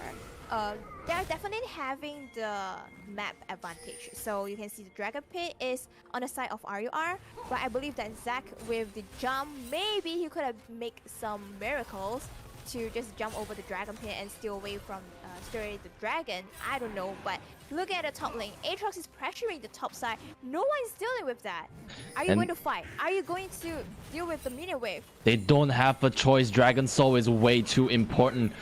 Ideally, they want to send Arila there, but never mind. Dredge line being lit onto Chobi. Kobe could not survive for too long. Never mind that. Scratch that. Zonya's use. Teleport coming through from Abby. Goes into the fight. War Ender makes him unkillable. And Ace goes over to RUR. Well, it will be a very quick game for RUR. I can already say that. It's a GG. Congratulations, RUR. It's a game-ending play from the runner-up Revengers. Sleep King goes for the teleport. Everyone else is coming in, but 20 seconds on the clock. There's no way that IDK will be able to defend this. Good play on RUR, and they will claim their first victory in the semi-finals of the Seoul Community Tournament. Wow, it's quite a good game. No, they don't want to end it. They want to get some kills. They just want to have fun. Elastic slingshot sent forward. But now they're just trying to push away the Nexus. Azir overstepped, but gave himself up for the victory. Congratulations. Congratulations indeed. Now, both teams played that game stupendously, but the problem here is that RUR just very well versed with what their advantages are and how do they play with what they have in their team composition, and they just never allowed any opportunities for IDK to do anything on the map. Like, just look at the income, just look at the goal. Like, every single player for the carries on the side of RUR, they all have more than 10,000 gold lead. Well, for the team IDK, their carries, I think it's 6,000 or roughly about 8,000 gold. So there's already a complete item gap in between the carries. So how are you going to fight that? It's very, very hard. RUR, they know what is the champion selection that they want, and they did what they plan, I would say. Like, they know that picking a Kalistar is gonna be strong bot lane. So, taking an Aatrox is fine if you die early game, you'll get back to the game in any time soon. So why not us focus on the bot side?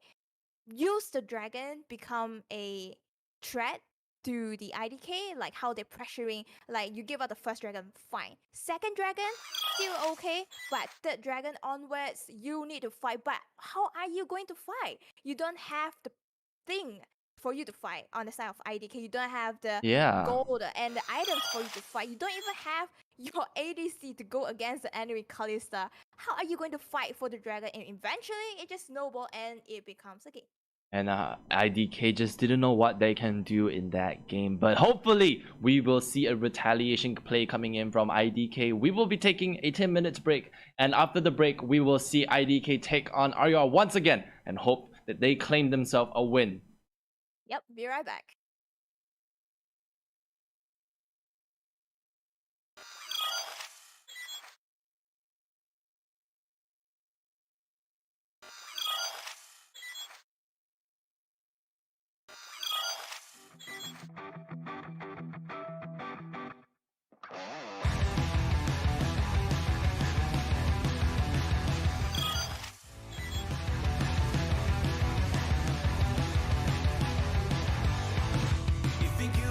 My number figured out, a motive born in drought and brevity.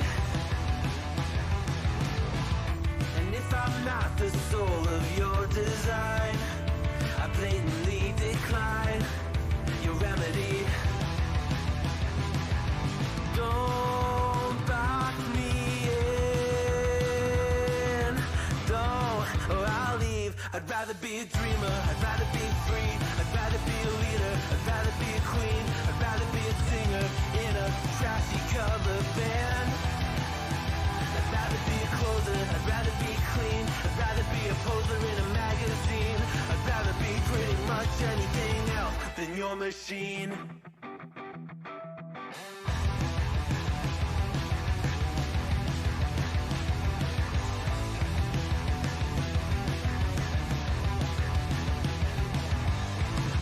Wasn't always just a single shade, a palette full of gray in reverie. And I can burn it brighter than the sun. I have a golden gun inside of me. Don't box me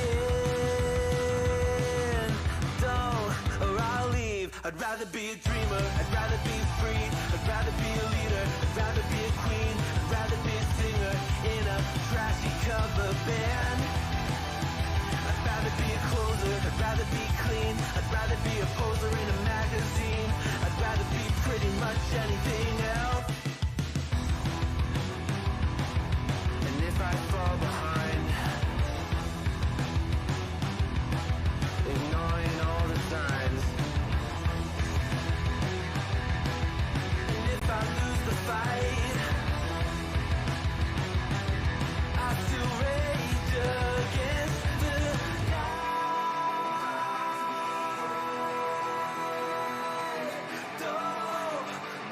I'd rather be a dreamer, I'd rather be free, I'd rather be a leader, I'd rather be a queen, I'd rather be a singer in a trashy cover band. I'd rather be a closer, I'd rather be clean, I'd rather be a poser in a magazine. I'd rather be pretty much anything else than your machine.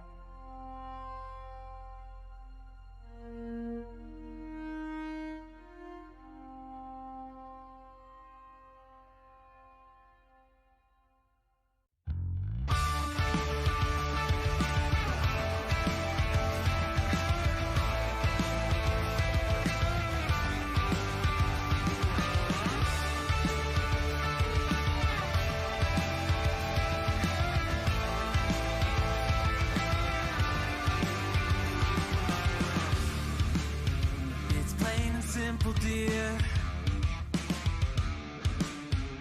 I'll still be here when you're gone. You gather souvenirs, but I will never be your pawn. Your pawn. Your pawn. My love wasn't ever a game. I lay with cards out on the table. There's nothing to gamble away. But I can promise that you'll never be the same.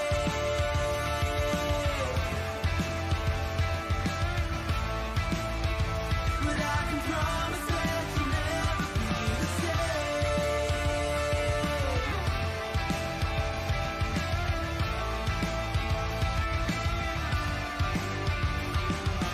You can double down. I'll still be a proud haven for your love is never love. A river through your bluff, I will be enough, enough, enough. My love wasn't ever a game. I lay with cards on the table to gamble away. But I can promise that you'll never be the same. Something you can never take, what is not uncommon to forsake. Got a chronic urge to complicate. Think of love like a friend, not an enemy. Feeling I have nothing left to hide. I'll say what you know it when it's right. Keep it simple now, living it before I die. Think of love like a friend, not an enemy.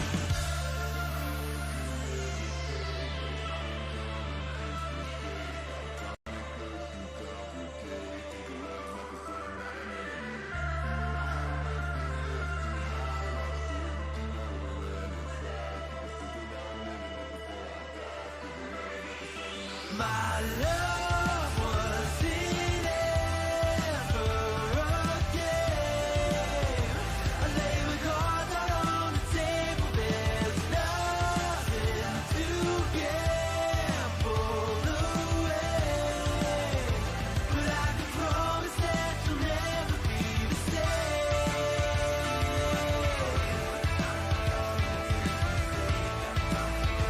But I can promise that you'll never be the same.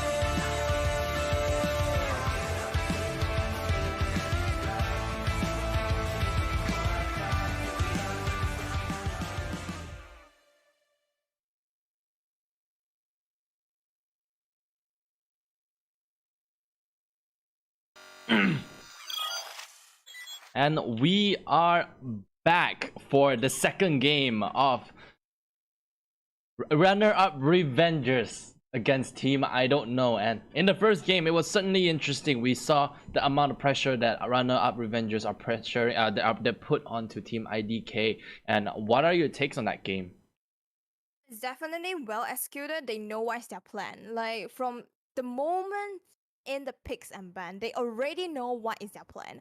They ban away those champions that is gonna threaten my Kalista in the bot lane and just kind of create the advantage around bot side and try to snowball it to the top side, which they succeed. So I think on the next game, IDK is definitely gonna do something for that. They have quite a defensive pick on the bottom side. They have the Kai'Sa and the Braum. It doesn't seem good. Like it doesn't seem much things they could have done. Especially when Kalista getting the advantage, and it brings the Sejuani as a Sejuani. Like it's really a big surprise that Sejuani actually invades on the Zach's jungle. Can you believe that? But he did.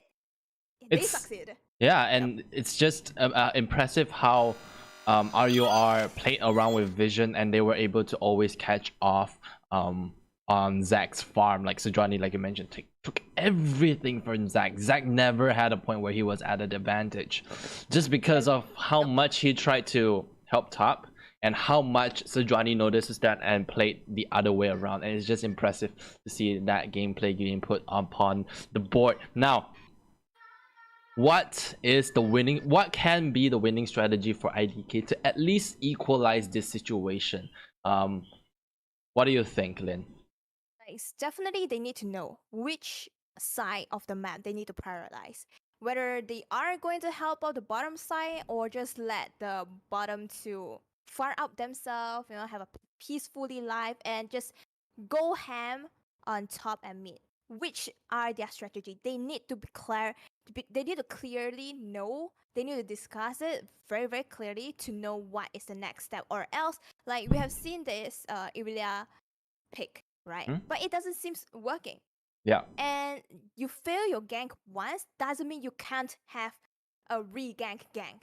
Do you call it re-gank? But you can gank Re-engage. Re-engage. Yes, that's what. Yeah, re-gank. Re-and-gank. I like that.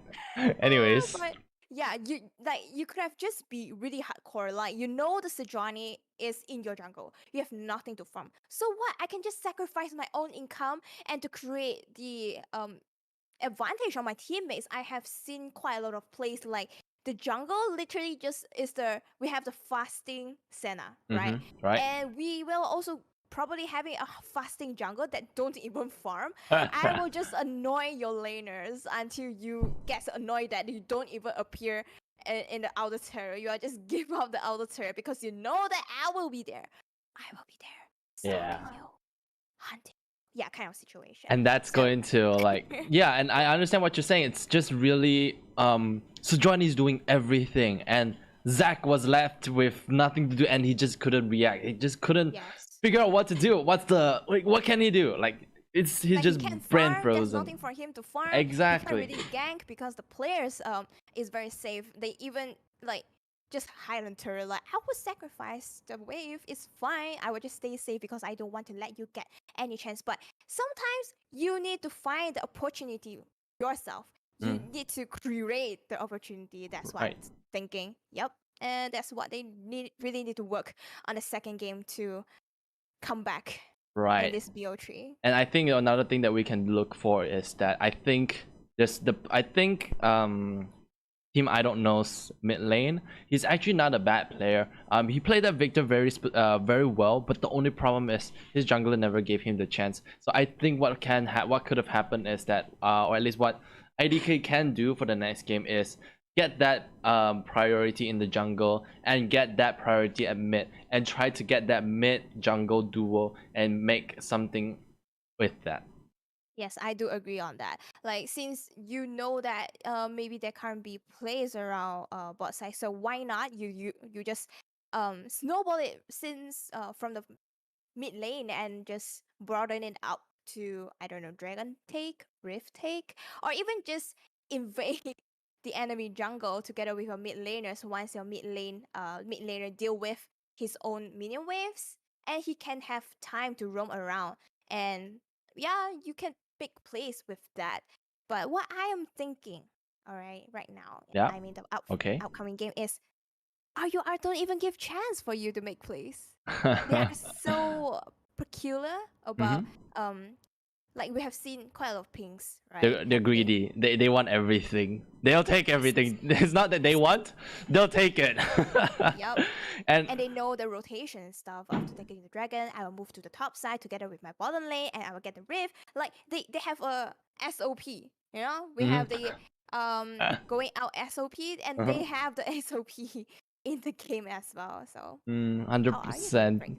A very interesting way of putting it. So before we continue, I want to mention that both teams are swapped in terms of sides. Now RUR, the Run Out Revengers, will be on the blue team and I Don't Know will be on the red team. This is going to shake up the picks and bans a little bit because I don't think this is going to go as similar as the first game that we had today during the first semifinals. I think IDK is going to have to adapt because now that RUR is on the left side of the map, they are going to go for those priority picks, and I think Viego is going to be locked in very potentially.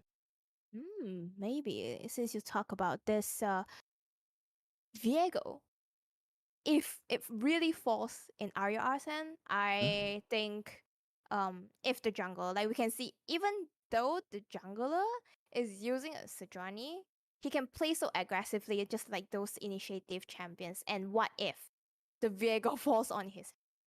Can you just imagine that? It's This gonna be is- so brutal.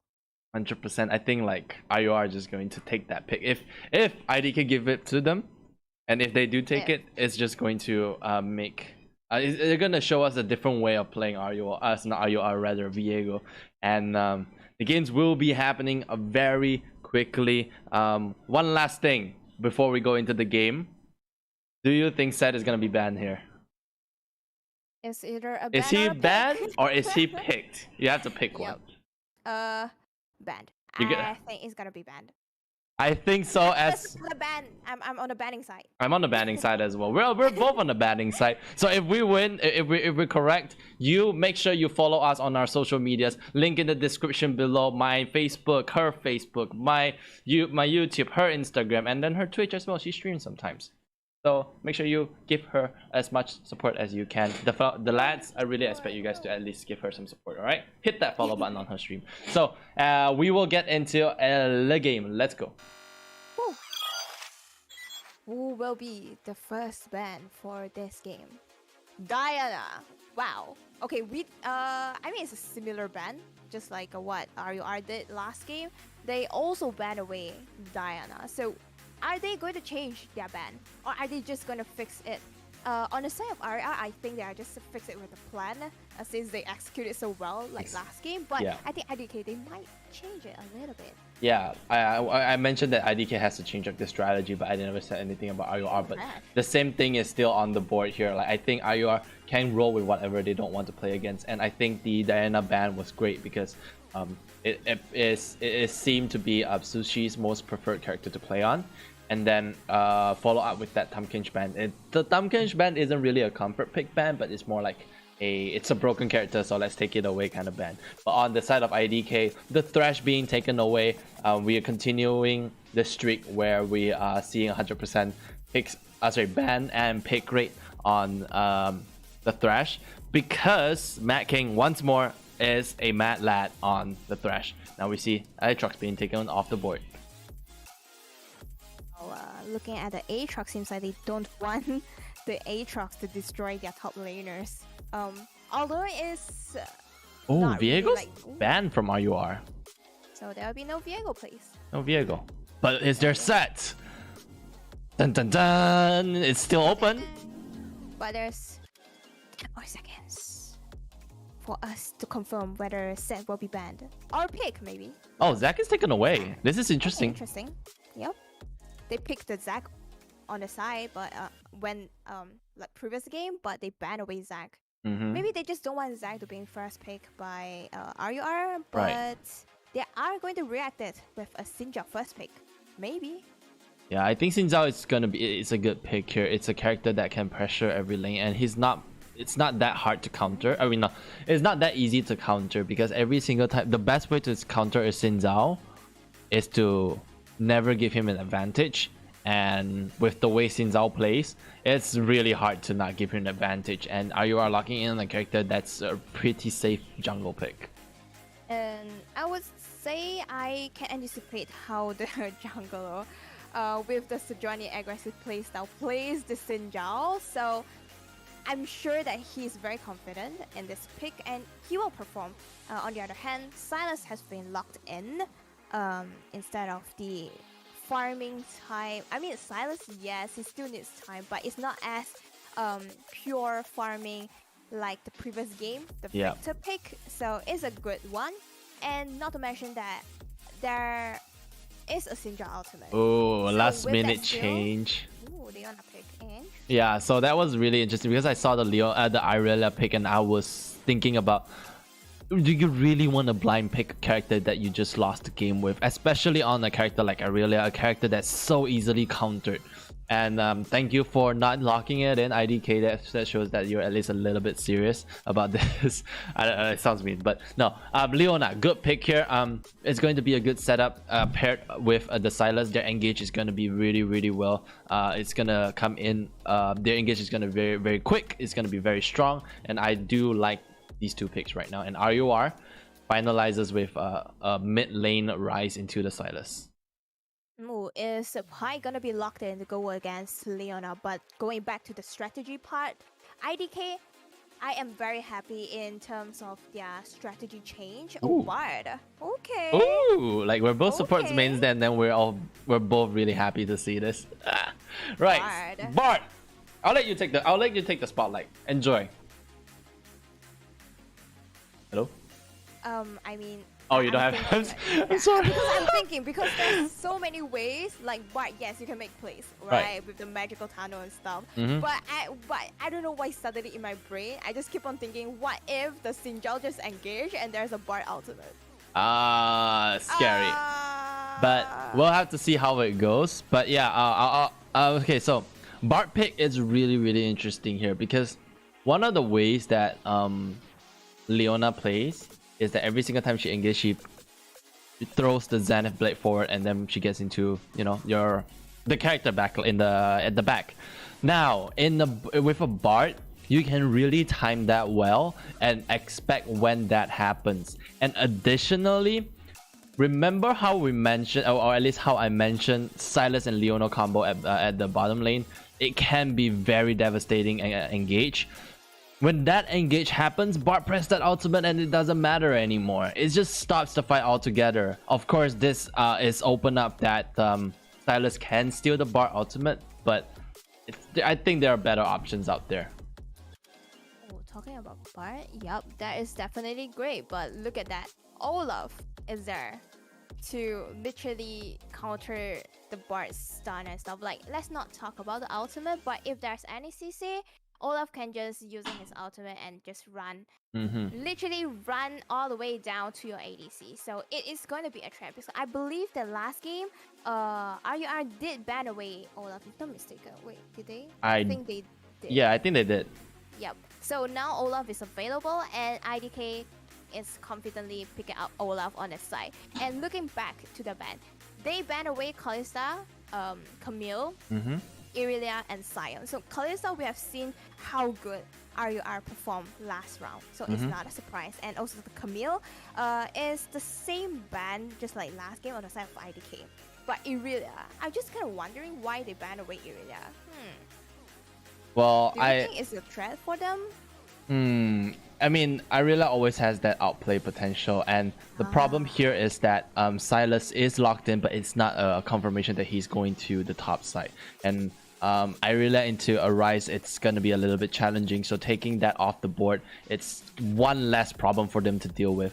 So yeah, interesting ban from RUR. Wouldn't think that Irelia is really a threat, but I see where they're coming from. Now IDK locks in on the Samira, but RUR responds with a Vayne as well as a potential Fiora. If it's a Fiora, I hate it. I hate it. RUR locks in. RUR's champion selection, they are all not good ultimates for Sylas to take away from. It's just like they're locking everything here just to say, Sylas, you're a sign no this game. You can't do anything this game. No outs for you. Yes, I think initially because Sinjal is the first pick, so picking up Sylas is definitely great. Oh, anyway, talking back, Renekton will be the last pick, so seems like Fiora will be facing Renekton at top side. In the jungle, there will be Sinjal versus Olaf. Mid lane, Ryze versus the Sylas, and at the bottom side, we have Vayne and Bard versus Samira and Leona. So yeah, back to the Sylas pick. Initially, Sinjal was the first pick, right? Right. So picking up Sylas, I'm thinking, wow, there's so many good ultimate, okay? Like the Sinjal ultimate is definitely great for Sylas, but after that, the Ryze ulti, okay, it's still okay. It's still decent. Okay. You can position well. Yes, and the Bard. But after that, we have Vayne and Fiora. Like, dude, are you seriously gonna use the Vayne ultimate and then like be invisible rolling around? Okay, fine, it's still doable, but it's not as good as like other They're ADC's just ultimate. better Yeah. options, but the problem is all the better options are bad options. Yep. Yeah, so this is not really Silas's games. Don't really expect too much. Wait, hold that thought. I just realized it's a Renekton mid. Or is it? It could be a lane swap, but Chobi was the mid laner for IDK, and I love this. If they're giving Renekton to the mid lane, this is saying that Sylas doesn't want to fight early. He wants to farm. He wants to. Actually, no. I take back what I said. Sylas into Fiora can make Fiora's life like a little bit of a struggle because Fiora has that short range, but Sylas can really just out trade every single time Fiora wants to make that burst trade happen. But while in the mid lane, Renekton into the Rise, a good engage with a good gank from Olaf can really destroy Sleep King's ideology of playing it safe. So this is a game that the Sinzao really needs to step up. Yep, I do agree on that. And seems like both teams, they kind of swap their strategy. Like last game, we see RUR focusing on the bottom side and IDK focusing on the top. And now IDK, I wouldn't say they will focus on the top lane, but yeah, bottom lane is also quite a strong one. So I believe that Summer and Leona, they maybe can create their own advantage while IDK focusing on the top side. Or maybe Olaf can just focusing on the mid bottom, since you mentioned that Sylas need time, just happily farming at top, or just wait until his first item out. Only he performed in the fight, so maybe Olaf is going to focus on the mid bottom and to get the dragon with the map advantage because they're on the red side, right? 100%. And this is one more interesting thing to mention is that the mirror pick is going to stop everything that Bart can throw out.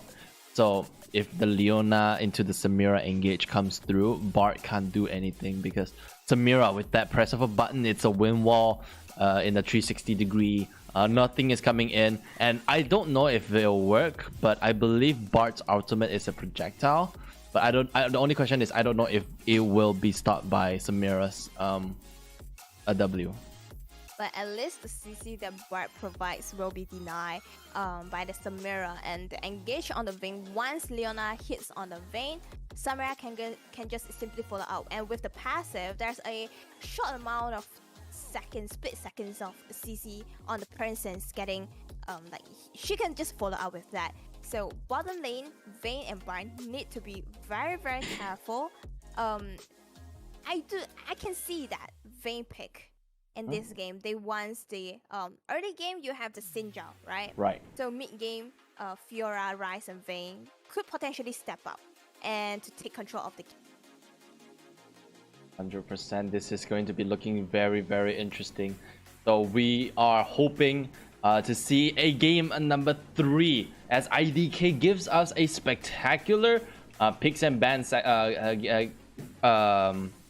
section here, and I think out of all the games, I think this is a composition that IDK is looking to be able to gain an advantage out of.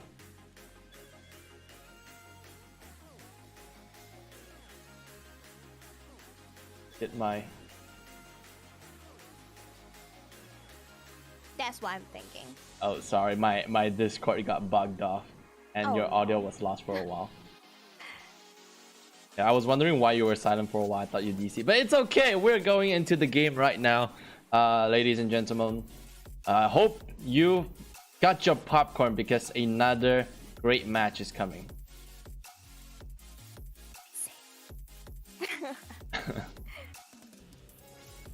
Right, we will be getting to the game really quick. So on the previous game, IDK's ADC took cleanse, but now their role has swapped. Vayne is the one that's playing defensively. He's taking the cleanse together with the Bard that took the exhaust. So obviously they don't want fights to happen around the bot side. So most probably Sinjao will focus on the top side to try to let the Leona and Rise to catch up with him, and potentially Bard will be the one that roam around, and maybe there is an invade there. Their pathing is very interesting, but it seems like did Vayne spotted him out? No, I don't. No, think they did. so. She didn't spot them out. Sneaky. Ooh. Here we go. Oh, this is bad for the side of RUR. RUR is not going to be expecting them to be in there. They made the ward recall change, but IDK made a little bit too early of a disengage. Will back away, but a vision there will see that the Xin Zhao is starting red, and this will be very beneficial for But the side of all of the members IDK. safe. At least all of the members safe. And the war in the river spotted out the member of IDK walking out from their jungle. Yeah. They were Wow. thinking that's such a close call. Thank God there's no one in the jungle, or else I think first blood will be happening. Mhm. But both jungle, they are starting once again on the same side. From the last game, both of them start from the top to the bottom, but now it's the opposite, where both jungle they'll start from the bottom to the top. Wow, from the bottom to the top. And this but is this is a recognition on like what the Xin Zhao wants to do. So Yeah. Olaf starts blue and he expects the Xin Zhao to go to top side, but Xin Zhao throws it a little bit of a wrench and goes for an engage and exhausts onto the Samira. Flash into flash into flash. Everyone's flashing. A good stun. The Kinko assassin will not be able to survive as Xin Zhao gets the first blood. that was a really huge level 2 gank from Xin Zhao. Like, even as for me, I don't expect a level 2 gank. Yes, Xin Zhao ganking ability is definitely great, but ganking a Vayne and a Baron, questionable. But seems like the Samira and Leona is a little bit ambitious there. They're trying to pressure the wave. Maybe they even think that they are strong enough to take the level 2 fight. But surprise, there's a Xin Zhao gank, and this Samira handed out all the abilities, the flash, the heal, and also the Leona ability, and they get nothing in return. On the other side, Vayne is happily holding on. Oh, hold to that thought. Sushi goes in for the gank. Chobi goes in for the engage. A little bit of a slice and dice, and you are now food for Sushi. Sushi becomes a strong one, a sashimi. It evolved. Okay, Love I know, that. I'm not sure whether it's involved or like, okay, back to the thing. Yeah. Definitely a great gang from Sushi. They did not expect the Olaf to walk from the bottom side to the mid lane, because they expect the Olaf to taking down the red buff and stuff like that. But here is another gank from Olaf. Right, Olaf coming in from behind. Axe ready. When will he throw it? He'll throw it when he wants to. He chooses to do so, but a little bit oversent there. Abby is able to get out of it. Will be very healthy, but a little bit of a trade here and there. Abby is very confident in her lifesteal as Conqueror is available now. Ooh, 2 versus 1. He trades. He gets the double kill. He gets the 1 versus 2 double kill, and Abby destroys the morale for Team IDK. That's the reason why I say Fiora is like, it's just a champion in tournament that's so scary. If you can master Fiora literally 1v2, not a big problem. Oh, hold that Here's thought. another FF8 fight. gets another kill onto the Kinko assassin. 2, 3, 1, 1. I love her. Has to say I love her. I love you to all your beloved as FF08 to will go. get another kill. Well, it seems like okay temporarily for IDK, but after that gank at top side, and there's more fights happening at the bottom lane, it doesn't seem good anymore. That 1v2 and get 2 kills. Look at the itemization on a Fiora. The Iron Spike already in 4 minutes or 5 Oh minutes my mark. god, that double kill just sent her up into heaven. And Silas is not gonna have fun anymore. So it's gonna be, I don't know, I just get a poke every single time when I mean- Fiora engage. So here's the thing about Silas. He's not a weak early game champion, but he needs those kills to make him something later down the road. So ideally, Sustain him throughout the early games. yes, and you at least need to pick up that Everfrost for that CC lockdown for you to set up your fights even like a little bit better. But the problem here now is that not only they felt that fight, they gave 2 kills over to Fiora. Fiora with this itemization, she'll be able to freeze the wave, and if Silas decides to step up, Fiora can very easily just destroy Silas's health bar over the time. Yeah, Yes, exactly. And I'm not sure whether Olaf is gonna make another gank, but look at this bars already starting to clear out the vision around bot side. So that's also one point that I would compliment about Mad King. This a support player. He knows that alright, my ADC is farming, right? I mean, supposedly the Vayne is very safe because the Right. wave is pushing towards him. So why not I utilize some time to clear out the vision to release some pressure from my mid laner, since he already get ganked once. We don't want the same thing to happen again. 100% like Bart doing what he does best, going around the map. He's Collecting a the roamer. chutneys. He's a collector. Yeah. Yep. Cute one. The chutneys like around like tons of baby behind Tingling. you. Like yeah, it's so cute. Yo, which Bart skin do you love the most? I don't think there's enough Bart skins for me to say I love any the Oh my most. god, okay, that's so sad. Suddenly it turns so sad. Like imagine if I was getting like 10, more than 10 skin, and then Bart be like, small baby, no baby. Yeah. But yo, I like this one. This one, the Christmas one. It's Yeah, so I cute. think like out of like most Christmas skins are really good. Like out of And look at the tea, the Yeah. coffee. I'm not sure whether it's tea or coffee. it's but look at hot it, so cocoa. cute. Because you see Okay, a fine. little marshmallow come into the cup, but hope that Ooh. thought as he sent a marshmallow forward. I love her will be low on health, will not be able to survive for long. Never mind, ignore that. As a good world slash from the Kinko assassin will keep her support alive. Yup, but although they didn't get the kill, but there's teleport being forced by. Yeah, Matt King spots up Chobi. Chobi comes in through the river. This is not gonna be well for IDK Sushi. Takes a huge chunk of damage. Oh no, he He's doesn't not- have 6, doesn't have Ragnarok, can't survive! As Xin Zhao claims himself another kill. I love her. Ooh, Realm Warp comes through. Sleep King goes for the first one. Now, Kinko Assassin in the middle of everything, tries to get away. Will be able to do so. Flashes to keep himself alive, but a snare happened. I don't know what else happened at bot, but Abby fighting along with Hana. Hana tries to get away. A very awkward chain. Will not be able to land it on anything. Will force a flash. Abby gets nothing. Gets that flash, I guess. Suddenly there's everything happening, and there's a lot of actions happen throughout the map. But top lane, I don't think I'm gonna say much already, because Fiora is definitely owning the lane, alright? But the fights around bottom side, I did not expect Vayne and Bart is the one that initiates fight, because Leona is so strong in initiating the fights, and with the Samira, I would say Samira pairing up with Leona is just perfect combo, but it seems like they did not manage to get things as what they expected.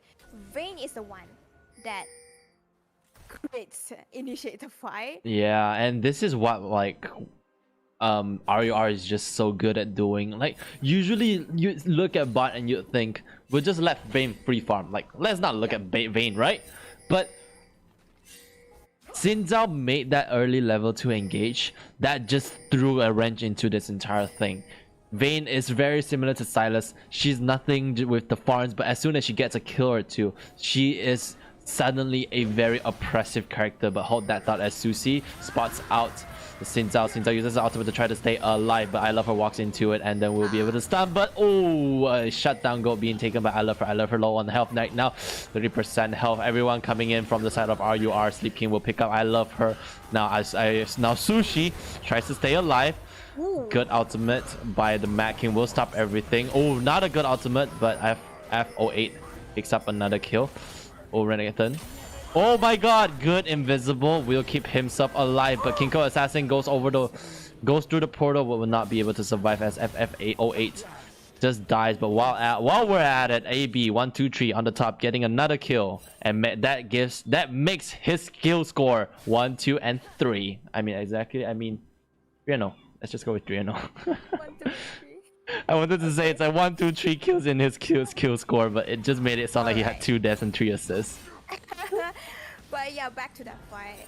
Yes, they catch the Sinjo, but I wouldn't say it's bad, because at least they get a shutdown, but definitely better if the shutdown belongs to the Olaf. And after that, the catch up and stuff is an okay fight for IDK. There's something in return for them. But would you say it will affect the overall? Because look at the goal the total goal income.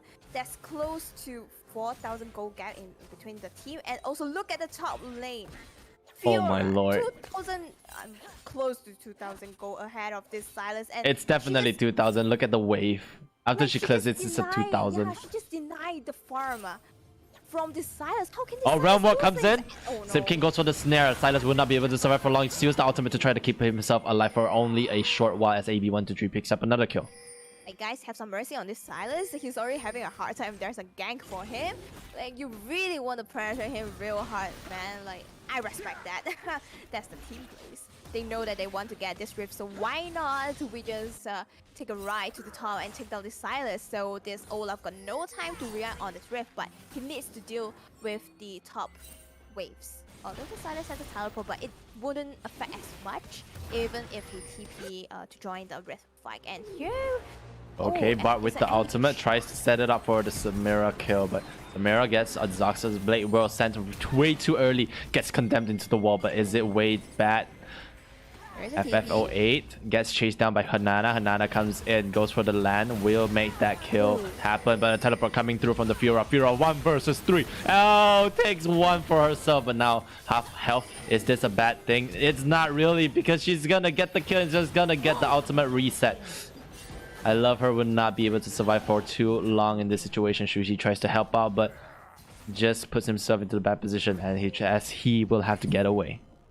Alright, at least Olaf is safe, but it was a good teleport from Silas to get something in return. But overall, they have 1 kill, but they give up 3 members to RUR. The Fiora. So, the Fiora. Fiora is 7-0. I was counting up to 3 just now, and he's now 7-0. You look the quick math, so it's like 1, 2, 3, 4, 5, 6, 7. 7. No, there's no 5 and 6. It's like 1, 2, 1, 2, 3, 4, 7. Yeah. My math teacher was wrong. Oh, at least for Fiora, that's how the calculation. Okay, works. more And fights happening. What were you doing? Walks right into the opportunity for a condemn right there. FF08 picks up another. It is just bad position. You would have expected Sinja be around bottom side. The dragon is gonna be out very soon, just within seconds, and you just walk up in the bush like that. Ooh, And never mind. now you leave your Flashes ADC away, Sinja. but Xin Zhao will be able to catch up with that. Oh, no. Walks a little bit before sending that final stab. Oh no. Oh no. Oh no. No. It is just so bad for IDK. They not only lose their support, they lose the ADC, and now they will lose the second Dragon. Okay, Chobi gets on to Sleep King. This does look like a good trade, but Matt King is in the area. Will set up the Guardian. Olaf in the area. Will not be able to do too much as Matt King just uses the portal to slither away. So now I can see why they picked this board. It's not only good for engage, and the portal really saves the time and the members. Sometimes when we see there's a fight happening, the position of the portal, it really at least buys some time for the members. And whenever there's an enemy who tries to catch up, he will just stun the enemy with the Q on the wall that allows the members to do some damage on the enemy. So I now understand why there's a Bard pick, although initially I just like, wait, it doesn't seem like fitting the frame at the bottom side. Have but you heard wow. of Afromu? Oh, the legend? He made he won MSI 2016 with a Bard pick. So now we can say that there's never a bad champion, there's only... A badly played champion. Yeah. Yep. It's not the So now champion, he it's the proves- players. Long Yeah, he story proves short, me that- everyone in my solo queue, you suck. Oh no! Including burn, me. woo! But yeah, Ouch. it is what it is. We're all bad. Unless you're Faker. Oh, Faker is another legend. Yeah, he's on like a Afromo different is level. a legend, but Faker is a On another legendary level of a legend. Yeah, legendary legend. Yeah, Yeah, exactly. but back to the game. 17 kills versus 5, and they took down the turret as well. It doesn't seem much. Okay, I'm sorry. Like it is much, but that's 8,000 gold lead on side. Okay, Leona goes in with the Xander Blade, will land the stun, but will not land the Nice. ultimate. Exhaust being thrown onto Samira. Samira will be forced away, but not enough for her to leave the fight. A little bit more skirmish down in the middle lane. Everyone is just at mid lane, like Aram. It's an ARAM. It's an ARAM with one on top and one on bottom. This is a pushing war between Leona, not Leona, or rather Fiora, Oh, wait, what? and Renekton. Wait, how did Olaf dies. I think he got snared, but chooses not to press that Ragnarok button. Maybe they. I mean, he just maybe just underestimated the damage from RUR, but it's a unfortunate kill. Fiora gets the top out of the turret, but Renekton, yes, he split push and ball, but he did not get anything in return because RUR member is there to defend the turret. They doesn't want to even let go any turret for you. Right. Just attack. You know, okay, I'm not sure whether you. Right, saw it. Zenith Blade, Sam forward, misses. I wouldn't appreciate if it had landed because the travel just gonna fight time, back. yeah, during the travel time, Fiora can set up the what's the word, the one that deflects, and it's actually counted as a stun. So Yep.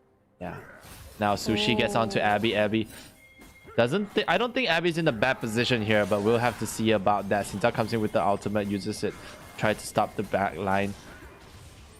Continues here the comes fight. Fiora. Silas smited. Rise in the from the behind. Everfrost being used. Will get one. That's two. Samira with the ultimate will pick up nothing just yet, but Renekton with the ultimate as well in the back line. But there's just too much peel for the side of RUR, and they gave an an ace for It's an ace. run up. Before Let Grab Revenges. Avon. Yep. Oh my god. Wow. Everything just happened so quick. You Yeah. can see it, Renekton is trying to get into the back line, but That was um, really close. Would have gotten a kill or two. but he just can't. He just get kited so badly. Yeah. And although the Fiora is so low, and I believe the Vayne is pretty low as well, but there's no chance it's for the him to Rise take that the was even low. one. Oh, sorry, there's a Rise that's low, but Yep. there's no chance for him to even take the one member because your teammates are all gone. Percent now. Rift Herald is available, not a Baron yet. And I remind everyone that we are 17 minutes in, and it's a 13,000 gold advantage in favor of RUR. I don't really see how IDK can make this comeback happen. And definitely they are going to get this Rift and potentially rotate to get the third dragon of the game, but it's a Cloud Dragon. It's sorry, not sorry, Cloud Dragon is not as important for Team RUR. They could have just give out this Rotation. dragon. Yep. But they are taking down the Rift very quickly. They could have make it on time for the dragon fight. Alright, Oh, Leona uses the ultimate, lands on nobody. Zenith Blade misses as well. They have to walk away now.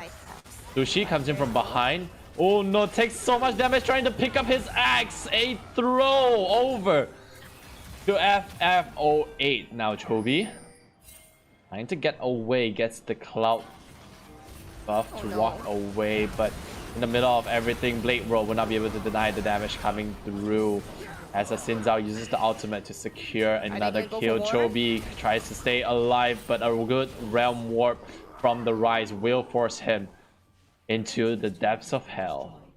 Oh, such a good jungle that helps to tank the last few turret shots there, but perfect execute. And there, the Vayne literally just auto-attacked the Olaf to death. She didn't even use her ulti to kill this Olaf, but the Olaf just dies because once you engage with Olaf, there's nothing you can. It's just hard for hold- you to get out. Yeah. Yup, exactly. With the Rift, they'll take down the inhib in 19th minute mark. They will be taking down this inhibitor, and also, oh, the bottom inhibitor is not gone yet, but you can see that they've taken down total 7 turrets. All the inner turret, all the outer turret has been gone, so now they just need to focus on the Baron. If they wish to end this game quick, they just need to focus on this Baron. Let the Fiora split push again at the bottom side. They could have just forced this Baron take, and I don't think IDK can react in anything. Yeah, 100%. And one interesting thing that I have to mention is that the Olaf actually brought inspiration, which means that he brought the boots into the approaching velocity. That is a build that is good for when you are confident in your skills to kill. But in a game against RUR, I prefer that you should have gone for a resolve, a pickup. Might not help much, but it will definitely help you stay alive if you're trying to get out of fights. But very unfortunate. He's trying to make plays, but not very sure that why the teammate is not following up or just the Fiora disengaged too quickly. But they know that Olaf is around bot side, so why not? They start out with the Baron. 100%. The Baron is being started up. Bart is all the way down there, but it doesn't matter. He walks very quickly. It doesn't even matter as well because everyone is on the Baron and everyone will get the kill and everyone will run warp all the way to top lane and a Baron buff will be shoved onto the top side. Fiora in the bottom. This is going to be a split push. So now, are you going to defend the top or the bottom side? Like, who is the one that's going to deal with this Fiora?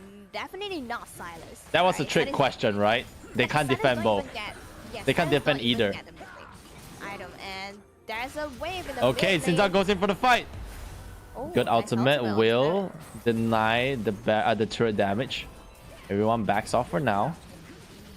But meanwhile at bot, look at that. Olaf gets locked down without the Ragnarok. Won't be able to survive. Hanada uses the ultimate from the Sinzao. Does not even survive for too long as he gives himself up for the rise. And Samira uses the ultimate to try to trade, but nothing will happen. Another ace going over to the side of the runner-up Revengers. Runner-up Revengers gets the kills and gets the turret, gets the Nexus, and gets the win. And there will be one of our finalists for the Seoul community event. Congratulations, that is so good. It just okay, it's basically one-sided. The moment when they hold on the advantage, it's just on their side. And well, there's definitely not going to let out this kind of advantage from the way they rotate, from the sensei. I would say that their sense is really, really in terms of their identification of the enemy's position. Yep, that's the word. And looking at this state, Bright don't even die once. Do you realize that? And also the Fiora, they don't I even love die this dude. once. I love Wow. this dude. He's just so good. He makes me dream. One can dream, but you can't be this good. Because look at that. Like I want to mention, like look at the damage dealt by the Bard and compare it with the Renekton. It's just Whew. wow. Even the support dealt more damage than your mid lane. This is just showing that Ouch. the amount of Ouch. pressure RUR puts onto the board is just really, really unfair for the side of IDK. But it was definitely a good game. IDK showed some promise in the first game, and on the second game, it was a little. It's not as good as the first game, but a nice attempt was made. But RUR, congratulations, you were the winning teams, and that's gonna settle and that's going to lock in our two teams for tonight. It is going to be runner-up Revengers going up against Toyz the猫. And we will go into our last long break of the day, and we will be back later at 8 p.m. tonight. So until then, thank you guys so much for watching. But please remember to come back at 8 p.m. My name is Defos, and joining me here is Linz. We will see you later tonight. See ya.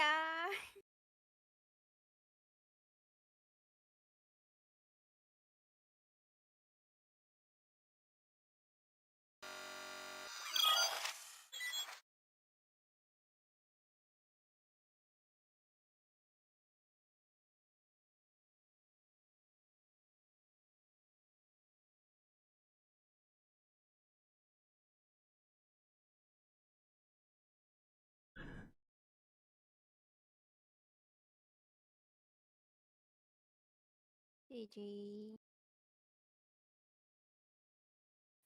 Okay, so I found out that when I'm spectating, oh, okay.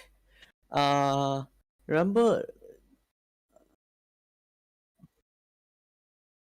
Go take a nap, prepare dinner. Adam? 你好。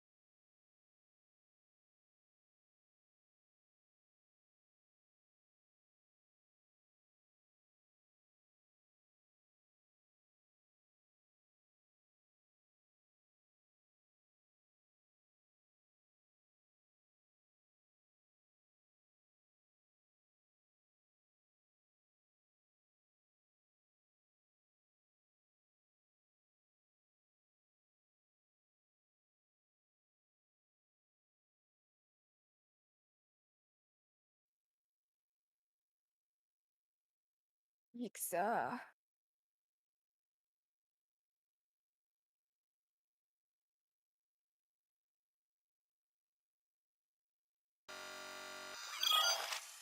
And we are back for the Seoul Community Tournament Finals. Hello everybody, my name is Defos, and joining me here once again we have a Lens.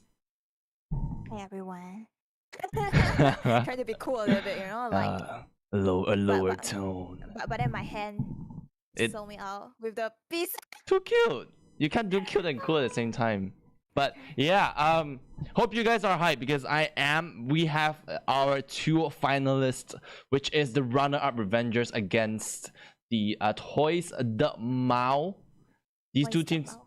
Where's the Mao? Meow meow. These two teams will be fighting each other in compete of glory, fame, and these all the ruin skins and sentinel skins. Whichever one sounds more interesting to the players, but personally I think the ruin skin line is just beautiful. What do you think?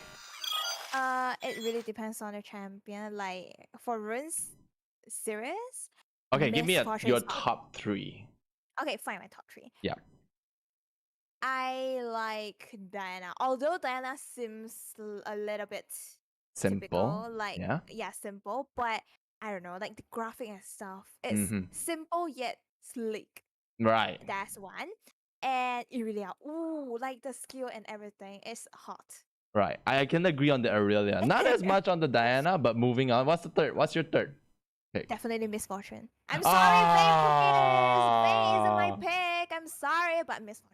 I love She's so Misfortune. hot. I know exactly. Like my top three, like if my top three, Misfortune is on top, and then Ascension Pantheon. But that one you need to pay for Battle Pass. I'm on the line thinking of if I want to get it or not. Be or not to be. To be or not to be, indeed. And I only have a top two. I don't have a top three. Everything else is just meh for me. But hopefully they all look sexy to all the viewers and as well as the players, as they are going to compete for that. Now, enough about the chitty chatty. We talk a little bit more about our games just now because we saw from both teams RUR with the controlled macro play, controlling the entire map, but Toyz are no slouches. They are playing a little bit more aggressive, but their macro play is just as well. These two teams pair out together. What do you think, and what will we be expecting later? Well, I'm definitely expecting those teams.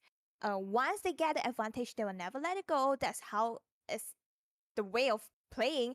But I'm just thinking whether the players can catch up to get back into the game. That's what I'm thinking. I believe they do have the ability, but how is the team that's ahead is going to control all the things, all the objectives? And like for example, you can see that most of the players, I mean the winning team previously, RUR and Toy, they have their own pathing, but the pathing is similar, which they will focus most of the time. They'll focus on the bottom side first, you know, because the dragon was spawned earlier than the rift, then only rotate it to the top side.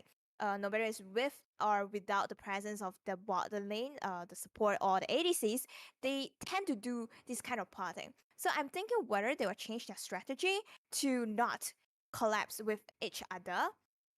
Probably like one of the teams is going to focus more on the top side, then bring it to the bottom side. You know, the advantage Right. and stuff. Makes Rather sense. than just following the typical, we go to the bottom, we gang the bottom lane, and then we get the dragon. It's a little bit boring. It's the standard stuff, but here's the thing: it's the if it standard works, stuff, it but- works, and why not stick with it? And yeah, there's also always that possibility where they just stick with the original game plan. If it works, just keep working, and if it doesn't work, we'll figure out something else, because this series is going to be best of 5, and both teams will need to win up to 3 games before they actually claim the title as the champion of the Seoul Community Tournament. So until that happens, you and I, we're stuck together for the next probably 3 to up to 5 hours. I hope you're ready for that, Linz. Of course, I'm preparing like 2 liters of water here, so 2 they're gonna- liters? Look at yeah, this. they're gonna hydrate me. I ran out of water, but I hadn't had the chance to go get it. But it's okay. This is definitely enough for me. But right. Going back a little bit to the game on itself, right? So Set no longer the 100% picks and ban rate that we are hoping for, but however, Thresh is still on the board. And what do you think? Like, are we still gonna see Thresh being banned here? So Trash is definitely those kind of popular picks. It can be aggressive, it can be defensive, and we have seen a lot of plays happening throughout. No matter it's just a small tournament or like the big international ones, we see players playing Trash like they are the champion. You know, Right. they just fit into like They're the champion molded. and the person like. Oh, you know, kind It of feels thing. like So- it's like a Super Saiyan episode where like they Yes. merge together. Yes. Right. So I will expect Trash to being put on the ban list, or else people might just pick it up, and it might be a problem for especially those players in the game. That I believe that when a player pick a Trash, Mm-hmm. he must be very confident about it, Right. Or else like why not just Because pick other? If you miss a like, hook, it's gonna be bad. Yep, exactly. And I would say something fun about Trash, like the Q is not like those typical kind of straight line. It actually goes straight and a curve a little bit. Right, because of Yes. of the sickle. Yeah, and sometimes when you thought that the Trash won't hit you, but it actually hits you. So there's something interesting about Trash, like It's a it little can make plays. hidden hitbox that Yep. most people wouldn't notice or expect. Definitely interesting fact there. Actually, I never knew that. This is interesting fact for me Come on, because you know. always sometimes I either dodge top, going like top, dodging like above the hook or below the hook. I Mhm. get hooked on one of them, and I never understood why. I guess now I know. Right. You know. Now here's the thing. Bot lane priority. We already talked about it. They're gonna be strong. They're gonna be playing the game. But the question now is mid and jungle synergy. Looking at both of these teams, which team do you think has the stronger mid and jungle? Well, we definitely can't compare because they have a different opponent. But Mhm. according to what they have shown us, I see that Team Toy they actually have a very good synergy and they have a huge impact on the game. Like we can see the Lee Sin Silas roaming there. Like if you don't remember that perfect duo, literally just take down 4 people by themselves. Right. So that's one thing. And also another thing is the mid laner tends to use kind of for example, the Twist of Fate or the Silas that could have catch up with the jungle. So that's what I expect more from Toy. That I would think they will perform Right. with the mid jungle Synergy. combo. Right. Yeah, synergy. So yeah, That's the word. I'm guessing you're in this game. If we had to choose a side in terms of prediction, which I'm guessing Toys is on your list. Yeah. I would say yes. Okay. I Right, want you're to going sign with Toy. Toys. All right. Yep. It's not fair for me to just put it on you like that. I'll say my prediction and why I think it's that way, and then I'll let you have it again. All right. So I think that RUR is going to be coming out victorious in this tournament. Their plays, I've seen them before and I've seen them again today. They have not disappointed me yet. Remember Abby on that top 1 versus 2 play just now that we've seen. That was insane. And it wasn't because Fiora was broken. He sidestepped auto attacks. He kept the maximum range where he can attack them and not take damage from the enemy at the same time. That outplay really convinced me that they have a very solid top lane. And if the jungle mid priority isn't there, jungle always has the option to go up to the top lane. And that's why I think, I mean, Toys, of course, they had their share of good plays and everything, but I think IOR just has a better top lane and definitely a better support because I stand the support. I'm on the side of Toy. I think Toy's team have a better support. Okay, so let me prove Right. it. All right? Mhm. So you're talking about the support. So for Toy, I've seen that Nautilus he knows what he needs to do. All right. Yes, RUR, your support knows how to do the vision and stuff, but yo, my support. He knows how to roam, all right? He knows when to roam, all right? So the moment when he thinks that the bottom lane is no longer suitable for a 2v5, 2v5, Jesus, 2v2, so he decides to roam to the mid lane or sometimes towards the top lane to create some impact together with the jungler and using with the Nautilus. And also, like the second game when he used Set, he knows Set together with a Senna can create impact in the laning phase. So he decided to stay on the lane and be super aggro on it to earn some of the kills in return and stuff. So You've proven your point. I see your point. I think.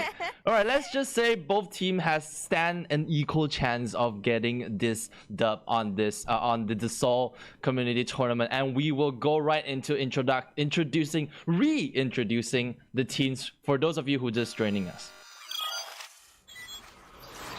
Representing Ruined Draven once more, we have Toyz the Meow. And then their members, Maggie Hot Cup, Atrocity, Xiao Ping'an, as well as Funny You, and PW Ghost Hunter. And Toyz the Mao are going up against...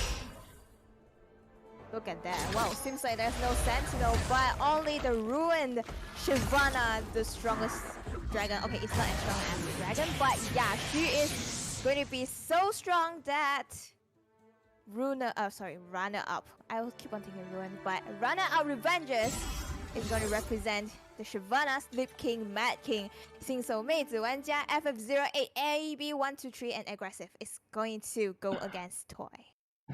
And there we have it.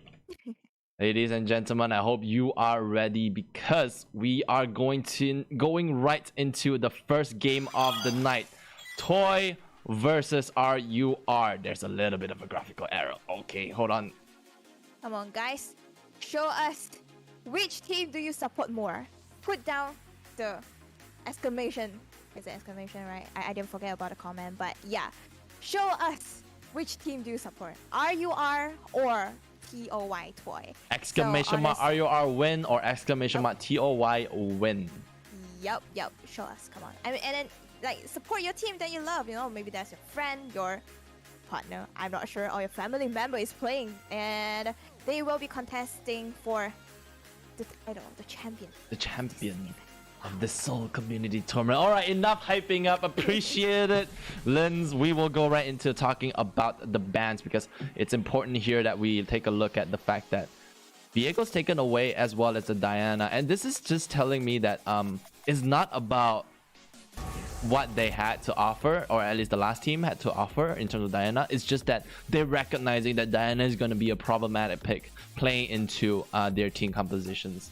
And following up, we see the Thrash getting that ban hammer once more, as well as the Ziggs being locked banned away as well.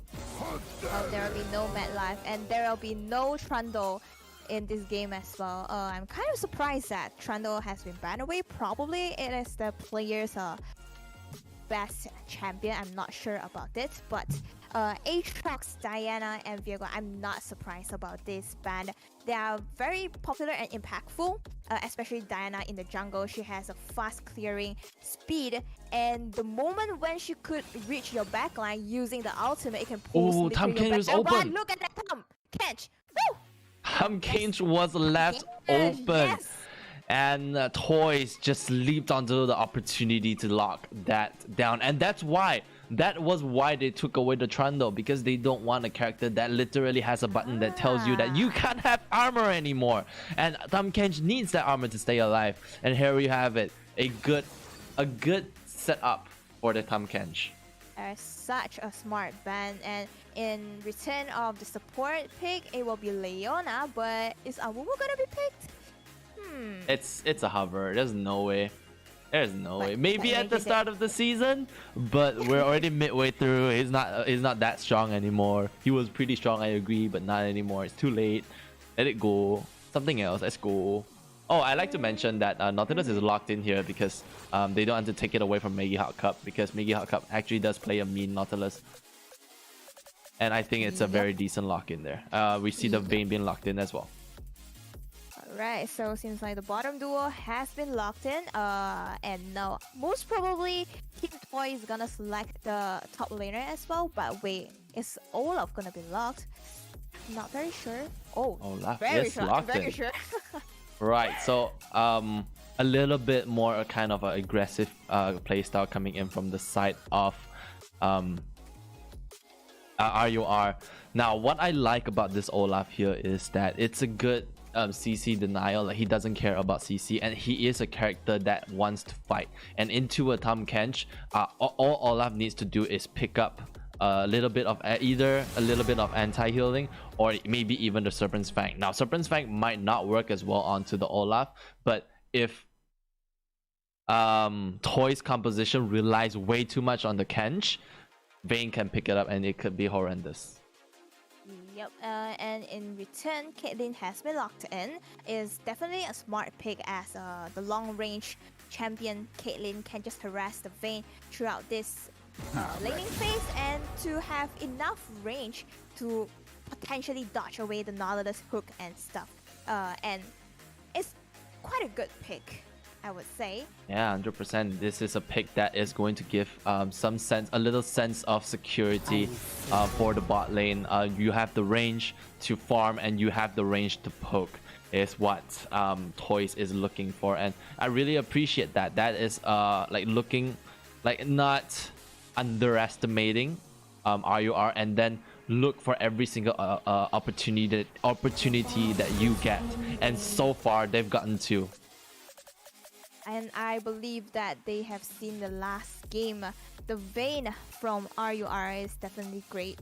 She knows how to condemn, how to engage or disengage, how to follow up with the team with this short range champion. So without underestimating it, the performance, Caitlyn could be a good pick. And I just think about the plating as well. Caitlyn, by pressuring the minion waves, most probably she can get quite a lot of platings before reaching into the 10 minutes or the mid-game facing. So it's definitely good for her to get an earlier mythic item like the Kraken Slayer and stuff like that. Oh wait, hold up. Look at a ban. Yeah, another the miss Ariel? ban. This is the second time this has happened during this tournament. See. On this call, on this stream at least. But I don't think it matters too much for RUR because I think a game plan has been set.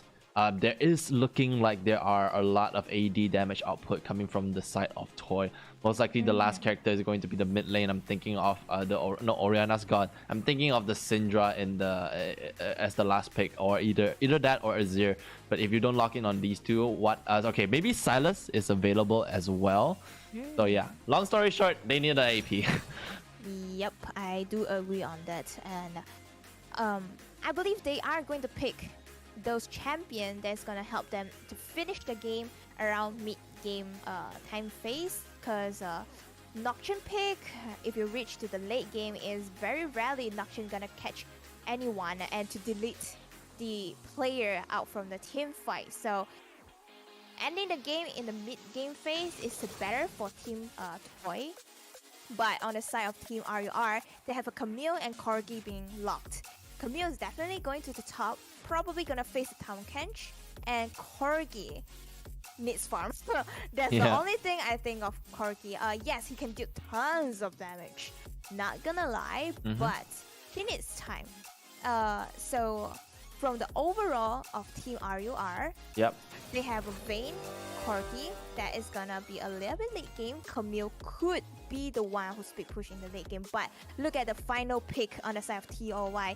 They have the Rise as the mid laner. So overall, we are going to have Camille versus Town Kench at top lane, Olaf versus Nocturne in the jungle, Corgi and Rise in the mid lane, Vayne together with Nautilus while we facing Caitlyn and Leona in the bottom side. Now looking at this composition, I like to mention that although both teams have a very balanced team composition, they can play from early to late game. I think RUR is stronger later down the road because when a team fight happens, Corki with that package can instantly just draw the line between the fight, stop Caitlyn from getting too deep into the fight, as well as the Rise, and as well and at the same time Camille can follow up with that very aggressive ultimate, can really just lock down on either the Rise or the Caitlyn. Now, it's not saying that Toy doesn't have a chance because their team composition, although again once more they're not slouches in terms of team fighting, but there's also the fact that Tahm Kench can be very tanky. There's just amount of gray health that can provide him with the sustain later down the road.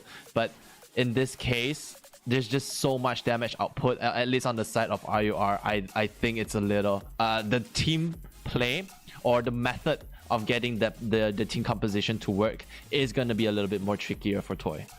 Yes, definitely. So what I'm thinking is Toy, they need to step up in the early stage. They need the Nocturne to do things. Alright.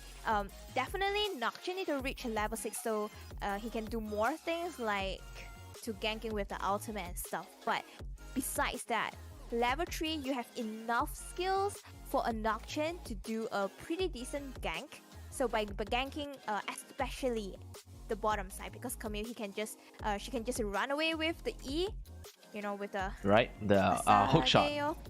Hasageo. That's copyrighted. This stream is gone. Oh no! Oh Okay, no! Yeah, she can simply run away with her skill. So don't think there's much ganking potential around top side, but mid and bottom lane should be the priority for Team TOY, especially you have a Caitlyn there. So by ganking that, even though if you don't get a kill with the gank, you could have allowed the Caitlyn to pressure even harder by just simply shred it down the Nautilus or even just the Vayne's health bar. It can help out this Caitlyn and Leona and potentially look for a turret dive. Ideally, it's just the most ideal situation. Yep. 100%. That there's the thing is that, of course, I think Toy has the early game advantages. Rise with the Nocturne setup at level 6, these two can be very devastating onto the Corki. While at the bot lane, Caitlyn, Leona, the engage capability coming in from these two is really strong, especially since it's a Vayne and Nautilus bottom. There's not much peel to be happening from Nautilus unless Nautilus hits 6. So before 6, all Nautilus can really do is land those CC and hope those CC can help with keeping his Vayne alive until the later game. But the thing is, as much as I like to say that Toy, they've shown that aggressive playstyle, RUR tends to play very, very defensively. They know their advantages, but they don't really overstep their boundaries. And I like to see how RUR plays into this aggressive composition coming in by Toy. Yep, definitely. So I would say that talking about the support leashing and stuff like that, right? Both support is the aggressive initiative type of support. So both ADCs, they really need to take care of themselves. But from RUR's performance, I see that with the Kalista and the Vayne previously, he knows how to dodge, how to sidestep, how to ensure he is in the safety range to deal damage, but not allowing enemy to kind of like put a lot of damage on her. But on the other hand, Toy's ADC, we see he suffer quite a lot, especially when he picked the Aphelios. Yes, there's some internet issues there, right, to give out the first blood, and kind of leads to the result that he's kind of suffering. But without the support leash, I'm just kind of wondering whether this Caitlyn can just be saved by herself. You have a Rise, yes, but I don't think Rise is gonna, side by side you really need that positioning to keep yourself alive and healthy. Right, as we are about to get into the game, both teams are ready. The game has loaded. 3 minutes delay is over, and let us go to the first game between the runner-up Revengers against Toyz the猫. Okay, immediately I've seen that one ADC brings clans while the other not. Caitlyn, okay, it's kind of reasonable. Maybe she believes she's very confident in her range. No, the thing is, there's nothing for Caitlyn to cleanse. Matt King's ultimate is a knockup, and the hook is also like considered a knockup as well. So the only thing that she can technically cleanse would be the passive by Nautilus. Reasonable. But no, I understand what you mean. Like, getting CC'd in lane is something quirky. Look at that butt. Anyways, Every single time. getting CC'd as the ADC is always a problem. You won't be able to survive, and you really need to be able to kite. So, but the thing is, with the heal, you get that additional movement speed. You'll be able to move around in the fight later on as well.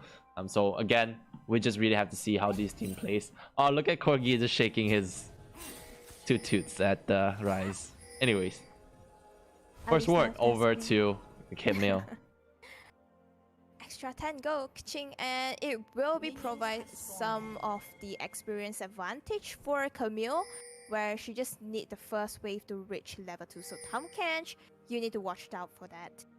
And the thing about Tahm Kench is that we're not gonna expect Tahm Kench to win the laning phase. He is going to be weak, but he's gonna have 2 health bars. So that's what makes top lane Tahm Kench so strong. Most top laners, after they lose half their health, they have to play it safe. But when Tahm Kench loses half his health, he gets even more motivation to keep going, because he can just press that E button and then he gets a sudden shield that is close to a max refill. Yep, exactly. And I think the bottom side, Nautilus just kind of dragged the minion wave a little bit. Not very sure whether they get the first... Oh, they do get the first minion experience, so it's good for Team Toy. And talking about the jungler, both jungle, they start from the opposite side, so they will not collide with each other later on to fight for the scatter crab. It's good, it's okay. It's great for Nocturne. Because the thing is, Nocturne needs to hit that 6 before he really gets that hard ganking opportunity. But before that, anytime before that, he needs to farm. He needs to the only time his main ganking power will be that he hope he lands his Q, and he hope his movement speed is good enough to land to get close enough for an auto attack. But before that, before he hits 6, this is what he has to work with. Yep, exactly. And seems like both top laner, both top laner, I don't expect a lot of skirmishes happening. There will be exchange of the health, but there won't be any big fights until there's presence of the jungler. So not sure whether this. Ooh, you misspoke. Abby going for the fight. Funny you with the great health wants to go for that fight. Gets the knock up. Is it enough to go for the kill? No, with no ignite, that is not a kill. But Abby low on health pops the heal. Will like every single time go when for I that see recall. something and then it'll just Caster go off. curse. I got no other way. Caster I curse. just don't understand. The game we cast, they always hate you. I don't know. I don't understand anymore. But well, seems like Caitlyn, there's a skirmishes happening at bot lane. Oh my god, how did Caitlyn Caitlyn hand over? But yep, Caitlyn handed in the killing as well. So not very good for Caitlyn for sure. She needs to dominate the lane to get the plating using her long range champion characteristic, or else this pick might not be as ideal. Alright, using the shield keeps himself healthy a little bit, but good condemn forces a great trade over to RUR side. Atrocity onto the top side of the river, or rather jungle. Not much to be done there, but get some vision set up. So both teams, the player are not afraid to engage. I would say they are not willing to play safe. Whenever they see a chance, they are definitely go for it. And Atrocity try to make a gank. Don't think he could have made a gank though. The minion wave is a little bit pushed towards the Camille, but Corgi and Olaf is around top side as well. So if you really appear there, it might not be good. Oh, Abby a little bit overextended. Goes for the knock up. Ooh, steps too close. That's a flash forward. Atrocity gets the first blood. And he even had it in the flash. This is so bad for the Camille. That is so unfortunate. And the placement from Funny You on the Tahm Kench on the knock up is just impressive. It's such a slow movement, by the way, that I almost think that it's never worth it to like lock in on a Tahm Kench if you want that knockup. But Funny You just consistently landing those knockups, just really showing the power of a Tahm Kench. Yep, exactly. And there's a good gank. So patience, it does pay. I just thought that maybe Camille thinks that his jungle, the Olaf, is around top side, so why not me being a little bit aggressive, and did not expect the Nocturne to be around top side, because by looking at your own jungler, you could have anticipated a little bit where is the enemy jungler. So she maybe thought that the Nocturne is around the bot side, but surprise, Nocturne is still in the bush, ganking your pretty little face, and yeah, the first blood. Oh, you think Camille is pretty? I think she's pretty. Oh, she's anyways, sexy with the legs though. But she old. But anyways, that's a big king. Yeah, yeah, and this is just great patience coming in from the side of the Nocturne. Like in most cases, jungler, like after you fail that, if you get spotted out, you just back away. But Atrocity sees an opportunity. He knows that he knows that Camille knows that she has the potential to make a solo kill happen. So he stayed around, looked for an opportunity to make that happen. Now level 5 Atrocity. Playing around the vision. Ooh, it's a little risky. Might or might not get spot out. We can't say for sure. He is very sneaky. Really desperately trying to gets make 6. a place. Oh. He gets 6 from the minion dying. Alright, flashing forward into the Zenith Blade. Ultimate coming through. But a good content will keep herself alive. Nothing much will happen. Dredge line comes back through. Double teleport to the bot lane. It is a massive fight coming through. Now it's Cincino uses the realm to try to keep his teammate away, and they succeed in doing so. No That casualties, but That summoner skills all around. Yup. Initially, well, it's definitely a good intent there, but a good flash and cleanse just ensure Vayne herself to be alive. And afterward, there's so many teleport happening. Both mid laners just handed in their teleport, and wow, that Rise ultimate. That Rise ultimate. Like, who does that? Holy. Who teleports into lane and press R instantly? This one, apparently. This legend. This Like, I would legend. say that ultimate is one of the best ultimate I ever seen from a Rise. Exactly. Because most of the time, Rise, they create Come in the for the ultimate fight. to engage. Yeah, Yes, exactly. And this one is for the disengage, and no one dies. Yeah, it's. the I fight. mean, you've seen disengages from Rise. It's no doubt. But it's in the middle of a fight. Yeah, That was exactly. just impressive. I think enough fanboying over this Rise here. Let's look at everything else, because a dragon is up and available. No one's taking it first yet, and it's lasted long enough for Rift Herald to spawn at this point. So at this point, both teams will look at. I think Rift Herald is more important than the dragon. Looking at both jungles pathing, they are taking out the jungle creeps from the top side. So maybe the plan is I will just clear out my upper jungle, and then I'll move forward to the bottom side. And maybe once again there will be skirmishes. They will initiate a gank or a fight to allow the dragon take, because we can see that yes, all players have used their teleport except the Tom Catch. So this is gonna be the variant. Kench indeed, but Atrocity on the top side gets spotted up by the ward. Not much will happen. And Being they spotted realize over. all of this top as well. Oh, Yup. Dredge line. It's a land at bot, but we won't be able to see that. No, but not much happened any other way, so it's fine. Now it's a peaceful phase, but Olaf starting the rift, while Nocturne moving towards the bottom side. But the knowledge is going to try to make a vision very deeply into the enemy's jungle. Most probably gonna spot this Nocturne out. Yeah, Yep, Nocturne there's is a spotted out right there. And this is a huge win for RUR, because look at that, Corky's going up to top side. He's gonna get that knock up. He's gonna get that pushback, and Funny You will not be able to pop that that thick skin in time to keep himself alive. One kill going over to the Corky. Nocturne, are you gonna trade the dragon in return for the team, or else it's gonna be a big lose? But Olaf moving himself to the bottom side. This control ward being spotted out, but here's an engage. For the Leona, nothing much she can do. Nothing much There's no indeed. follow-up. 900 health of instant. Oh wait, it wasn't even a smite, but did get the kill onto the dragon. First dragon going over to Toy. Yeah, it's A-okay. I sacrificed my top Oh, laner. Daijoubu.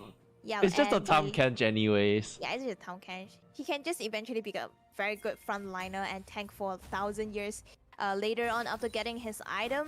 So not a big problem yet. Exactly. But Yeah. they need to be cautious about the next fight, because if Olaf survive from the next fight and make a good gank, which he is going to do right now, Nocturne tried to get a counter gank, but nonetheless he is going to engage very soon, but spotted the Nocturne out, so nothing much they will do yet. Right now, Rise is being rotated down to the bottom side. Right. Atrocity with the ultimate ready to be used. Rise has the realm warp ready as well, so he might. But this is not gonna be a fight. Both side knows that if they start a fight, the other side's jungle is gonna happen. Okay, never mind. I take back what I said. Caster Curse hurts me really bad as Atrocity uses his ultimate onto the Vayne. Vayne would not be able to survive much as Atrocity flashes forward. Meanwhile, Olaf with the axis will chunk him down. It's down. Nightmare will not be able to survive this, but oh no, step into the trap! Oh, And that's a huge critical by the Caitlyn. It was so close to stay alive, but they didn't expect that as a trap. I think there's minions on it, so it's not very obvious for the It was trap, camouflaged. Yeah, and there's 2 kills, total 3 kills on the side of Team Toy. Definitely a good one for the team. They want this Kenny to get some kills, and they don't want this Vayne to grow. He wants to deny all the farm, and here's some, this A little bit of trade Habby using his Q to get a little bit of proc return. Yeah, as well as especially the tactical sweep. Yeah, and this Tom Kenny is having this Bramble Vest, so this Camille can't really heal up herself with this grab, so I'm dying as much. So not a very good trade around top side. And after getting the successful gank at the bot side, Nocturne is gonna turn to top lane once again. I like that. Nocturne turning to top side. He does not have the ultimate ready, but this is a dark space. He can move into the brush and without being spotted. Now the only question here is Abby going to hard push or clear the wave? I wouldn't really assume so, as he wants to try to farm up a little bit more before starting unnecessary fights. Oh, they spotted out the Rise. He knows that Rise is around bottom side. They want to disengage. They want to just get out. But Olaf is also moving towards bottom side, but looking at the ultimate availability, everyone is having their ultimate, so wouldn't be a big problem if really there's a skirmishes happening around bottom side. 100%, and this is interesting because Rice chose to give up so much of the wave just to go down to bot to look for a potential fight. Now look at the CS disadvantage here. Corki 9 CS above, actually it's a 10 because there was a Corki. Oh, hold that thought, a fight happens right there, and then shut down go handed over to the Olaf. Dredge line locks down a little bit longer onto the Leona, but Leona will be able to run right away. Now Rice heading to the bot side. Is this going to be a re-engage? Does seem not like so. Rift Herald charges forward. The turret stays alive. Yep. They just want to defend this turret, and I would say that flash from Nautilus is just amazing, right? First of all, they know 40 minutes mark is gonna hit. They want to place this rift as soon as possible, so the engage is definitely smart. And this Caitlyn is being a little bit uncautious. She knows her teammate is behind her, but she didn't expect so many people. I mean, this Corgi would. It was a surprise party. Yep. Although they realized that the Olaf is around bot side, they realized it because when Olaf's trying to go move in the bush there's a trinket spotted him out, but she did not expect this Nautilus just going to flash and hit her, and all of the ultimate and the skills just plays on her, and she literally just get obliterated. Obliterated indeed. It's just surprising to see that both teams, they're at a stalemate right now. Like Toy showcased a lot of strong plays yesterday, and like right here we see that they're downscaling their aggressiveness. They're playing with a little bit more respect towards RUR, because RUR is a strong team and you don't want to undermine their capability.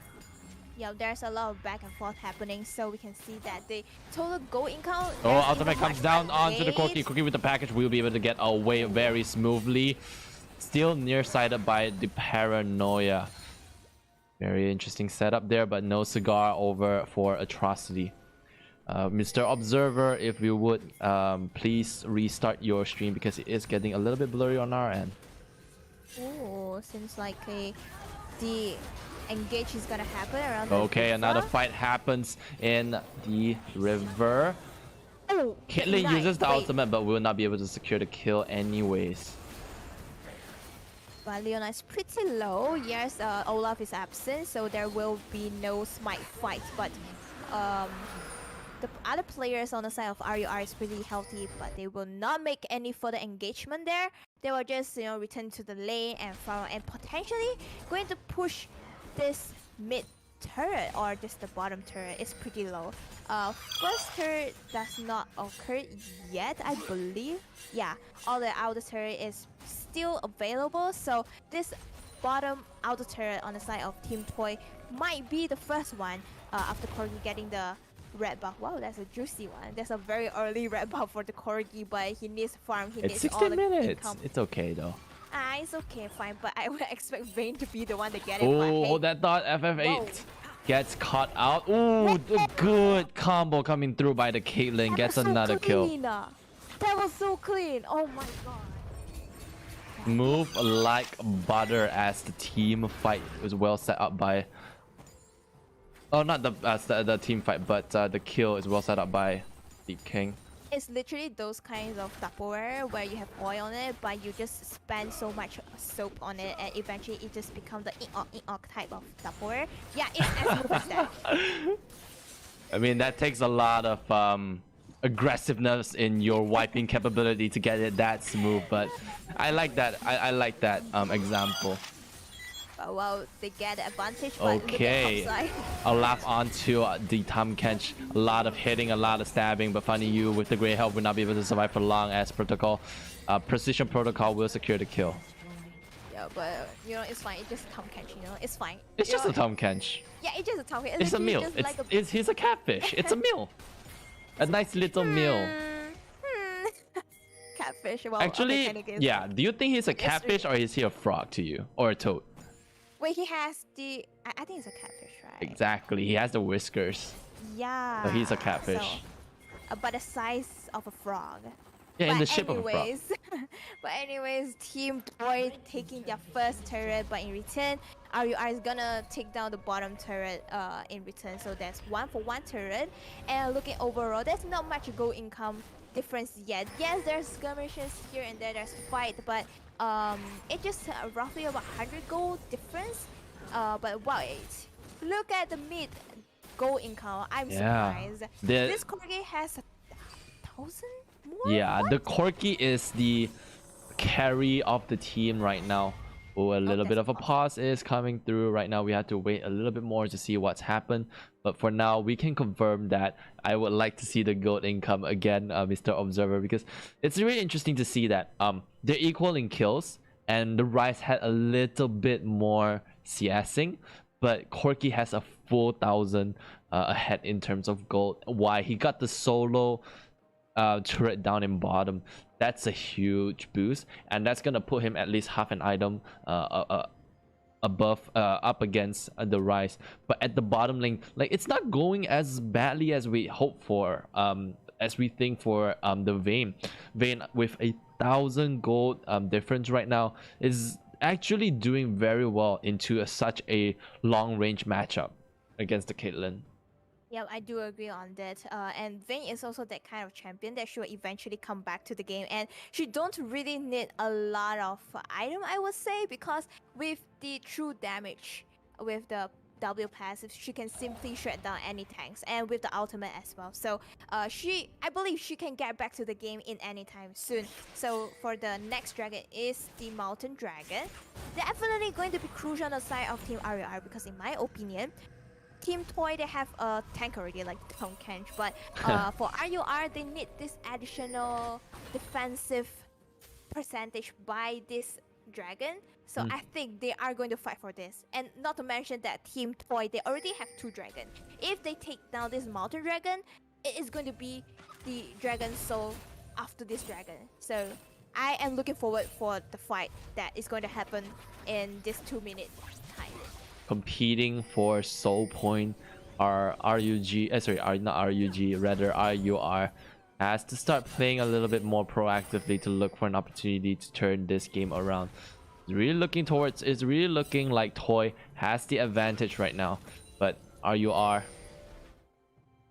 has the Corki, so I think there's a good chance for them to make a comeback in later. Yep, exactly. And I am not very sure why everyone is cramping out at the top side. Maybe they just want to make plays around top. They try to catch this Corgi. Yes, the Leona stopped the recall. And the Nocturne is moving towards Oh, that's a top kind of side miss. as well.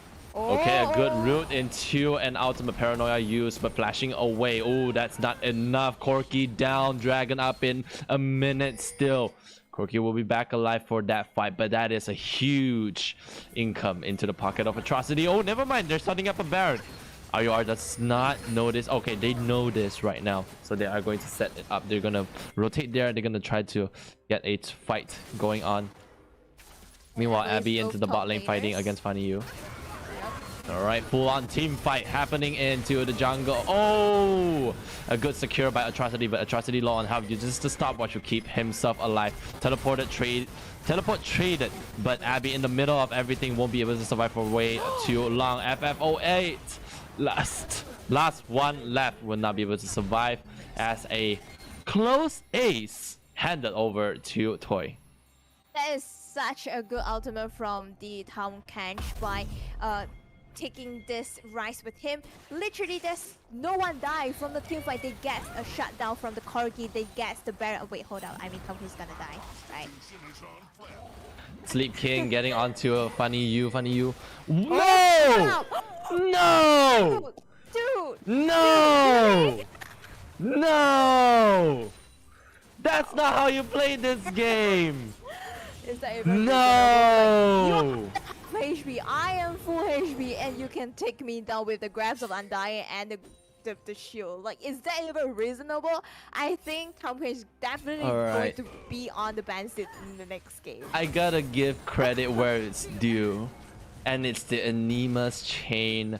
That item is so freaking strong. It just stopped Corki for a full 2 seconds there. It's like Pumpkin's kill with that Anathema's chains. All of a sudden, it's a Morgana Q now. Oh no. And that's really annoying to look at. And that's so... I'm so hurt seeing that happen to Sleep King GG. That is very unfortunate there. But well, back to the start. They have the Baron buff. They win the fight with almost an ace there. And they even get themselves the Mountain Dragon, which brings them to the soul point in the coming game. In the next dragon fight there. So right now they just definitely gonna use this Baron buff to try to push out the outer turret around the top and the bottom sides there. The Caitlyn's peacefully farming in the mid lane. There's a lot of war being placed around the top side because they don't want this pushing action being disturbed by Team RUR, and I don't think they're even there to protect the outer turret. They're just going to leave that and maybe just defend the inner turret instead. There's nothing much that RUR can do at this point. They are getting steamrolled by TOY. 5,000 gold advantage over on the side of TOY. Ooh, a little bit of a skirmish now happening. Using the ultimate, Paranoia will secure the kill onto the Olaf. That Gale Force, without any hesitation, just hit on this Olaf, and that ultimate from the Nocturne, it just built it for. They did not get the inner turret around top side, but in return, they get a kill. They get this outer turret at the bottom side, so there's more goal for TOY. So if they keep on this momentum, I believe they can snowball even further. But Rain and Corki is still going to be a problem if you don't catch them later on in the team fights. You get this Olaf, you get this Camille, but what if these two carries just keep on dealing damage? It won't be good for Team TOY, so they need to quickly get into the soul point. That's extra defense in terms of the MR of and AR. Yep, as well as the mechanism. mountain shield. But yeah, I Yes. want to reinforce on why what the Anathema's chains is. So if the observer can hover over that item, please. I see chat asking about the item. So what Anathema's chain is that you can choose a nemesis to put a vendetta on. So whoever has this effect on, he has reduced tenacity while near you. So that's pretty much what happened because Corki's tenacity was reduced and he was stunned for even longer compared to the normal stance. Right, you can move that mouse away now. Appreciate it, observer. So I would say the item is very underestimated because it wouldn't first, like, no one will take that as a first item, I would say, except Tom Cage. Like, he has the passive, right? So he can proc it even longer. So it tends to get underestimated and people rarely get him out. So quite a lot of people did not being familiarized with this item. Yeah. So yeah, new 100%. knowledge every day. It's an item that this is like that most teams aren't well versed with, and it's just impressive that as soon as they got the Thumb Kench locked in, they already know that Anathema's Chains is gonna be able to earn them a win or two here and there, because this is going to reinforce the fact that Thumb Kench should maintain on the ban list, unless RUR decides to pick it up. He should go. Yep, exactly. Next dragon will be up in 40 seconds. But Team Toy, they're just invading the jungle, placing a lot of vision, and at the same time denying the vision by RUR. So they want to secure, definitely they want to secure this Mountain Dragon soul. But with the map advantage, with the trap, can Team RUR even reach the Dragon Pit? I'm not very sure, but it seems like they are going to make something happen around bottom side. 100%. They are trying to make plays happen.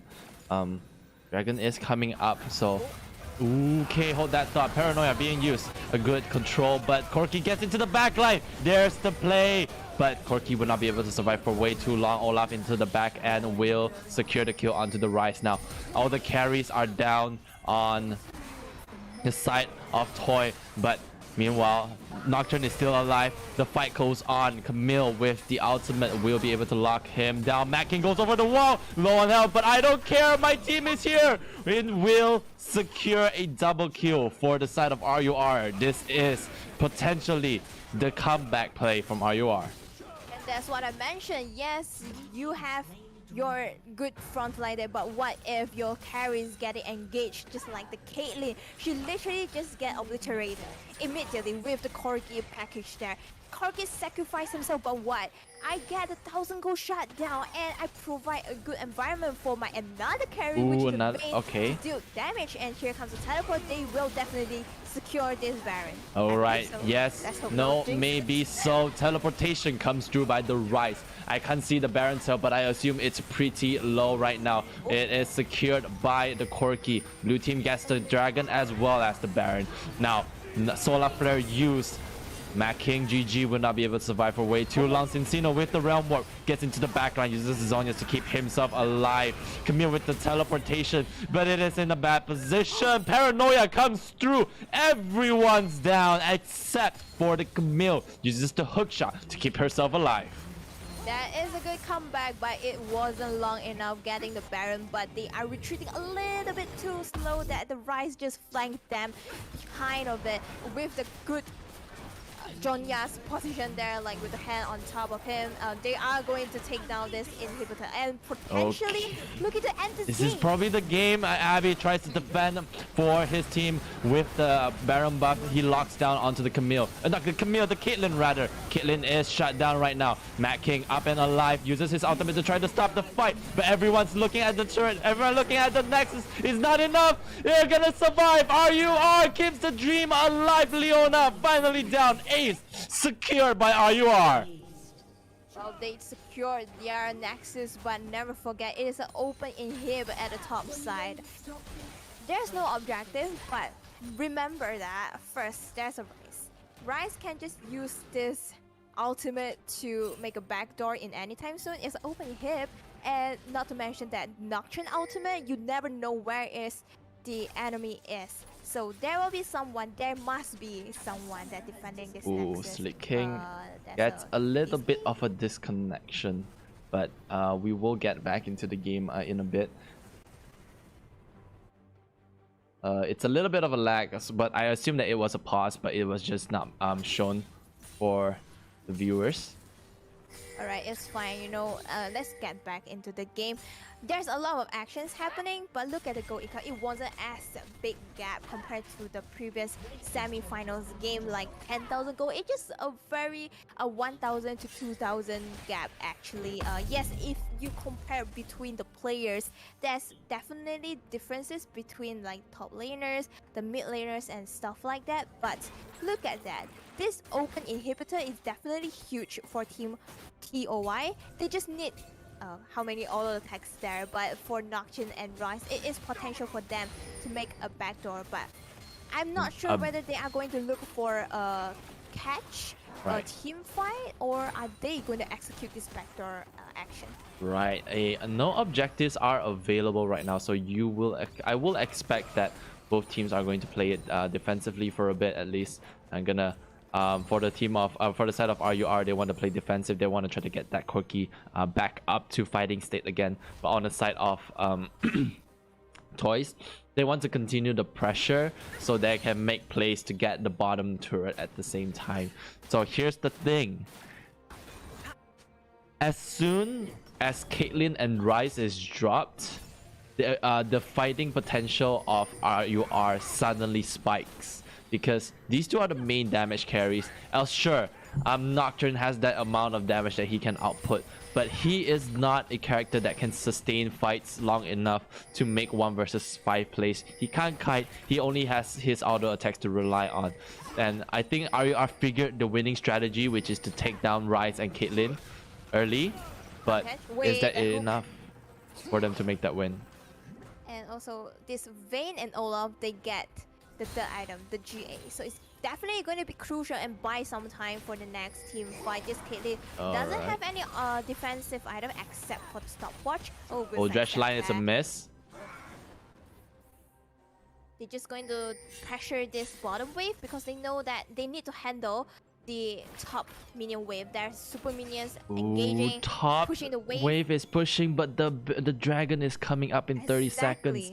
No one can leave. Sleep King has the teleport, so he does opt to go for that clearance, but TOY isn't giving them any chance to breathe. They're gonna continue pressuring the mid wave, and then that will force someone to go to mid and free up the dragon buff.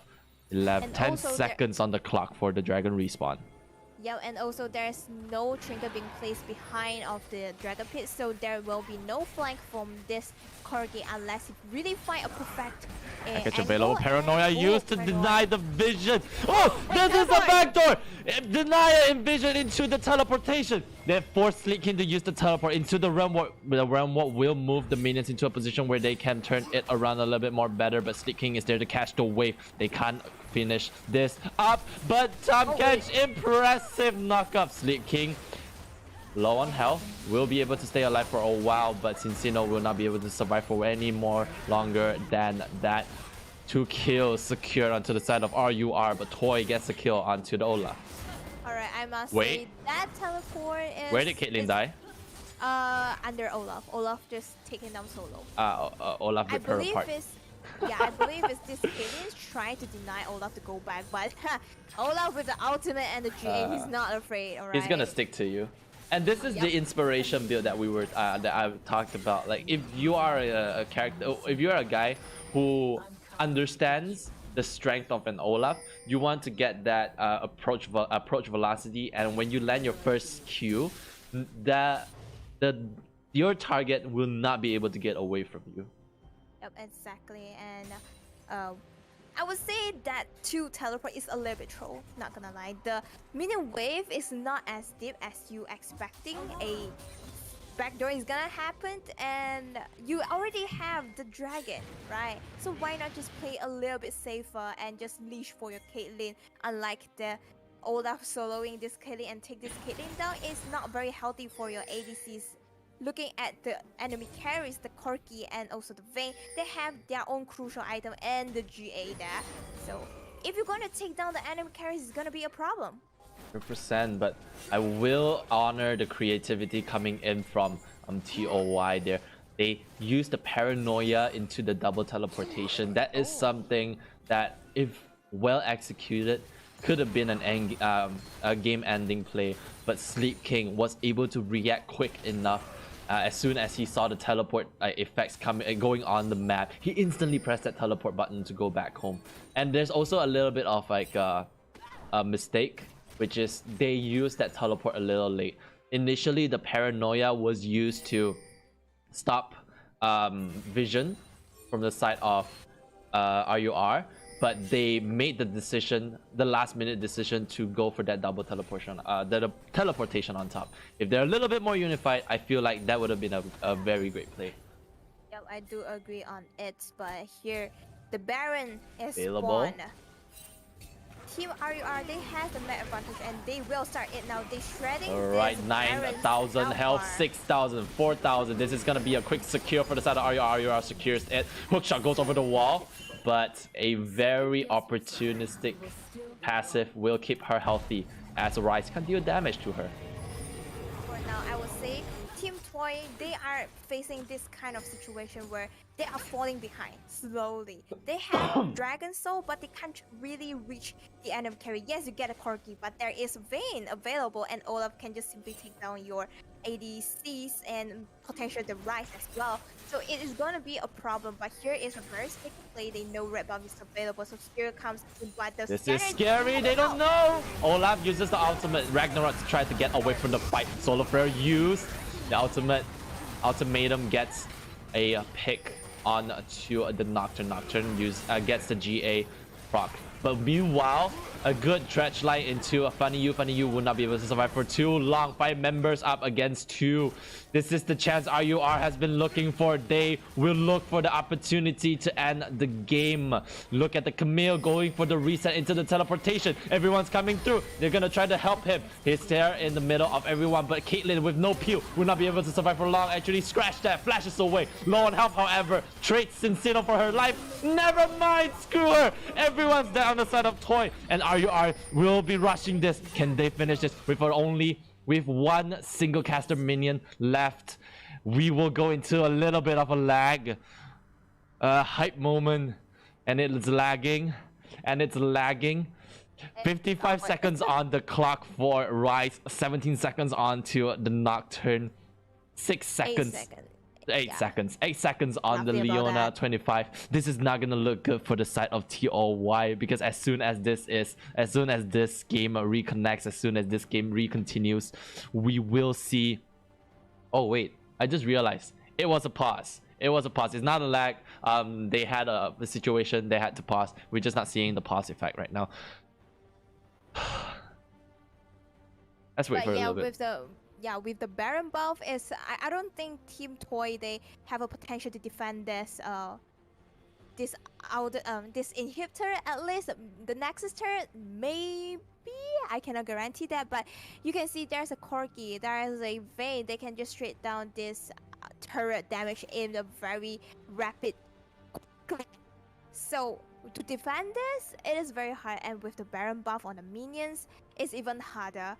But just hope that they can stay strong until at least the Tom Kench or the Nocturnes revive, so they can defend on this, or at least just to make a comeback. They are owning this game so hard. They have 4 dragons. They reached the dragon soul point, but just because of one fight there, the weird teleport that pays them, the top laner, mid laner, and even the Caitlyn is dead, that they can't really make the next movement there. It really just stopped their momentum. And look at the gold differences.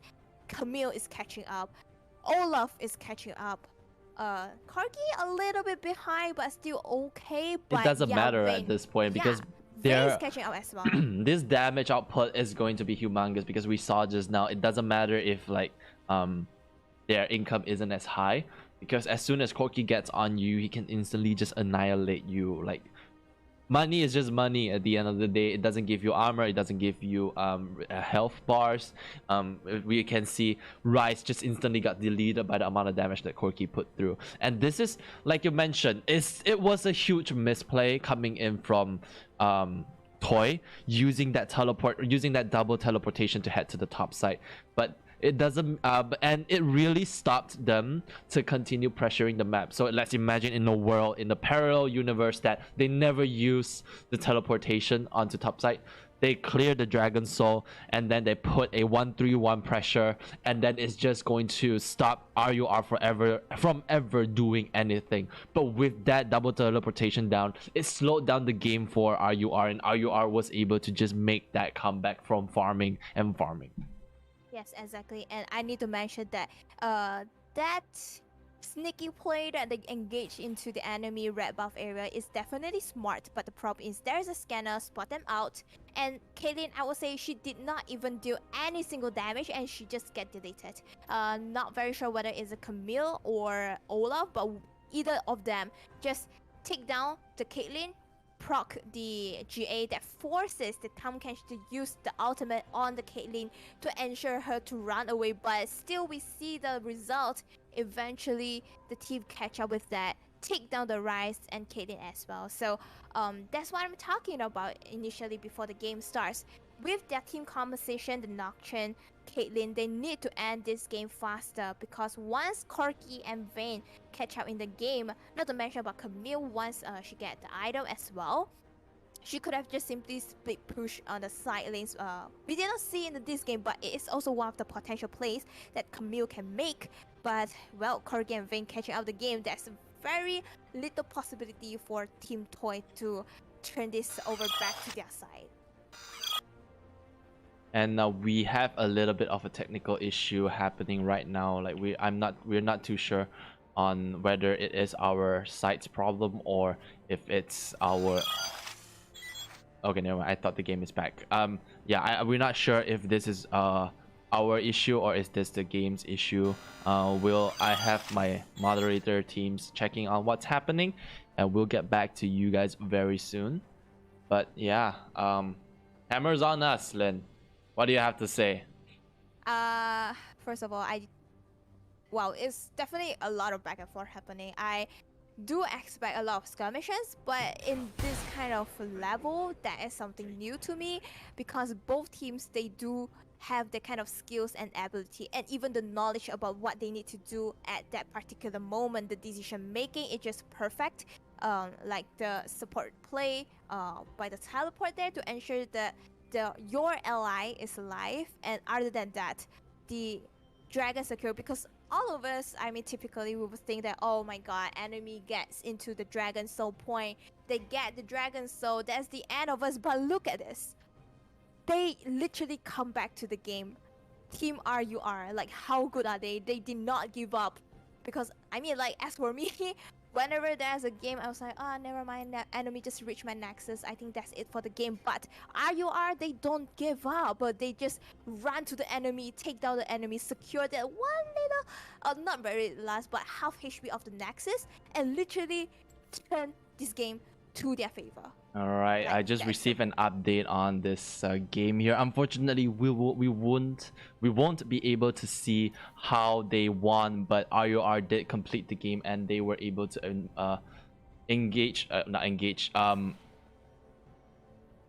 come out victorious, emerge victorious. That's the word I was thinking of. They were able to emerge victorious and they will secure game 1. We couldn't see the end, but it's really close. Yeah, it was around the point where the that fight happened. They got cut out. I mean, Toyz got cut out, and they ended the game from there on. So, right, I think we're pretty much done with analyzing what happened there, and we will continue talking about that game in particular later down. Maybe when we're going into the picks and bans later. But for now, we are going to take a short break, and we will see you all in a bit. Be right back. Be right back. Be white back. Okay, White. fine. Be What? white. What?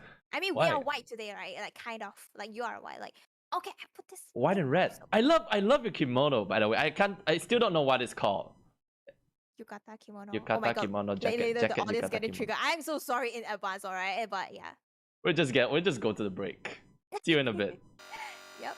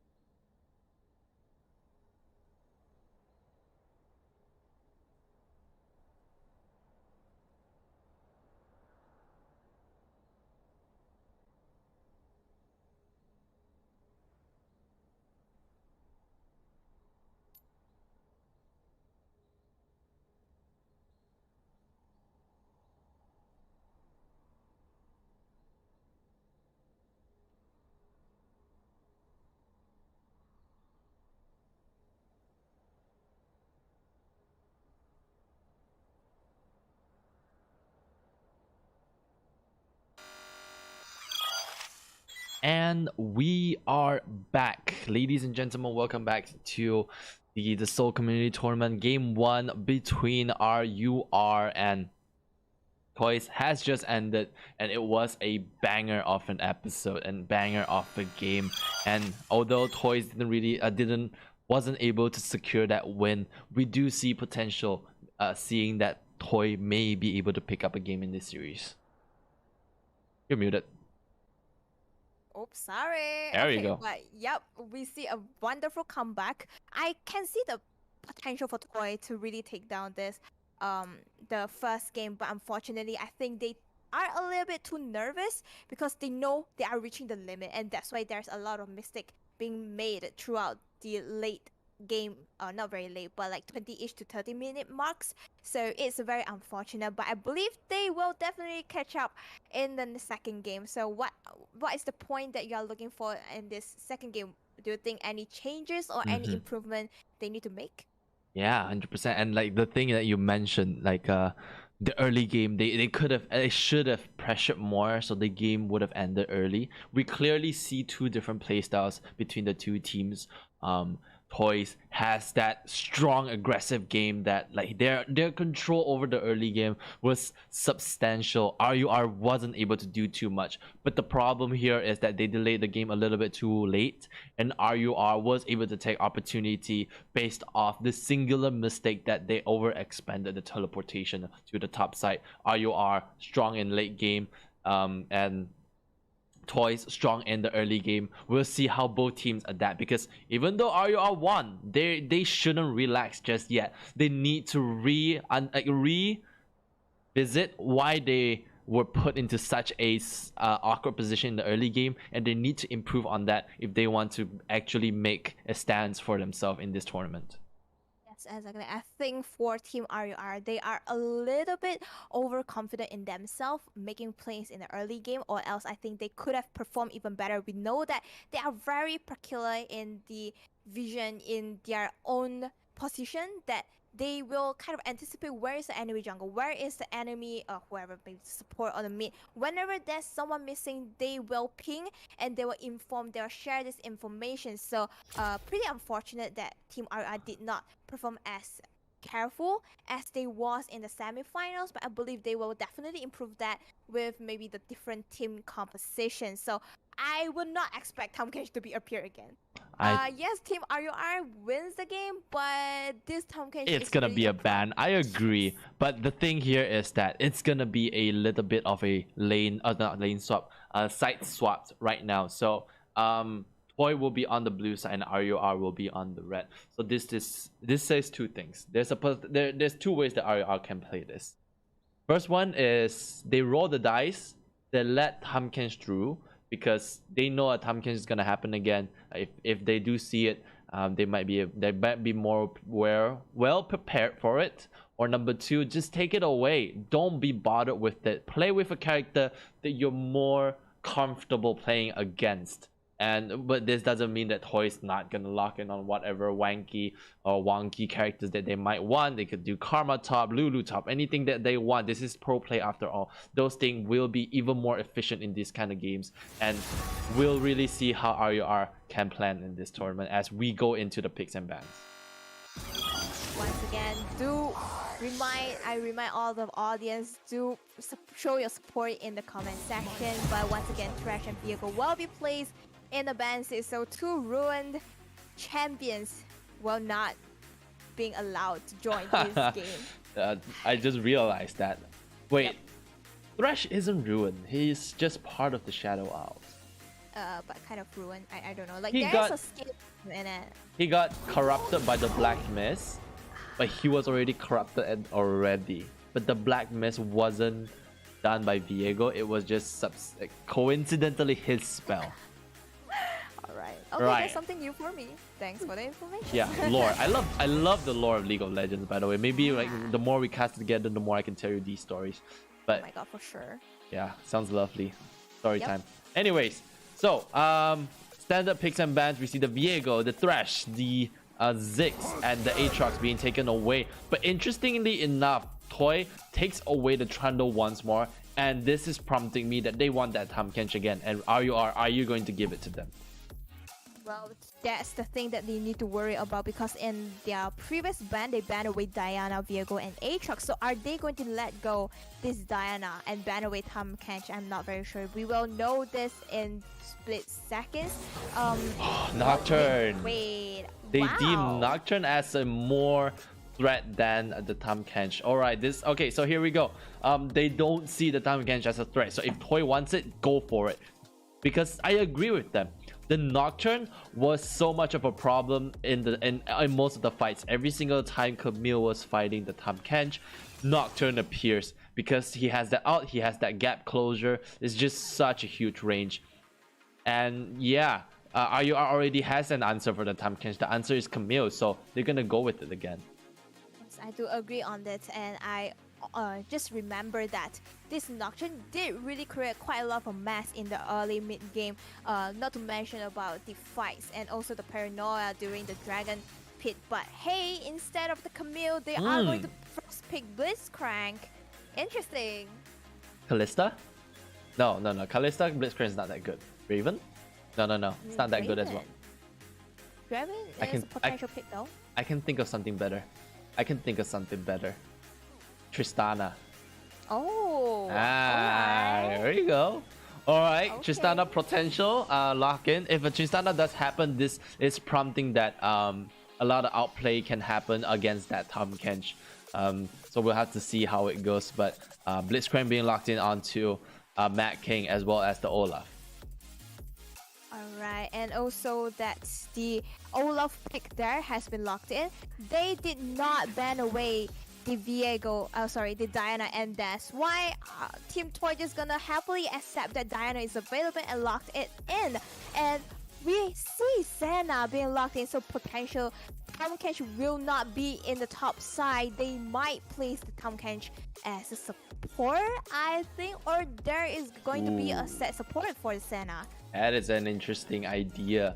The original fasting Senna composition is Tahm Kench with Senna, but the problem here is that they changed Tahm Kench just a little bit. They moved his Devour to his ultimate. That means that you won't be able to keep your Senna alive pre-6. And there you go, Kalista being locked in. Although I don't agree as much, but we've seen FF08 on the Kalista. So if a good setup can be done through Kalista and Blitzcrank, this is gonna be a horrible bottom lane for Toy. Yes, we see how this Kalista conquered it, but once again, LeBlanc will be placed on the ban seat, so we will not see LeBlanc appearing like assassin to clap on this Kalista and Victor together. So I think both teams are just focusing on the mid laner bans. They don't want to allow quite a lot of mid laners that could have roamed around or just to threaten the back line. We know that how powerful this Victor is, but hey, look at that Yasuo, man. Hey, look at that solo kill ban. Ha! Screw that guy. No place for fools. Yeah, you're the fool. Get out of here. Anyways. Alright, so we also see that the Sylas being banned away as well. I don't really see Sylas as a potential threat for Toy's team composition, but understandably, Diana Ultimate can be very threatening. Oh yeah, I want to talk a little bit more about that Diana pick. This is showing that their team Toy has an idea on how they want to play the game, and the answer is that they're gonna slow it down. They understand that their team fight composition just now in that last game wasn't that good, so they're going with a different composition. They're going with a composition that scales a little bit later down the road, so when the late game fights does happen, they can play around that a little bit better. But RUR on the other hand, suddenly goes for the faster approach, going with the Kalista, Blitzcrank as well as the Ola, and this is going to be interesting to see how RUR performs on this faster composition. Yep, exactly. And in return, Wukong, most probably Wukong will be placed at top lane. So Tahm Kench might be the support. Not very sure about it yet. But it's definite now. But there might be a Mozaha pick. Are they gonna lock in? Oh no, a Orianna. very last minute change. Orianna will be locked in. So who will be the one being picked by RUR to face this Orianna at mid lane? And this There's is, no more I than think Toy has the composition well set up here, because as bad as Tamkench Senna is, well, you know, Tamkench doesn't have his W, as bad as that is, we can just turn top lane Tamkench and put him at the bottom. Tamkench takes the CS and Senna takes the souls. So this is providing Tamkench more tanking opportunity, and this is providing Senna with the opportunity to go for that fasting Senna build. But the problem here is your Tamkench doesn't have Devour anymore, so Senna really has to play backwards. If he gets hooked by the Blitzcrank, it's almost a definite pre-level 6 she's gonna be dead. Yeah, exactly. So I don't think this Senna is gonna harass the Kalista and Blitzcrank as comfortably or as aggressive as she could previously. Tamkench is fine, you know, he has the great health bar, so and a shield, so it wouldn't be a big problem for him to just take the CS and stuff like that. But looking at the overall team comp, we have Wukong versus Fiora at the top lane, Diana versus Olaf in the jungle, Orianna facing Azir in the mid lane, Senna Tamkench versus Kalista Blitzcrank at bottom side. So why don't we talk about this Wukong pick towards the Fiora at top lane?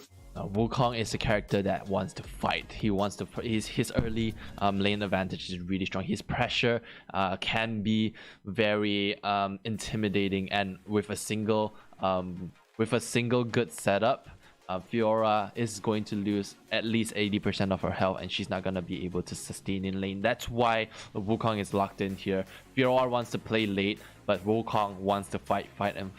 Now the thing is, if the Fiora gets that golden opportunity to parry Wukong's Q, his threat might not be as much anymore, but still, parry takes like 20 seconds to for the cooldown, and Wukong's Q only takes like 3 seconds or 6 seconds in the early stages. So it's not going to be too much of a difference. So I do see Wukong winning very hard in the early lane in terms of getting a little bit more pressure, being able to roam with the Diana a little bit more. But I don't think the Fiora, I don't think AB123 is gonna give Wukong that chance to just get free kills off her. I do agree on that, and I think Fiora really needs time to reach level 6, or at least give her some time. I hope there's no buy one free one situation like we have seen that on the previous game. This Fiora just suddenly becomes so huge because there's a failed gank by the jungler that she managed to trick the enemy and just own that 2 kills in her pocket. But Diana and Olaf, in terms of Diana, I'm expecting her to do quite a lot of ganking. She has, I think, an equal potential in terms of clearing compared to Olaf. So I do expect her to do a lot of things like farming.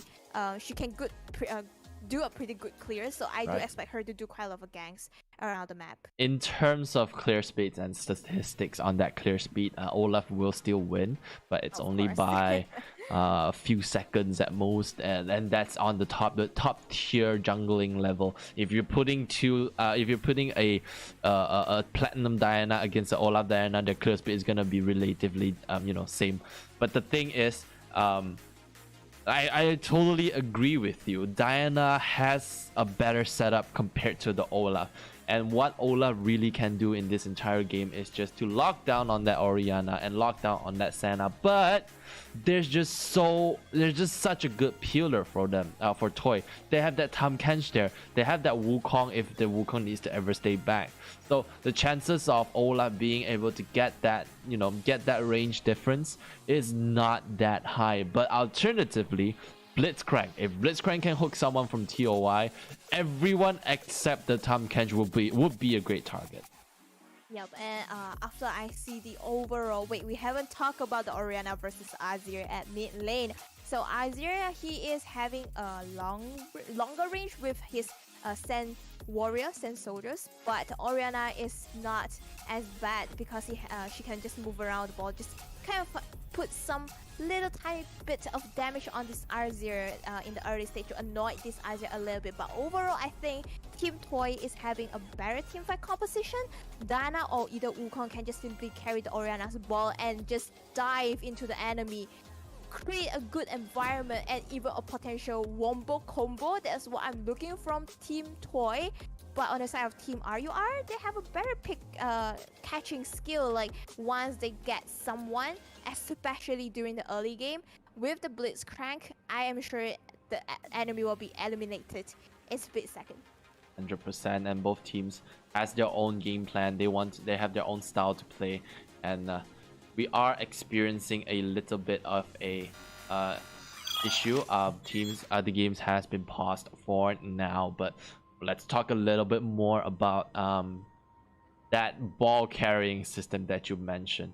Wukong and that ultimate setup, the shockwave setup from the Orianna, it's gonna be massive, but it wouldn't matter if RUR just never joins team fights, because like you mentioned, Toy wants to fight. Their team composition is a team fight base, but imagine that RUR just never appear. Imagine them getting early dragons and then just giving up on the remainder dragons, but instead they chose to split push. That's the game plan that I want to see from RUR, and that's the game plan that I think will lead RUR to this second victory. Yep, I do agree on it. I think Team RUR, they are definitely going to show that the solo laner's ability to split push. And overall, I think there's a good enough leash, and like the initiating champion versus the offensive one, there is quite a balance on the RUR team. Although initially we just think that, oh, Camille should engage, Olaf should engage, but never forget about Azir. This champion is the type where you could have just provide a space for your ADCs, for the carries to deal damage with his ultimate there. And I do expect RUR to make an invade actually with the Blitzcrank there. But looking at the overall team members' position, seems like RUR, they are not going to make any invade. Wait, hold up, there's a Kalista. Okay, Kalista. Oh. Just walking through, he knows that this is a very oh, nah, this is a good positioning. Nice one. Playing around with Fog of War. Gets a little bit cheeky, uses the emote. Now he gets information that everyone's down there. Fioras goes for that vision set up onto the blue. And yeah. Oh, this could actually... No, right? I was about to say it, but he proved me wrong, so I'm not gonna say it anymore. Every single time, isn't it? Every single time, cast the curse. They never let us win. They never let us win. Except for RUR when they won that game. They're letting me win. You know, the prediction. Okay. Well, are we gonna have this fight? Huh. Yeah. Huh. Are you willing to bet something over this? Cookie? Aha! If I win, I don't not have to pay you a cookie anymore. Okay, Or well, at least back to one the less game. cookie. Back Oh. to the game anyways. Oh, wait, that's a denial bit- by the Blitzcrank. It's not game defining, but it's goddamn annoying. It slows down Atrocity by a lot. Then this will just make Olaf's jungle clearance a little bit more smoother. But interestingly enough, jungle aggro didn't really reset on that one. That's just the typical annoying Blitzcrank play, and Senna is not afraid to exchange this when they realize that Blitz don't have the pool, and she's always standing behind the minions, so she is very daring to exchange the health bar to just harass them a little bit. With the, I believe it's Grabs of Undying on the Senna, so it's definitely great for her to restore some of the health back. And now this is like we mentioned, Blitzcrank wants to get that hook down, and as soon as that hook is down, chaos will ensue onto the bottom lane. But the pressure coming in from Toyz, they managed to get level 2 first, and RUR does hit 2, but that does not mean that they can set up for fights anymore. There's a lot of minions in the wave, so you're gonna have to look for a different opportunity. So awkward pick, I would say, for this Blitzcrank. Once you get in pressure, you don't really get a chance to really find a chance to pull, because there's too many minions in the wave, unless you can really find a good angle, make a Ooh, flash Abby kill by with Wait, a hold good up. parry will bring Funny You down to low health. Goes for that pierce, but Ooh. will not be able to do too much as he gives his first split solo kill onto Funny You. And that's pretty good. He used the parry, but it did not stun the Wukong, and that's the reason why he failed in the 1v1. Forces out the teleport. Both top players don't have flashes, so I'm looking for. Oh, goes for the hook, jungle to- misses. Ooh. The range though, that's. It was very really close. Yep. Imagine if that was a thrash Q. Imagine the little Oh. sickle. They would have missed, imagine. but I'm just asking you to imagine it. Yep, just imagine that. And so for both jungler, they wouldn't meet each other in the Okay, scuttle, Matt but King here, does once get an again- opportunity to get onto the Oh, Senna. no. Senna Oh, no. does not have a lot to do. Tries to flash over the wall, but a good hook from Matt King to deny that. Funny you Good timing. fighting with Abby. Abby has the item advantage. Oh no, he doesn't have that item advantage. Go for the flash forward from the side from Atrocity. Picks up, gives another kill onto Funny you. So here's the very awkward thing for Fiora. Yes, she can fight this Wukong, we can clearly see, but once she used the parry and she did not manage to stun the opponent, it is going to be very bad for her. And not to mention that this Diana is around top side, the very good flash to take down this Fiora, just make Fiora a little bit bad in this 1v1 later on around top side. We see this Wukong is getting the first item already. Most probably it's gonna be, wait, I can't, I'm It's not very Divine sure. Tsundere. Divine? It's Sandera, but I like calling it Tsundere. Oh, Tsundere, okay. Tsundere. Tsundere. Yeah. Tsundere. The Divine Tsundere will smite upon you. Alright, But so yeah, he is, uh, okay. Yeah, right. So Divine Thunder, it's gonna be an item that will snowball the pushing capability from a Wukong, because that Sheen proc is gonna do more damage on every single time he press that Q into that auto attack, and that applies just as well onto the turret. This if Fiora keeps overstepping her boundaries, if she just keeps trying to fight when she's not in a good position to do so, Wukong can easily just snowball based off the turret. Yes, I do agree, and we can see from the CS differences, I believe this Fiora is holding on the advantage initially before she make the mistake, and again, that give up 2 kills on this Wukong. But look at the bottom side, this Senna a little bit not very careful that she get caught exhaust, and the perfect timing of the hook. It's not that impactful yet, but it could be a threat for team to play bottom lane. And But at least there's not much summoner spells being used, you know, there's no flash and heal being burned, so 100%. they could have fight in the next coming fight. But look at that, Blizz and Kalista roam, they are going to make an invade once again. Wow, very aggressive, but nothing left for them actually. Okay, Olaf and Diana get spot out, and that's something interesting that I want to mention is that Diana is just camping top, and the better part of this all is Abby recognizing that he might get camped, stays safe, doesn't go for those aggressive plays as we see as we have seen earlier. But I do understand why Diana just keep on staying around top side, because top lane, the Wukong, is the one that having The volatile advantage. matchup. Yeah, exactly. Well, on the side of the bottom side, are you expecting the Tom Kench Senna to win this Kalista Blitz in the early game? I don't think so. So, most probably this dragon is gonna be given up and give it towards Team Arya. Maybe, just maybe, but seems like they have some initiation on this dragon. Initiating. I like that. Initiating. Like with a Initiating. THING. But yeah,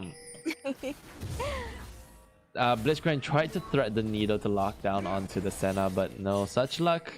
But yeah, this game is actually surprisingly going a little bit slower than expected. 7 minutes in, both sides are playing around the vision, and the Senna is actually getting a lot of opportunities to set herself up, Well, I think because this game, yeah, sorry. it's- Blitzcrank isn't really getting a lot of opportunities to get that fight starting. I do agree on that, but here comes the Diana. Once again, sneak into the bush, trying to make plays, but Olaf could catch up with that fight, and Orina is having this teleport. She's preparing to teleport. Like she's staying in the base, preparing herself if there's a need for her to teleport, but I don't think there will be any fights yet. But Yo, Kalista, you need to be careful. And there's a solo kill. Wow. Excuse-moi, what happened? Atrocity spots out FF08. As soon as you overstep, you're gonna be dead. FF08 tries to flash away, but will not be able. Oh, actually survives. Okay, never mind, not anymore. Teleport coming through. 3 members down, 4 members down into the bottom lane. Fight ensues. A Devour to try to keep his ADC alive would not be able to do much of that. Actually, no, the ADC survives. I thought he died. Never mind, my bad. But trades the Diana now in the middle of everything. There's so many flashes, literally like 8 players giving up the flash. No matter to engage or disengage. Definitely a good plays from the Azir, but it did not get much in return actually. So overall, I would say it's still a win for Team Toy because they executed earlier. Diana is hiding in that bush for so long that I don't think Kalista even realized that. She's pretty confident because her team is catching up, but never realized that the Diana is hiding in the bush and just engage on her, didn't even have time to react. But they are going to take down this Cloud Dragon, the first dragon of the game. The first dragon of the game is Cloud, and that means that we don't get to see that Cloud Soul that you hate so very much. I don't hate it, it's just not as useful as other dragons. Yeah, but yeah, it's just really this is just starting to look a little bit worse. Worse for wear for RUR, because the game plan for them is they want to play that early team fighting, early fight. They want to get that early advantage. They want to get that snowballing happening. But the problem here is that Toyz at 10 minutes is actually having the advantage. They are not giving the opportunity for RUR to make that play happen. And the longer this game goes, the harder it will be for RUR to make those flashy plays. I do agree on that, and once again they are going to look for a chance to make some engage in the mid lane. Here comes the Blitz. Oh, Tone. Oh, never mind. Whoa, nice steps. Oh, my huge goodness, shockwave gets macking all the way back, but is that enough? Wow. The answer is yes. Protocol tag gets the kill. Literally 1v3 and gets 1 in return. Like, dude, Kalista still has heal, still has the ultimate, but I don't think she has the reaction time, or maybe she just don't want to waste the skill on that person there. I'm not very sure about that, but overall, you make a gank there, you get nothing in return, you give up on the top turret, and you let your ADC suffer. Deny so much CS away because she just, I mean, Oh, another fight comes through. Diana uses the ultimate, Oh, no. will be able to lock down onto the Olaf. Olaf will not be able to survive that fight, but meanwhile, a bot, a blitz hook, but that doesn't mean anything as a very tanky Pumpkinch will just waltz away. Wait, is this Rift gonna knock one more time? It's going to. Oh, Alright, never mind. Azir is there. But still, it's good enough for Team Toy. They get it. Inner turret and outer turret around top side. They free the Wukong to roam around and potentially just go to the bot side, make plays happen. Wukong still has teleport, so even though they don't have the need to make plays, he can let this Wukong literally free from at top side, pressuring. He has the power to conquer the top lane. So finally make the joke, but yeah, he has the ability to bring ahead from this Fiora. Like, look at that, he already completed the divine, but and also like 2,000 gold ahead of this Fiora. He is huge. He is a So monster right now, and I'm not saying that because he is a huge monkey with a stick. That would be very monstrous to look at in the face, but that is a humongous lead that he's going to continue pressuring the Fiora. Fiora won't be able to do too much against that. Although Fiora has the CS advantage, but that doesn't mean much at this point. That's let's look at the gold in general. 2 turrets and 4 kills for the Wukong. Very And the scary. complete platings. Yep. Yeah, turret platings, of course. Yeah.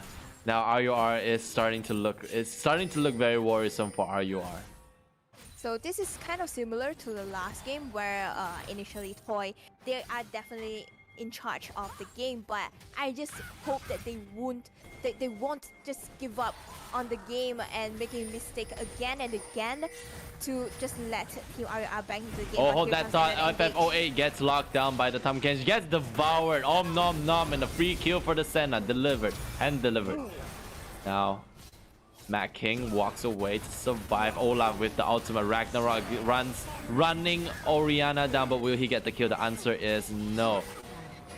Kenji's still there. Kenji's still there. Indeed, Fiora with the teleportation will take down the Orianna, but in the middle of everything, she will not be able to survive for way too long. As another kill onto Abby. Sent forward for the Senna.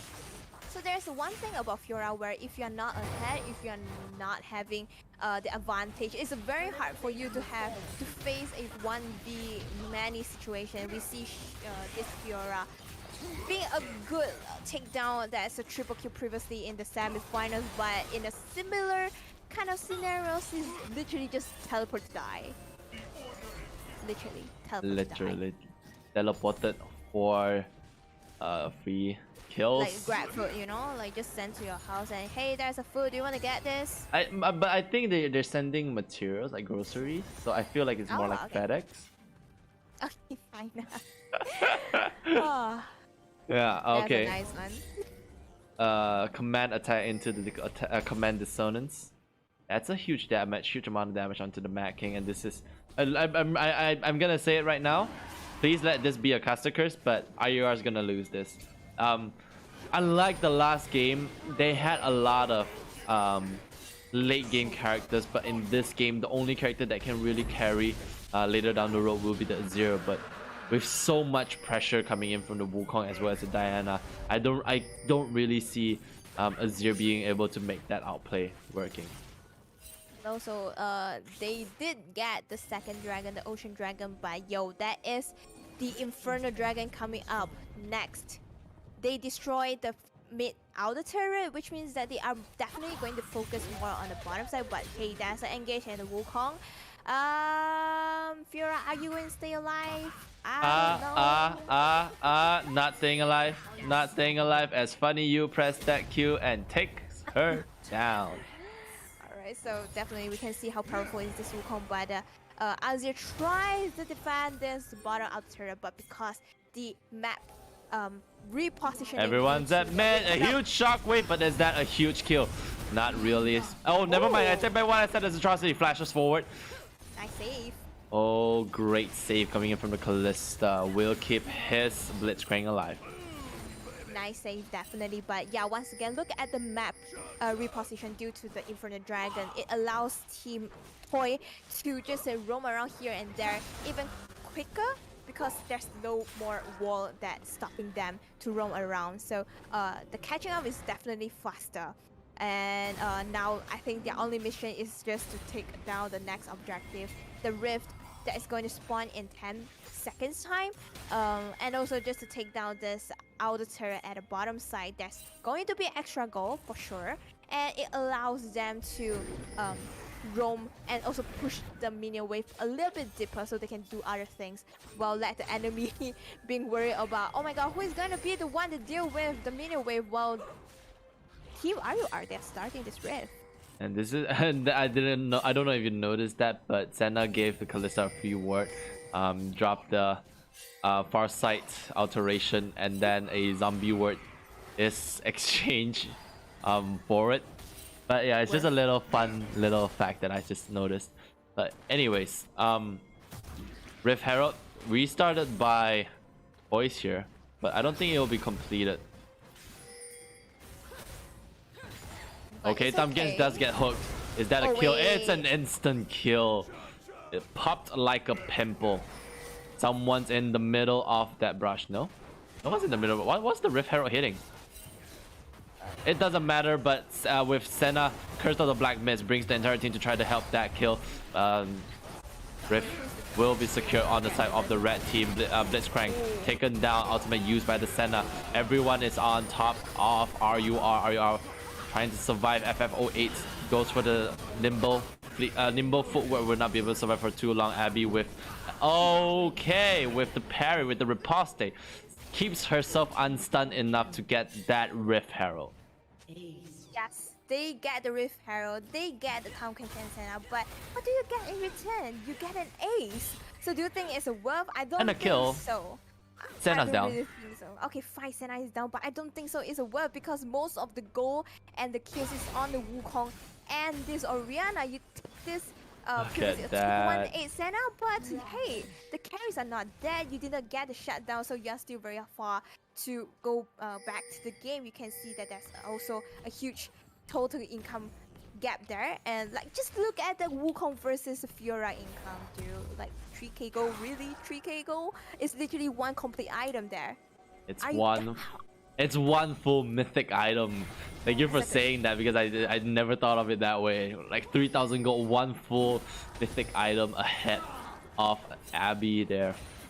Yeah, exactly. So you deal with the Senna, so what? But anyways, I really need to point out that that's what the thing that we mentioned about Team Toy. They have a very good team fight, team composition there. Yeah. So once they reach into a team fight situation with the ball, with the one-ball combo by the Diana. Oh my god, suddenly it becomes Diana, but Diana and That's the Malay Wukong? pronunciation. Okay, fine, but it's gonna be perfect for them. Fiora's holding on to the Rift, but User Wukong reported to tries keep engage there. herself unstunned. Funny you tries to get away with the ultimate. Sleep King. Oh, good. Oh my god, good clone getting away, but in exchange, Senna oversteps her boundaries as Maggie Hotcup tries to get away.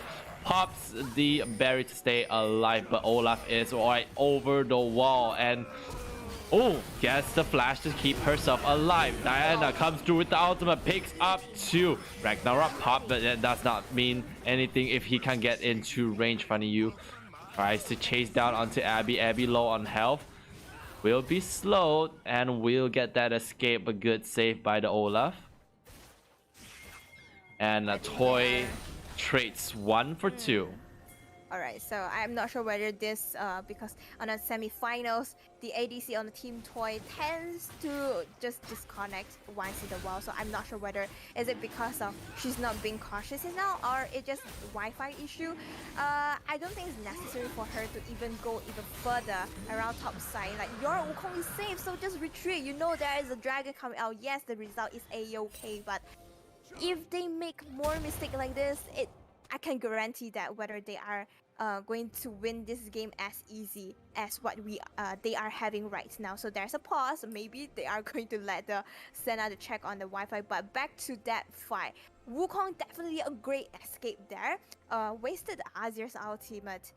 Senna, let's not mention about it again. I think the ADC is also quite sad as well with the result. But that combo, that Diana jump in ultimate with the Oriana Ball ultimate, that is so good because Kalista just get deleted, I think together with the Blitzcrank, which left 3 members of RUR left, and they don't really have any ability to fight anymore. As you don't have the ulti, Olaf, you can say so, but Wukong is catching up, dude. So, well, overall Yeah. it's a good fight for Team Toy. 100% Toy maintaining the pressure with 8,000 gold advantage right now. We see a little bit of a pause. Not too sure who's getting that reset happening. I would assume it's the Senna because he does seem to always have that disconnection issue, but it's no matter for us because the game continues as Olaf continues to get the wave at the jungle. Alright, and one thing I need to point out is Fiora, he gets the rift, but where? Like, how are you going to place this rift? Top lane? Like the waves keep on pushing towards your side, right? And once you just overextend it a little bit over the river, I'm sure this Wukong is gonna smack you. So if you think that, oh, maybe I can place it on the mid lane, but Senna is there to get a Pumpkin, and no way you're gonna put it at the bottom side because Oriana is there as well. So which lane are you going to put this rift? The rift is on the timer. It's gonna gone. Oh, wow, Very that's soon, a flash. 100%. Wow. This is not gonna go too well for how the Rift Herald will be played. So what's most likely going to happen is that Abby's gonna look for an opportunity. Oh, never mind, no opportunities be done because Funny You gets onto Abby. Abby low on health, uses the ultimate to try to keep herself alive. Procs the ultimate, but is that enough? Oh, Sen ultimate comes through, keeps the Wukong healthy enough to lock That's down pretty close. on that kill. That's pretty close, and this Fiora doesn't even have an execution of what Wukong has, and she's so close to take the Wukong down without that Senna ultimate. there's a chance. But now Team Toy, they are turning to this Baron take. They have the number advantage, but within Alright. 15 seconds, Fiora has a TP. Maybe she's gonna join the fight as well. Alright, teleportation come through by the Wukong. Wukong is in the middle of the fight, 4,000 health. A good pull by onto the Senna will force Toyz backwards a little bit. Gets a little bit of regen onto the Baron buff. Baron buff down to 2k health. A attempt to make the steal was made, but the attempt was a bad as Flash wasted, can't stay alive, but FF08 gets locked down by the Diana ultimate into another shockwave follow-up by Cincino. Great setups left and right on the side of Toyz. Pressure will continue with the Baron buff and a huge minion wave.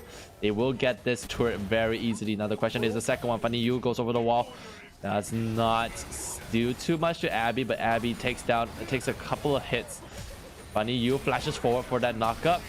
Ooh, another good clone positions himself puts himself in a position that he gets a double knockup. An ace comes through for Diana. Baron buff still available. Is this a potential? And the answer is no. They will choose to go for a reset. Because they know that it's fine for them to drag this game a little bit longer. They still have the potential. There's a Senna there, so it's okay for them to not to rush, because once you rush, you make a mistake, just like what they did last game. They doesn't want the mistake to be done again, so going back, refresh, maybe focusing on the bottom side. Since the mid is an open inhibitor, they can take down this outer at bottom side and maybe move to the dragon, because dragon will be up in 2 minutes. 100%. Now this is a problem for RUR. There's almost no ways to make a comeback. You want to fight, they're gonna turn it on you. You want to split push, they're gonna pick off your Fiora, or they're just gonna pressure your mid lane so hard that you have to give up on the split pushing idea. There's just no correct answers for RUR anymore, and this game just continues to look grimmer for the side of RUR. Oh, it's just a matter of time, and I just wish that for those carries that is holding on so much bounty, such as Wukong and Aura, they don't make any mistake, because it could be the crucial factor for Team RUR to come back if they can take down these two carries. But seems like they are going to utilize the final bit of Baron buff to push all the way at bottom side, with trying to look for a chance to make a hook, but don't think he can even find a chance. The Oriana ball is there. Once he make an engage, I'm sure the ball is gonna disengage there. And Wukong doesn't have the teleport, but still going to pressure around top side there. I mean, Baron Just buff to is force still Fiora away. available. That just having the wave there is going to pull some of the forces away from RUR. They don't really need the Wukong to go for a turret. 4 members. Much lesser than a kill. Funny Yu continues the pressure onto top side. Look at Abby, no health already because of the range of Q. Funny Yu continues the pressure. It will be maintained. Matt King as well as the Olaf tries to help their top laner out, but that was really close. I thought the cannon minion was about to get it. Like, they are just going here and there. They just, like, Team RUR, they doesn't know what they need to do. There's people pressuring around bottom side, and Wukong is already taken down. Oriana being exhausted into the knockup, but that does not mean anything, as remainder of Toy will follow up. Kalista low on health, but Senna with the max range will be able to take her down. Ragnarok parked, tried to get over the wall, but you stayed in range for the ultimate. You take the damage. Knock up by the Dumb Kench, will not be able to survive much longer. Gets rooted. Sleep King drops himself down. Fiora gets into the fountain, keeps herself alive, and game 2 goes over to the side of Toy. Wow, that is definitely a good comeback. That, like, Team Toy, they know what is their mistake. They know that what they need to change a little bit, because they are actually holding on so tightly on the game 1, but they just, let the chance away. But they make a very good comeback. Looking at the state there, Wukong, such a monster, didn't even die once with 11 kills on him. Like, look at the total damage dealt. 20,000? What? Hello? What? I like that you what okay? from you, because that was indeed impressive from the side of Toy, and it is really showing us that they are these two teams, these two top competitors will not let go of the title. They are going to try their darnest and their best to get that game, to get that dough for their team. And for now, we will go back into a short little break. It's not going to be too long, and so stay. Don't go too far. Maybe go grab some popcorn. But we'll see you in a bit. Be right back.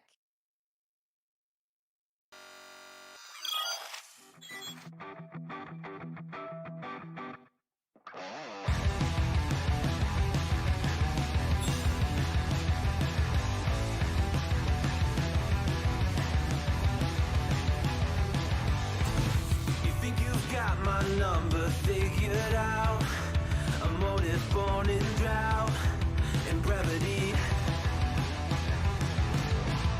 And if I'm not the soul of your design, I blatantly decline your remedy. Don't box me in. Don't, or I'll leave. I'd rather be a dreamer. I'd rather be free. I'd rather be a leader. I'd rather be a queen. I'd rather be a singer in a trashy cover band. I'd rather be a closer. I'd rather be clean. I'd rather be a poser in a magazine. I'd rather be pretty much anything else than your machine.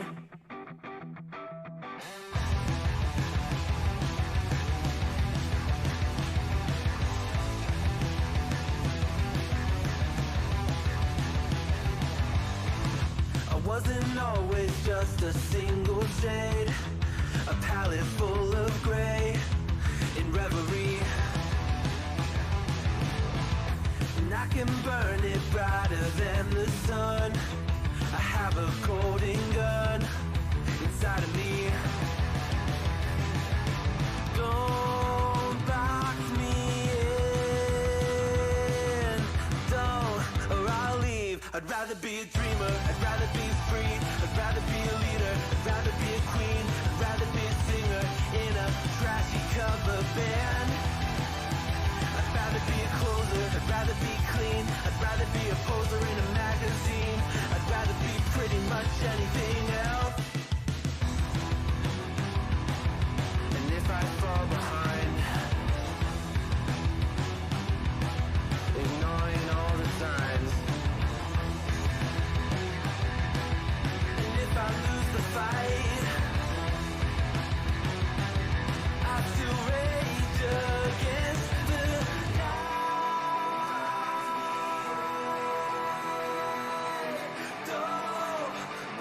I'd rather be a dreamer. I'd rather be free. I'd rather be a leader. I'd rather be a queen. I'd rather be a singer in a trashy cover band. I'd rather be a closer. I'd rather be clean. I'd rather be a poser in a magazine. I'd rather be pretty much anything else than your machine.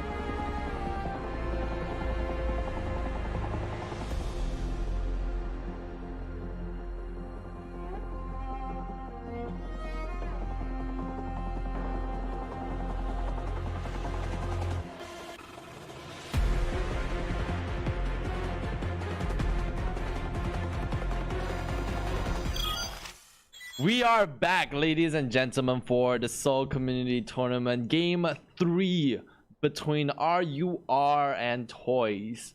This is just looking very interesting right now because each team has their game, and we've seen the particular playstyles. We've seen that RUR likes to play that slow game, but Toyz is really proving that they can play both the fast game as well as the slow game. Yeah, I do agree on that. And but I would say that on the last game, definitely the Toys is performing better. Like they know what is their strength, they know what is their weakness, and they did not expose their weaknesses to Team RUR. They're holding on the strength so good that they don't allow Team RR to even come back to the game, like not even letting go the Wukong or just the Orianna shutdown until the very end of the game. So that's something that I really need to give compliment to. But on the side of RUR, I don't think they it's gonna be a little bit harsh, but I don't think they know that what are they even doing. Alright? So Exactly. I was like, about to bring initially- up that Like, point. yeah, initially you can see that the Fiora definitely is going to having a fun time with the Wukong, but after that 2 deaths, I think that Olaf don't know what he can do or what he needs to do, and this just brings back my previous point that you need to know which side of your team is the one that you need to focus. Are you going to focus on the top? Are you going to feed your Fiora to become the strong PP one solo player that can literally 1v5 split push person, or are you going to focus on your Kalista? They did a pretty good job in the semi-final when they picked the Kalista with Nautilus. There's no Nautilus, but there's Blitzcrank in this game. But they do know that they need to provide some of the advantage for the Kalista. So there's a Sinjao level 2 gank. But Olaf, I don't really see there's a lot of things that he did actually. I'm sorry to say that. 100%. I totally agree with you. That Olaf pick was very awkward. The problem here is that you locked in that Olaf last game to counterplay against the Nocturne. I understand that you have that potential to clear your jungles even faster than a Nocturne, and then you can make ganks according to how a Nocturne plays. If Nocturne fears you, you play that Ragnarok card. But in this game, you locked in into an Olaf blind, and you kept Diana open. You're just giving the enemy tools to set themselves up for victory. Now, the other questionable thing is why the Blitzcrank lock-in. Nautilus was still open. If you're going to go with a Kalista, why not keep the Nautilus? Why did you choose to go for the Blitzcrank? It just didn't really make as much sense. And alternatively, we're not against locking into Blitzcrank, but you should go with something with a little bit more power when it comes to team fights. Not a character that relies on hitting 13 of her auto attacks before pressing a skill. Yeah, I do agree on that.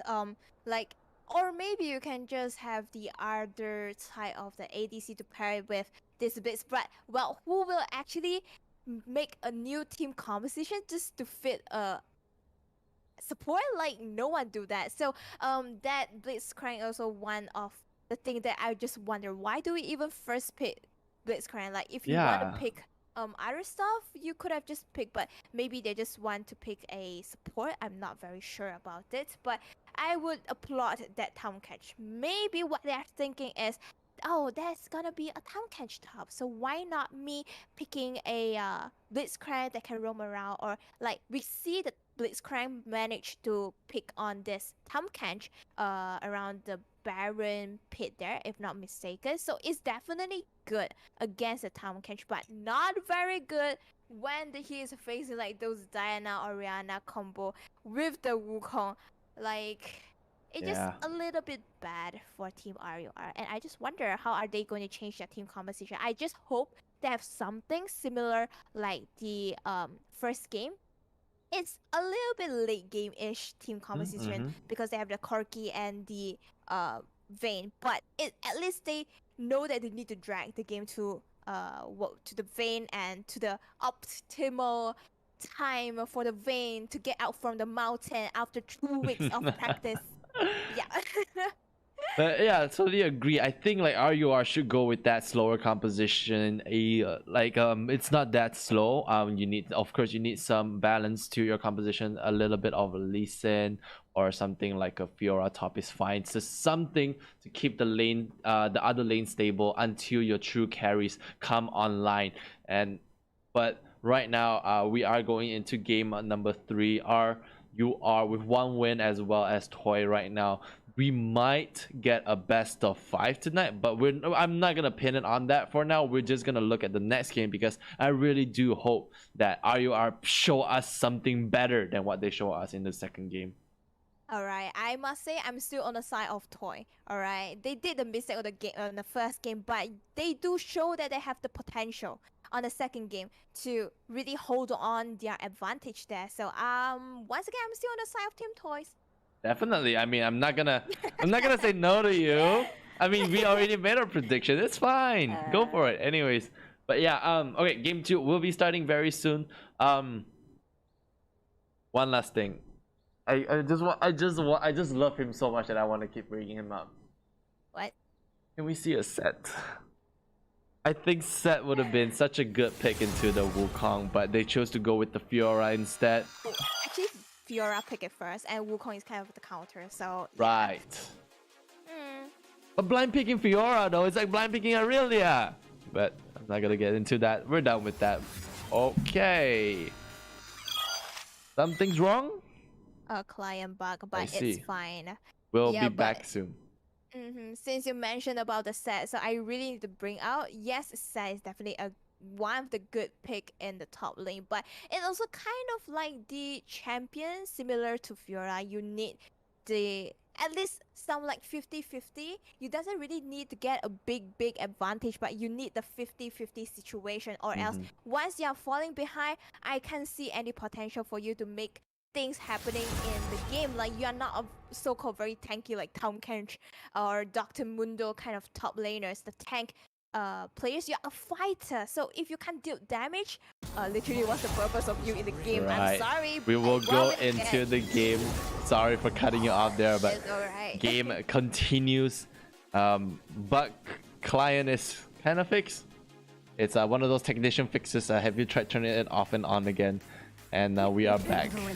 Now, Viego, Diana taken off the board, and rightfully so. Do not give Toy that Diana again. So it seems like for Team Toy, they are going to stick with the bans that literally the first 3 bans throughout this game is Trash, Ziggs, and Trundle.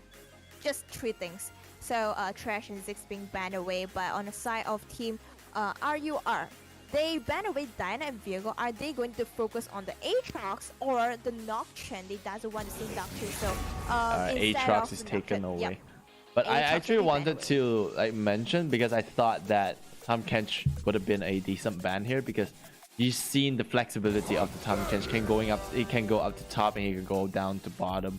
And Toy is definitely in their comfort zone, taking away that Trundle. This is saying that they still want the Tom Kench. What are you gonna do? Are you gonna take that Tom Kench for yourself, or are you just gonna give it and then find the counter afterwards? Well, seems like Tom Kench is not a champion that Team RUR even consider about. I Yeah, don't, we haven't seen yeah. them consider it. Exactly, and I would say Tom Kench is not really a problem. We can see that the Wukong, Diana, and Orianna is the main problem last game. Yes, the flexibility that you can flex it to the top or the bottoms or the bottom support, but it's not really the main problem, because we see the Wukong, Diana, and Orianna is the one that makes the problem for Team RR. So Sejuani will be the first pick, alright, and Gwen. And Olaf immediately being picked away. Wow. This is really interesting to see, because I didn't thought about the potential of first picking Sejuani. I don't ever think of it as a priority pick, but RUR says that maybe they're not thinking of her as a priority pick, but more like they want to hide their other picks because of how important their remainder players are going to be. Jungle isn't necessarily the strongest point, but with a little bit of tankiness, he doesn't need to be good. He just needs to be able to be there to land the stunts and be able to tank for his team. And we see the Leona as well as the Ezreal being hovered. I think Ezreal pick will be great here.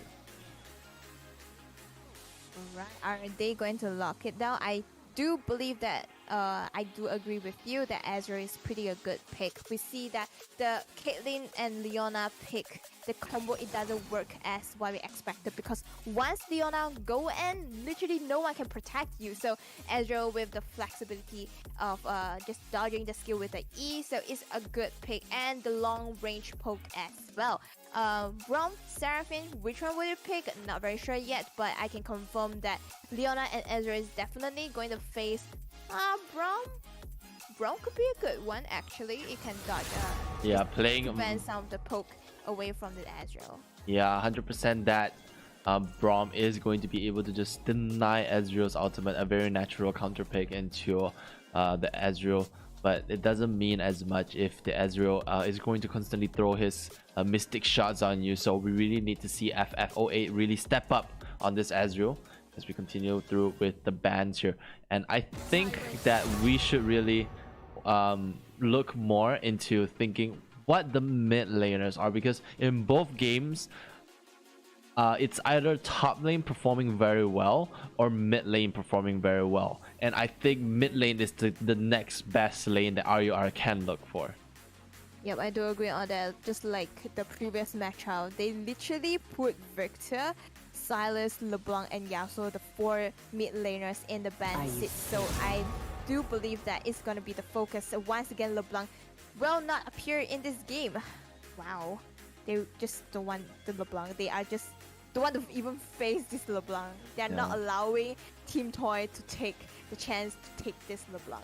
Well, the LeBlanc can be problematic because it's very standard. People will if you played solo queue, you definitely know the pain of facing against a LeBlanc. And on the RUR side, I can imagine that Ezreal just can't even get to poke because of how flexible LeBlanc can be in terms of her movements. So just taking that character away just will keep Toyz picks more grounded and make your team fight potential or make your poke potential higher. I do agree on that. And once again, they will ban away Silas. They doesn't want the Silas to steal away Sejuani and Leona and even Ezreal's ultimate. So that's definitely a good ban there. And on the side of Team Toy, they will leave the last spot for the mid laner as a counter pick. I see. Varus will be locked in. Varus being locked in with the Braum. This is a very solid bot lane. They have the poke, they have the defensive plays. So that means that Leona is almost never going to be at bot lane anymore, unfortunately, because the mid lane pressure is going to be there. And I was actually thinking of something more, really aggressive. Jace fixed the bill. Akali fits the bill, as well as the Silas fits the bill. Oh wait, no, Silas taken away. Alright, never mind then. But what Leona wants to do is that since bot lane is a team matchup that's not gonna be easy for you to make those huge plays on, look elsewhere. Go to mid, maybe even head top. So don't just let Ezreal do his stuff and farm off bot lane. I do agree on that, but while you're speaking, Fiora and Casper has been locked in. Wow, okay, Casper pick, very interesting. So what I'm thinking that Team RUR is going to have quite a good team fight conversation, while Fiora will be the one that pick up to kind of like cleans up together with Ezreal, cleans up the fight. And Malzahar, wait, no, Zoe might be the one. Yes, Zoe will be locked in on the side of Team Toy. So overall, we will be having Fiora versus Gwen at top lane, Sejuani facing Olaf in the jungle, Ezreal, Leona, sorry, I just skipped the mid, isn't it? But Cassiopeia will be facing Zoe in the mid lane, while Ezreal together with Leona versus Varus and Braum in the bottom side. And this is looking very scary for RUR. I don't like their composition. They're really ignoring the Gwen onto the top lanes. But one thing for sure, Fiora does look good into the Gwen. Gwen won't be able to do too much to the Fiora. Fiora most likely will gain that early game advantage. But the thing here is that Cassiopeia and Ezreal, these two want to poke. And when a team fight happens, Cassiopeia's main ability will be to deny engages. But with this, I don't really see a chance for Cassiopeia to land a very good out. Olaf is gonna just run it down, and with a press of a button, Ragnarok, your ultimate is ineffective. He lives in the cold tundra, or Freljord actually it's called. Your stonification won't even matter when these fights happen. So I'm really questioning this Cassiopeia lock-in. Do agree on that. I'm also thinking like in which situation can this Cassiopeia perform. So one of the things that I think about this pick is this is the player's comfort pick, and he wants to show he wants to get the early lead with the Cassiopeia poke because with the poison, and once she hit the Q, there is a potential kill going to happen, the solo kill happen in the mid lane, and also together with the Sejuani. There's a lot of potential for Cassiopeia and Sejuani once to make plays in the mid lane once Sejuani appears in to make ganks there. But looking at the top lane, you have mentioned about the Fiora versus Sue Gwen. But how are you think about this Olaf pick? Is he going to make Oh, a big definitely. It's a counter? great pick. It's a great pick into the Sejuani. The Sejuani is, it's a standard jungle, a standard level of clear, but Olaf is in the top tier level of jungle clearance. There's Olaf as well as the Hecarim. These two characters can really fast clear the jungle and they can really move around the map very quickly.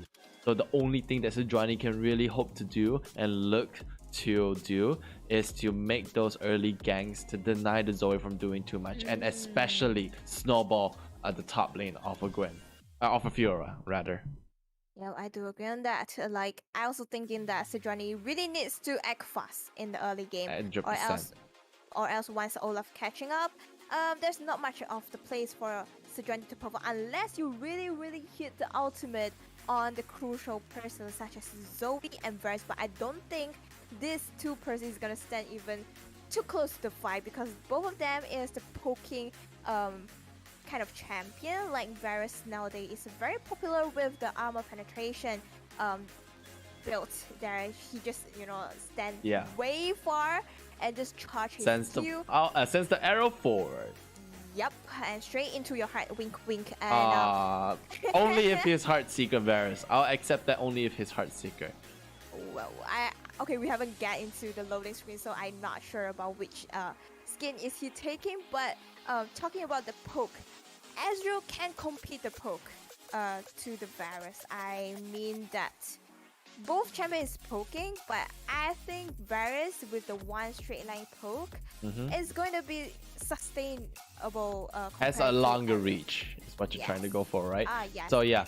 But although I right. agree, Varus is gonna get that long range poke, but I don't think Ezreal's game plan will be that. Like, or at least for the RUR side, like I mentioned, Leona's gonna roam, and Ezreal is going to be playing that farming from a distance. And if he does go for the roam, if he does go for the poke, the option to just poke from a distance and poke multiple times compared to the Varus is there. I really doubt that Ezreal really wants to try that approach, but we'll have to see how these team plays. We will be for sure getting into the game very quickly. Just need to load a little bit more, but I would say I'm expecting this Leona to roam frequently. You have an Ezreal as an ADC. I mean, you can just let him stay under the turret, farm peacefully. You know you can't really contest the poking or the engaging. When you're facing a Varus and a Braum, like how are you going to deal damage on the Braum, like without the presence of the jungler? So I'm expecting this Leona to roam quite a lot, help this Cassiopeia to build out her own advantage, so she can just reflect on the team fight. Well, we see 1,000 times where once a Cassiopeia gets her item, she's gonna be huge. Just with the toxic itself, it doesn't really need to land your ultimate. Just with the poison itself, it can just poison you to death. Yeah, the poke potential from RUR definitely is threatening. So we have to see how it goes with the tier build. It really shows that Sleep King is going for that late game build. His early presence is not gonna be very it's not gonna be very pressuring. Mid is not gonna see a lot of action, but on the top side, we can look for more of a fight up there. Alright, we can see both jungler. They are starting on the same side from the bottom and all the way to the top. So I can anticipate that there will be jungler ganking the top laners. They want to help the Fiora or the Gwen to at least release some pressure. Just to have some good time, spend on top rather than keep on getting pressure there. But I am thinking whether this Cassiopeia can catch up in the scuttle fight, because Zoe is more mobile, and unless this Cassiopeia can just have a good control in the minion wave, or else it's pretty hard for her to catch up with the following Scuttle fight there. So just, you know, using the Airy, poking on this Cassiopeia. Yeah, then early game shouldn't happen. Like, shouldn't have too much that happens. So I think we can just take our time and we can talk about something less stressful. There's no Heartsickle virus. Oh, right, so I forgot about that. That is Instead, so it's bad. like a ugly galaxy Okay, it's not that demon. ugly, but like. All right, I think scary, pink is scary Okay, fine, galaxy scary. demon. Close Like, don't you enough. think the pink virus is cute? Okay, some people say it's a little bit too girly, but well, It's I think hot. it's pretty, yeah, it's cute. Like, Boys it's hate pink for some reason, but I instead really love them. Aw. Yeah, I actually have a pink shirt that I actually love the most. My favorite shirt is a Ah. pink shirt, is what I'm trying to say. Okay, that's something interesting, but we can see that Sejuani placing a ward and trying to make a gank at the mid Alright, lane. gank very potential. Not very potential anymore as he just shows her face. But this is an attempt that we were like talking about. They want to pressure, they want to be able to make these fights happen. And Sejuani not going to be able to fast clear as fast as the Olaf, because as you can see, Olaf finished everything on his side of the jungle.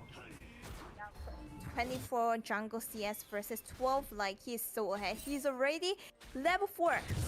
Sejuani being good spotted fight out, there. flashes, not flashes, smited the rift, not the rift. God, wow, I'm really tired. I'm just, my mouth is everywhere. But yeah, Skull Crab being taken, but she will have to give away the blue buff, as there was just too much pressure in the jungle. Leona gets a good setup onto the Varus. Varus uses the flash to clear out the ignite, but is that enough? The answer is no. You can't cleanse the auto attacks. Now, meanwhile, Ezreal gets the opportunity to get a second kill, double kill, heading over to the Ezreal. It's a little bit unfortunate for the Varus. They are definitely having the advantage. They are poking this Leona very hard, but just one little bit mistake there, giving out the first blood to Team RUR. That's not good for Team Toy. It doesn't want your poking team composition to fall behind. Oh wait, hold up, that's a solo kill there. Ooh, Flash Abby for being nothing. ignited will not be able to survive for long. Oh, I just realized. Oh. Okay, that was mistimed. So there was a little bit of a visual lag on the stream, so I transitioned to the other one. Never mind, I'll transition back. Anyways, right. So one thing to notice, one thing to mention is that standard Gwens in top lanes, they take teleport ignite instead of you know, flash ignite or flash teleport. And the reason is simple. She has a strong dash and she needs kills. So put them together, she's like Shaco but with scissors. Like, she can really get in and out of fights really easily, and flash isn't necessarily very useful on her. I do agree on that, and that's the reason why we can see such a beautiful performance by Gwen, taking down the Fiora by herself only, and even forces the Fiora to hand over the flash, like a flash for death. But anyways, we can see that the Sejuani trying to make something happening around boss. I It's know that this, not spotted. Dark, really dark. Ooh. Flashes for the Zenith Blade. A good locking Arctic Assault available. Ezreal will get the kill onto the Varus. Varus will not be able to survive for much longer, but Sejuani picks up the kill. a very good gank. They know this Varus doesn't have the cleanse. He has the flash, but it is too late to realize the Sejuani is there. There's a ping ward being placed at the bush. So, well, too late is too late. Once again, Varus go back to the home with the gray screen. Right, so Sejuani's gonna start out this first dragon. Yeah, and on the other side of the map, all I've noticed is that like Sejuani's taking the dragon, so he's just gonna get as much camps as he can. This is the ideal thing that you want to do when you notice that your enemy jungler has not a good clear speed. You want to clear out everything that he has on his side of the map and then walk away. Now dragon is secured onto the side of RUR. Things are finally looking up for RUR in the early game. Okay, now that is a pretty awkward thing for Olaf. He wants to farm, but there's nothing for him to farm around top side. He wants to make gank, but all the lanes being pushed in, the top side is being pushed in, and the mid. Don't think he can actually gank a Cassiopeia, so he's just gonna take the wolves and maybe just go back to farming. I don't know, but he's definitely way more CS compared to Sejuani, I would say. 100%. And if we can look at the gold difference here, thank you, right on point. 20 CS means that you're 200 gold ahead. That's not that may not sound much, but you're going to be able to snowball off that very quickly. But I want to pay attention to the bot lane here. That 2 kill is really snowballing. Ezreal's income 800 gold above his opponent. Varus needs to step up on his farming, or else this is going to start looking horribly for his bottom lane. Exactly, and with the goal advantage, he's not only going to get his first item. I'm not sure whether he's going to go for the Essence Reaver, I don't know, or the Device Neural first. I think Device Neural is the most typical build for the Ezreal nowadays. So yeah, with that, and going to complete the Mana Mune. Yeah, Mana Mune first, right? Mana Mune. Okay. It's Mana Oh my Mune. God. It turns into a Muramana. Ah, alright, Mana Mune first. Okay, so yep, sooner or later he's definitely gonna complete these 2 items earlier. Okay, hold that thought. Virus. Never mind. Alright, you can continue your thought. Nah, there's nothing much happening. There's just like a snip there. Just gonna get back to my wave. She is being very cautious. I mean, for the Gwen. I'm not sure whether she sends these Sejuanis around topside or she just simply want to freeze the wave. Just stuck it there a little bit. Rift is available. She knows how crucial it is. If she dies, this Rift might be handed over to Team RUR. Right. A little bit fun fact. So on the LEC, you know who Vedius is? Not very Glasses, looks a little nerdy, very small. It's okay. So he mentioned like how do you differentiate which item is which between Muramana and Manamune. Oh, hold that thought as the engage goes on onto the Chains of Corruption turns around, will not be able to do too much to the Mad King, as Mad King will just walk away. Right, back to point. Alright, so he mentioned that there's a way to tell which one is the upgraded version, because Muramana can be set as it's more mana. And he doesn't have he doesn't have a description on what Manamune would be. So I'm here to update your list for you, Vedius. So if you ever watch this, you can say this. So you know what mana means in Malay, right? It means where, right? Yep, So Manamune, it's asking where's your mana. So when you don't have mana, it's Manamune, and when it's upgraded, you have Muramana. Okay, that's a good one. Somebody That's a clip very this and good send one. it over to Vedius. The more you know, the more you know. And just now the Olaf is taking the Rift. It is so close to being taken away by the Ezreal by wave. Okay, There's an ultimate engage used by there. Slip King, but that wasn't much because it did not even land. Not even the buttocks of the Zoe. I would say wait, hold up. There's a sleeping trouble bubble. Oh, it's trouble. He's sleepy and he's in trouble. Sleep King tries to get away, flashes away, but once you're slow, you won't be able to get away from the Olaf. Glacial Prison sent over the wall, but that was not able to lock that on anyone. Atrocity went like that. Sleeping. Why are you still there? Just recall. Just recall, dude. Ezreal out? No, Ezreal out. Alright, never mind. Then True Shot Barrage not available from the side for FF08. That means that no free kills will be collected. But there's definitely a good fight there. A very good catch from Team Toy. They catch the Leona, and suddenly it just turned into Cassiopeia. But in return, after all, they just get 2 kills. And even the mid turret plating, they need that desperately. They doesn't want to wait until the 40-minute marks over only plays the Rift. There will be no platings after 40 minutes, so that's definitely a good placement there. And by shredding down some of the health bar of the turret, it will allow them to rotate to the mid lane to potentially take down this mid outer turret later on. And now we can see the Inferno Dragon has spawned. The Who will dragon touch is this? available right now. Sejuani making that recall, potentially going to be walking towards that. Fiora does have the teleport as well as the Gwen, so if they want to start up a fight, this may be a nice opportunity for RUR. Seems like the Olaf is there first, and while Sejuani is still around the base, a blue trinket being placed, spotted out the Olaf, so they need to act fast. They need to move their body to the dragon pit as soon as possible, or else Olaf Alright. is already starting now. It is started. A recall made by Gwen, but that doesn't mean that she'll be teleporting down to the fight as Olaf just secures a dragon for their team. It was definitely a good one. Inferno Dragon, wow, and look at that. Ocean Dragon will be the next one, so there's changes on the map, but there will be more push, and I would say it's definitely good for the Zoe because we will never know where it is the Zoe, and once she hits the tiny little kill, but the damage is gonna be so huge, like a bomb. I would say that. Like a bomb indeed. Now this is looking. This is a very slow game, and understandably so because RUR plays well in the later half of the game.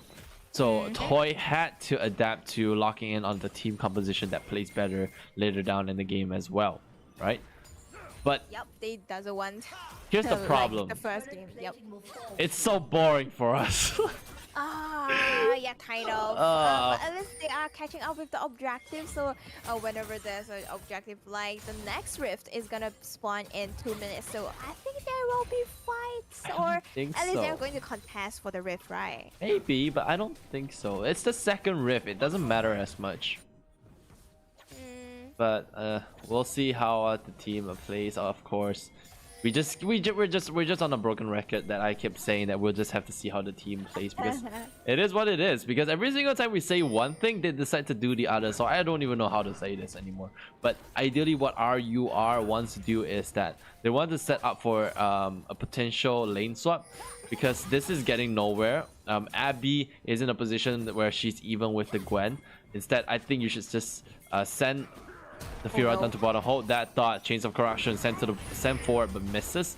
A little bit way too far, but can't do too much. But meanwhile, there's a fight on top, and Fiora gets the kill. Sejuani there to help. So see, there's a difference between both jungler. So for the Sejuani, she made a successful gank because she has quite a lot of CC. Once she plays it on the Gwen, it's pretty hard for her to get out. And unlike the Olaf, he relies on this Varus, but I think they could have get the first turret for the game. They will definitely end the blue team turret destroyed by the red team. First turret gold over your Olaf. But I want to mention that this is something that is interesting that we weren't able to see just now, because while Gwen was fighting the Fiora as well as the Sejuani, it could have been a bad turnaround for RUR because Abby doesn't have the item advantage compared to Gwen. Gwen was on Riftmaker and he could have easily just bursted down the Fiora if the fight was, if Fiora didn't have the Executioner's Calling. Some of you may wonder why Fiora picked that up, but imagine Conqueror. Oh, that thought. Oh, good immunity coming through from the Gwen keeps herself alive. I think there will be another re-engage there. Oh no, I think It's they an are going to focus on the Everfrost. rift instead. But yeah, back to my point.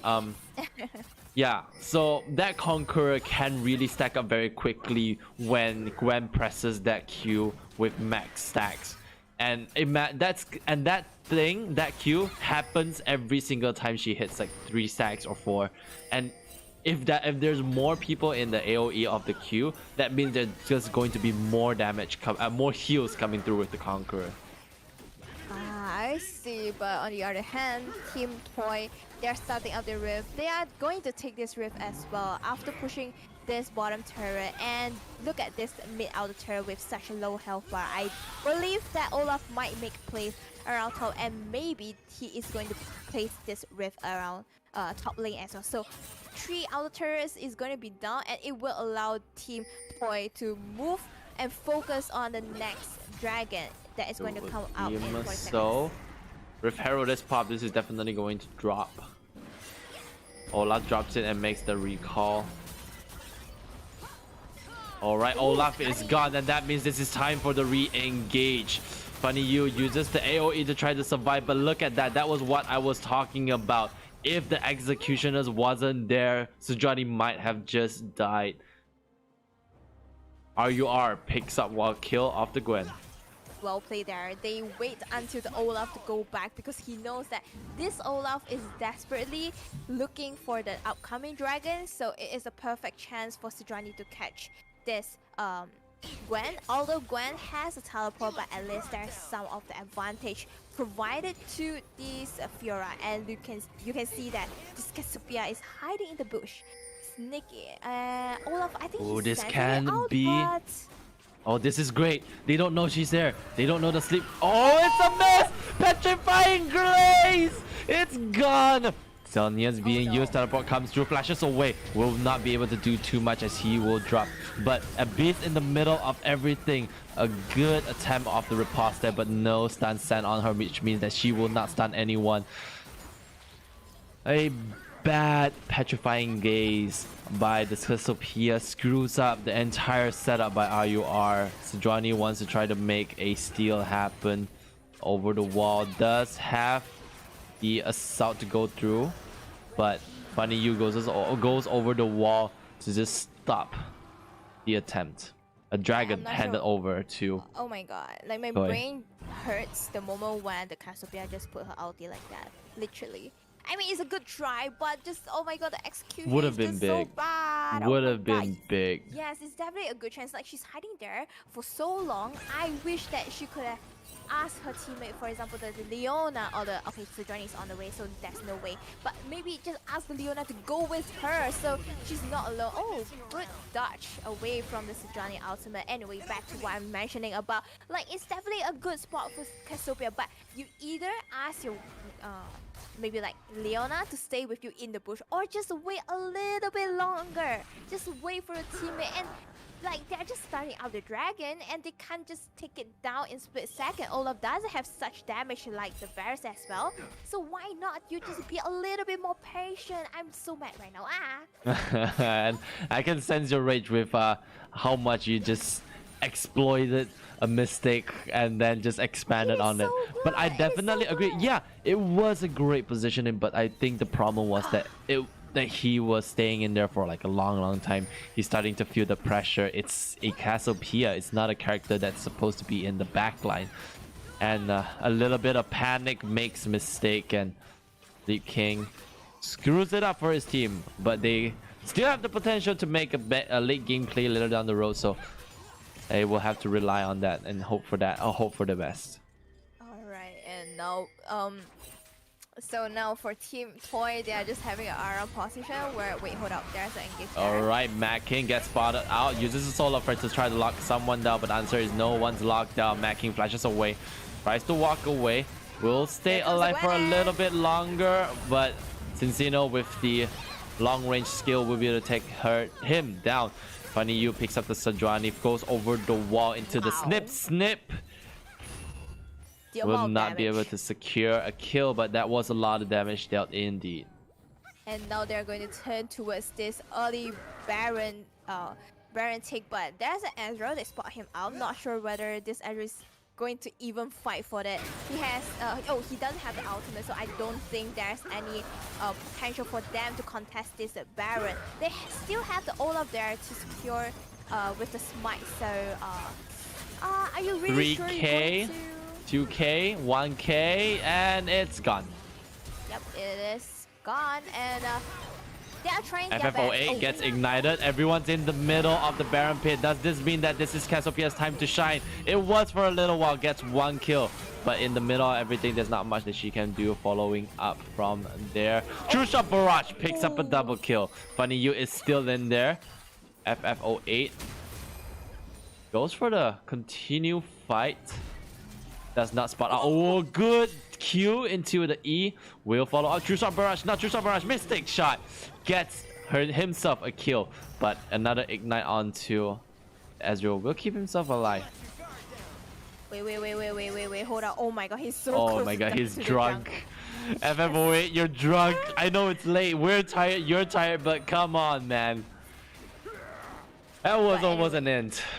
Yup, but that it just scared me for a moment, but luckily he didn't die to the crux, thank god. Whew. But back to the topic, that we see a pretty good decision making on the side of Team Toy. They take down the Sejuani and they know it's a perfect timing for them to get the Baron, but unfortunately they thought that the Ezreal and the Fiora is not going to re-engage on them, but hey, things just doesn't turn out as what they thought. Fiora sacrificed herself, let the Cassiopeia to kind of make the engage, and Ezreal is the one that cleaned out. 450 gold bounty on this arrow, 6 kills. Look at the gold difference, 1,500 gold difference compared this to ADC. So this Ezreal is definitely gonna shine and will be the focus for Team Toy in an upcoming fight, I believe. As much is going to yeah. be the Dragon fight. Yep. As much as that sounds like a solid plan, it's an Ezreal. He's gonna have his max range, but a little bit of a miss positioning on his Arcane positioning. Okay, Sejuani is taken down. We're still focused on the Ezreal. A Mystic shot comes through, a huge amount of damage output. Meanwhile, Olaf in the bottom will continue his onslaught onto Sleep King, but Sleep King will survive, but not too long. Burns herself down to her death. A little bit of a bad positioning. Part 2 for the Ezreal, gives himself up. A huge shutdown go over to Gwen. So it's an 800 gold bounty for 1,000 gold bounty. I would say is definitely a big one for Toy. So Zoe will be the one going back to defend this top inner turret. But I don't think she Oh, can Abby defend, actually. gets it. Will walk away. Luckily, Well, I'm glad. I mean, it's okay, you get the turret, but so what? I get the another ocean dragon reach to Sets the themselves dragon up for soul soul point. Yup. Jinx. You owe me a soda. I like this game. Like, yes, the early game is a little bit boring, but once it reached the mid game, wow, there's a lot of things happening, a lot of skirmishes. As soon as Ezreal gets his Divine Thunder, he's just suddenly a beast to be dealt with. But Mad King gets himself locked down by the chains of corruption. But with Aftershock, can walk away with a lot of health. Solar Flare into the True Shot Barrage. Mad King almost get killed by the arrow from the Varus, but will stay alive. Ronnie tries to walk away, uses the Glacial Assault to get away from everything. Will keep himself alive and healthy. Wow. A Alright, trait so poke onto the Ezreal. Okay. Wow, just now the trade, it's just so close for both sides. It's so close to take down the Leona, and at the same time, it's so close to take down the Varus as well. The damage from the Ezreal, like, just don't even underestimate. One ultimate, literally, the Varus is almost going to go back to the base with the gray screen again, but now they are pressuring the mid lane. But Fiora happily farming at the side lane. You know, I'm just gonna be the one that split push at the side lane. Just now I 100%. took the inner turret, so now I'm just gonna focus at the bottom side. Yeah, and this is the game plan that RUR wanted to do last game. They want to just have Fiora pushing on the side lane and force Gwen to come to her. Now, Gwen against Fiora, we will see who wins the fight. So far, Abby is losing this. He will get away. Needlework sent a little bit to astray. Oh, finds herself a good riposte, but this makes her want to continue the fight, but didn't expect everyone else to be down at bottom. Gets slowed by the axe, and Atrocity will pick up the kill on Abby. And it seems like they still have plenty of time to rotate back to the mid lane to secure this mid outer turret. Definitely a good roam on the side of Team Toy. Sand, but this is a good trade coming in. Oh, never mind. I take back what I said. I was thinking that they're gonna get the mid turret, but not so. Not so. It's still there, it's still staying strong. Second Baron is coming up in a minute now. I expect RUR wanting to contest for this. They want to deny any potential for they want to deny Toy from getting it, because as soon as Toy gets it, their split pushing composition is gonna be so much stronger. Their poke composition is so much stronger, and RUR just can't allow Baron to be picked up. Send it out vision from the side of Team Toy, and Gwen just going to split a little bit longer just to ensure that the wave is pushing towards the Fiora. She does has the teleport, but I'm not sure whether is she going to go back to the bottom side and utilize the teleport afterward when there's a fight around top side. Yep, I think that's her plan as well. Not sure whether Team Toy, are they going to start off this Baron really with this Olaf and Varus? It would appear so. It is being started, but it is not spotted. I take back what I said. As soon as I said it, it happened.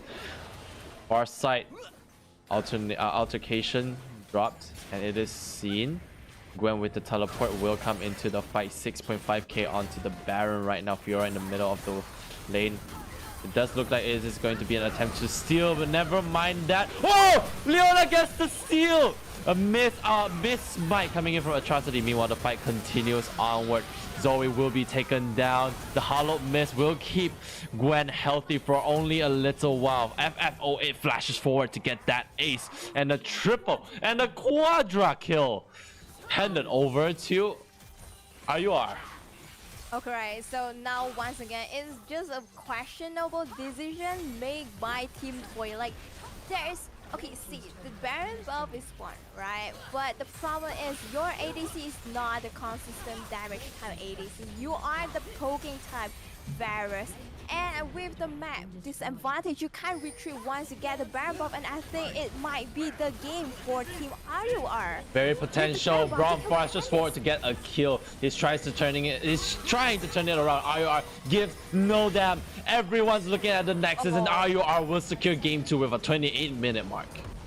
GG, that's so well played. Like, once again, Team Toy, they are having the advantage in the early game, but unfortunately again and again that's misplayed, that's mistake made by the players, and just let the Ezreal free farming all the way, gets all the kill and even reach quarter kill later on. Like, wow, looking at the state there, Ezreal not surprised. 23,000 damage on the enemy, not surprised at all. And I need to applaud this Leona. Every single time she's not hesitating to make plays. When she find a chance, I believe that there's also communication as well. She engaged, my team is gonna follow up. Wow. And this is just really well done by RUR, because they know that they don't want to like waste time. As soon as they found the opportunity, they get the Baron, and then they just ended the game. Like no matter how much setup your team was doing, for Toys at least, as soon as the catch up is there, as soon as they see an opportunity, RUR grabs hold of it and never lets go. And they secured themselves game number 3. Now RUR is 2-1 against Toy, and we will find out, are we going to bet after the next game, or are we going to get a silver scrapes of a game 5? We'll see you in a bit.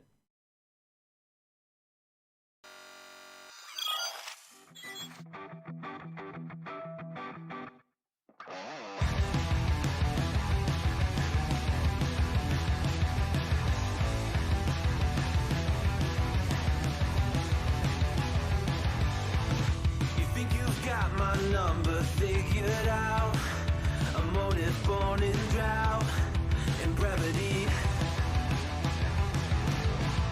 And if I'm not the soul of your design, I blatantly decline your remedy. Don't box me in, don't, or I'll leave. I'd rather be a dreamer, I'd rather be free, I'd rather be a leader, I'd rather be a queen, I'd rather be a singer in a trashy cover band. I'd rather be a closer, I'd rather be clean, I'd rather be a poser in a magazine, I'd rather be pretty much anything else than your machine.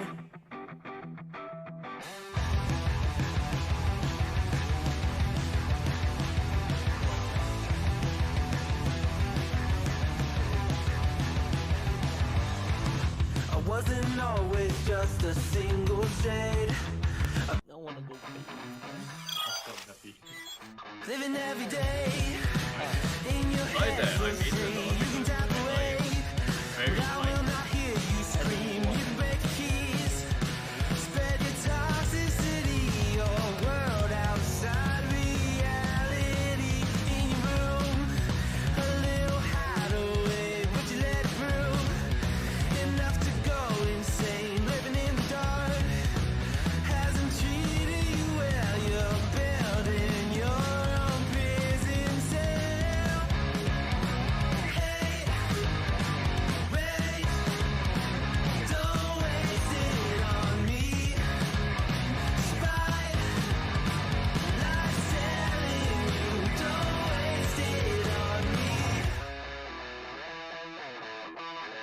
I brush you off? Is it your lack of friends? We never met. Even if you pretend, am I in your debt? I don't owe you nothing. Don't say something you'll regret. Hey, wait, don't waste it on me. Spy, lies telling you, don't waste it on me.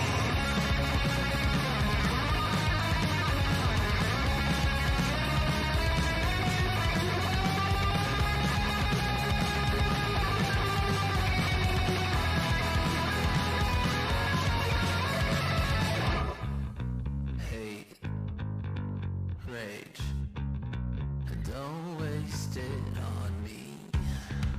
Spite, lies telling you, don't waste it on me. Waste it on me. Spite, lies telling you, don't waste it. I'm telling you, don't waste it. Lies telling you, don't waste it on me.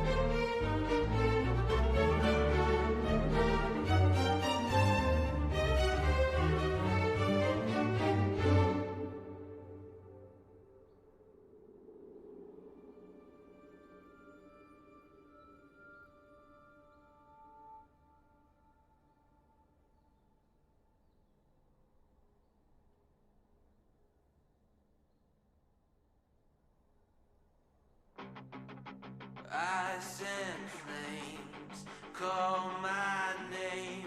I freeze, I burn, I blame. I love, I hate the same.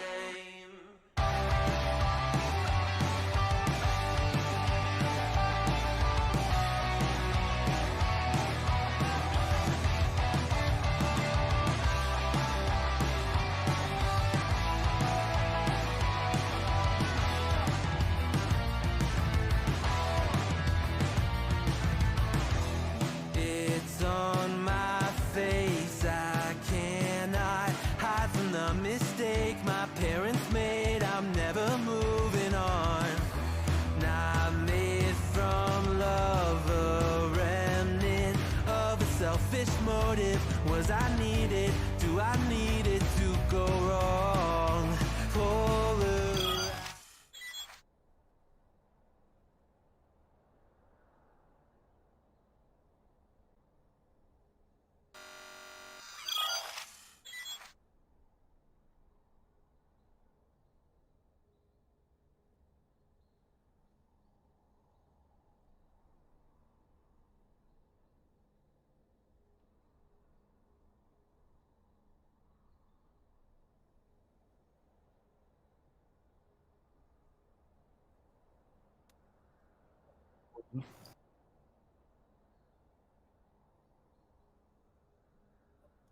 Adam, it's muted. I went through that entire intro sequence with no audio. Anyways, hello again. Welcome back to the stream.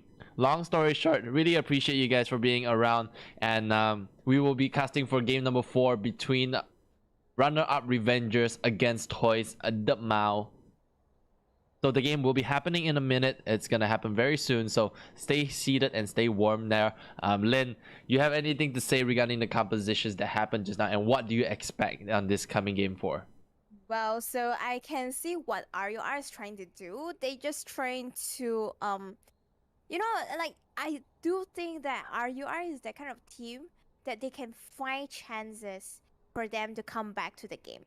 From game 1, they show us, like, even though with a very late game team they coming back, but the previous game, just with one fight, literally one fight, and just turn everything over to their favor, and that's why I'm looking forward to them. So RUR is the team that they wouldn't be easily tilted from the early lose, or just if my ally getting killed is fine, because they will always find a way to get back to the game. And here's the thing about Team Toy. We see how good they perform in the second game, but the problem is these 3 games, they all have one similarity, which is they are holding on to the early game. But all of a sudden, out of nowhere, there must be a mistake being made, and they just F it up all and just hand it over the game to us opponent.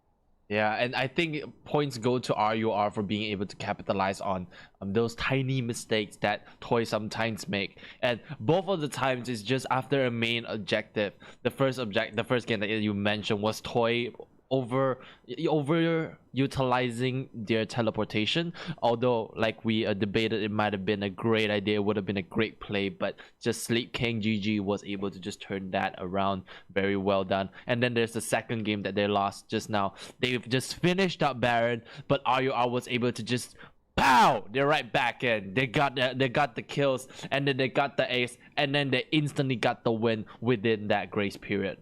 And it's just really impressive to see how RUR is always on the losing end of the stick, but always manages to find that opportunity to make that comeback happen.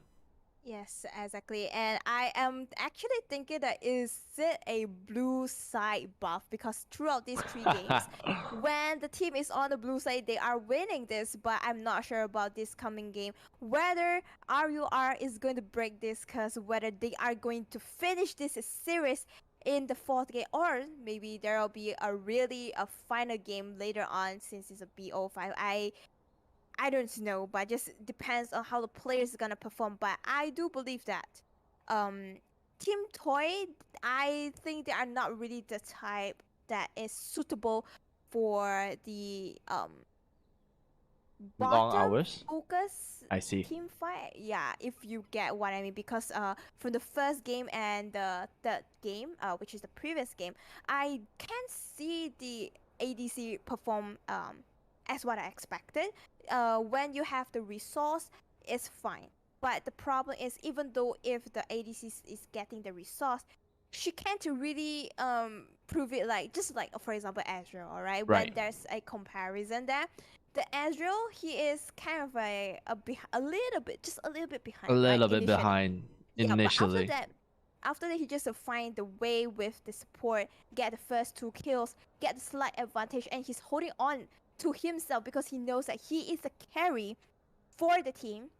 He gets the advantage and he's not letting it go, and eventually just snowballing into the last Baron fight, a quadra kill there. So that's what I'm expecting from the ADCs. You can be falling behind, but you must always remember to get back to the game. But I can't really see any impact from the Toyz ADC. I just hope he can keep it up and just get into the game. It's 100% thing that the ADC is crucial, like, because even oftentimes people think when people think about ADC, they think of them as, oh, they're poor characters, oh, boo-hoo, assassins got onto them, they're gonna be dead in like 3 seconds. But it's not like that. It's not only that. Sure, you may have bad starts, but what you really need to do is keep your composure, just keep your head in the game, farm your way into your crucial items, and when you get those items, you're gonna be a beast regardless who you're fighting into. And I definitely think that totally agree.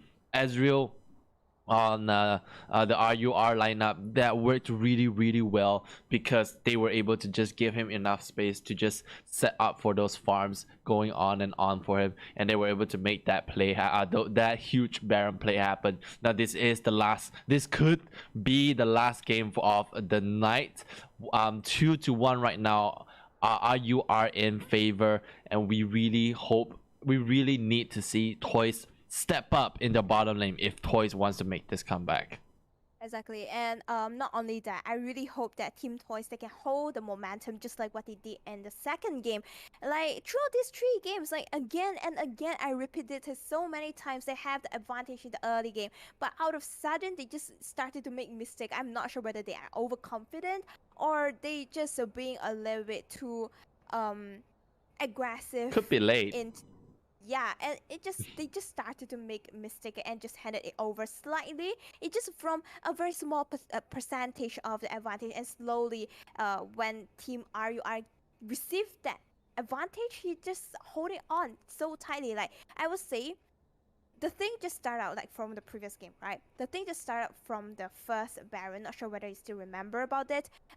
Team Toy, they also managed to rush it, but they're just being overconfident. They think that, yo, Team RUR, there's definitely no chance to disturb our recall. They are not going to engage on us, but surprise, Team RUR is there. They buy time for the Cassiopeia to get into the fight, and eventually Ezreal gets 3 kills from that fight, and slowly it just make the game in favor of RUR.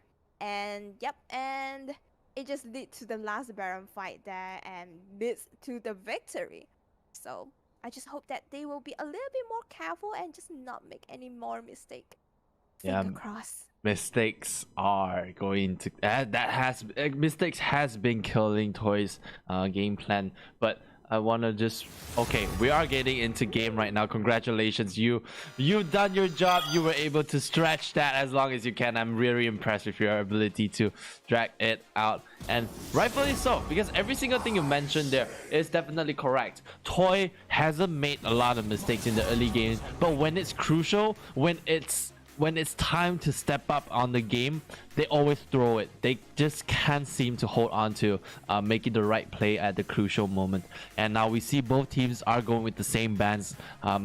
Thresh being taken away as well as the vehicle. You can expect the same things being taken away because you know that both of these teams, you know their comfort pick, you know what they want to play in this tournament.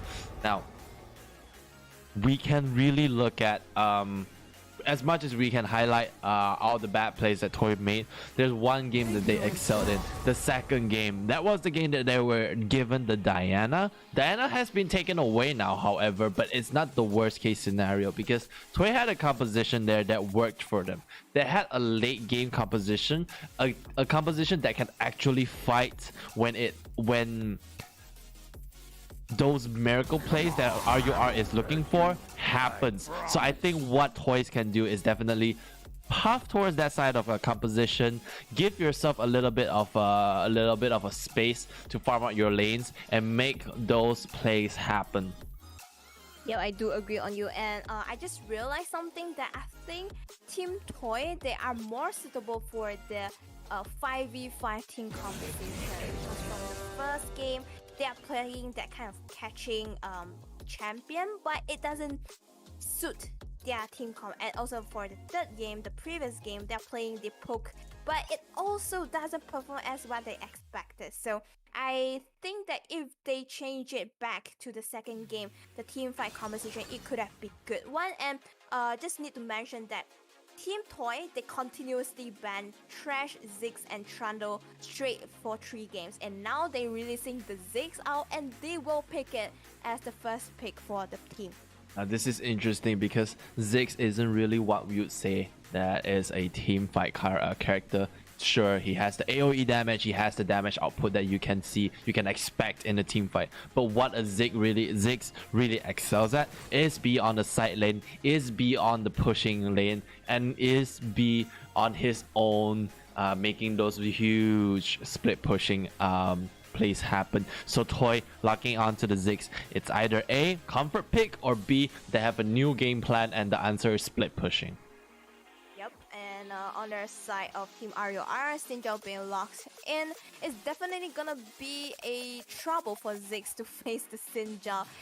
But in return, Samira and Aphios will not be locked. Instead, Leona has been locked in for Team RUR. So it's been straight up 2 games for Team RUR to use this Leona. So I think they realized that, hey, Leona is a pretty good pick for our team composition, and the support player for Team RUR did perform pretty good, pretty well. He knows how to find the opportunity to engage, and she literally just engaged at a perfect timing. And the interesting thing about locking in onto the Leona is that the Zenith Blade actually locks in on whichever character it lands on.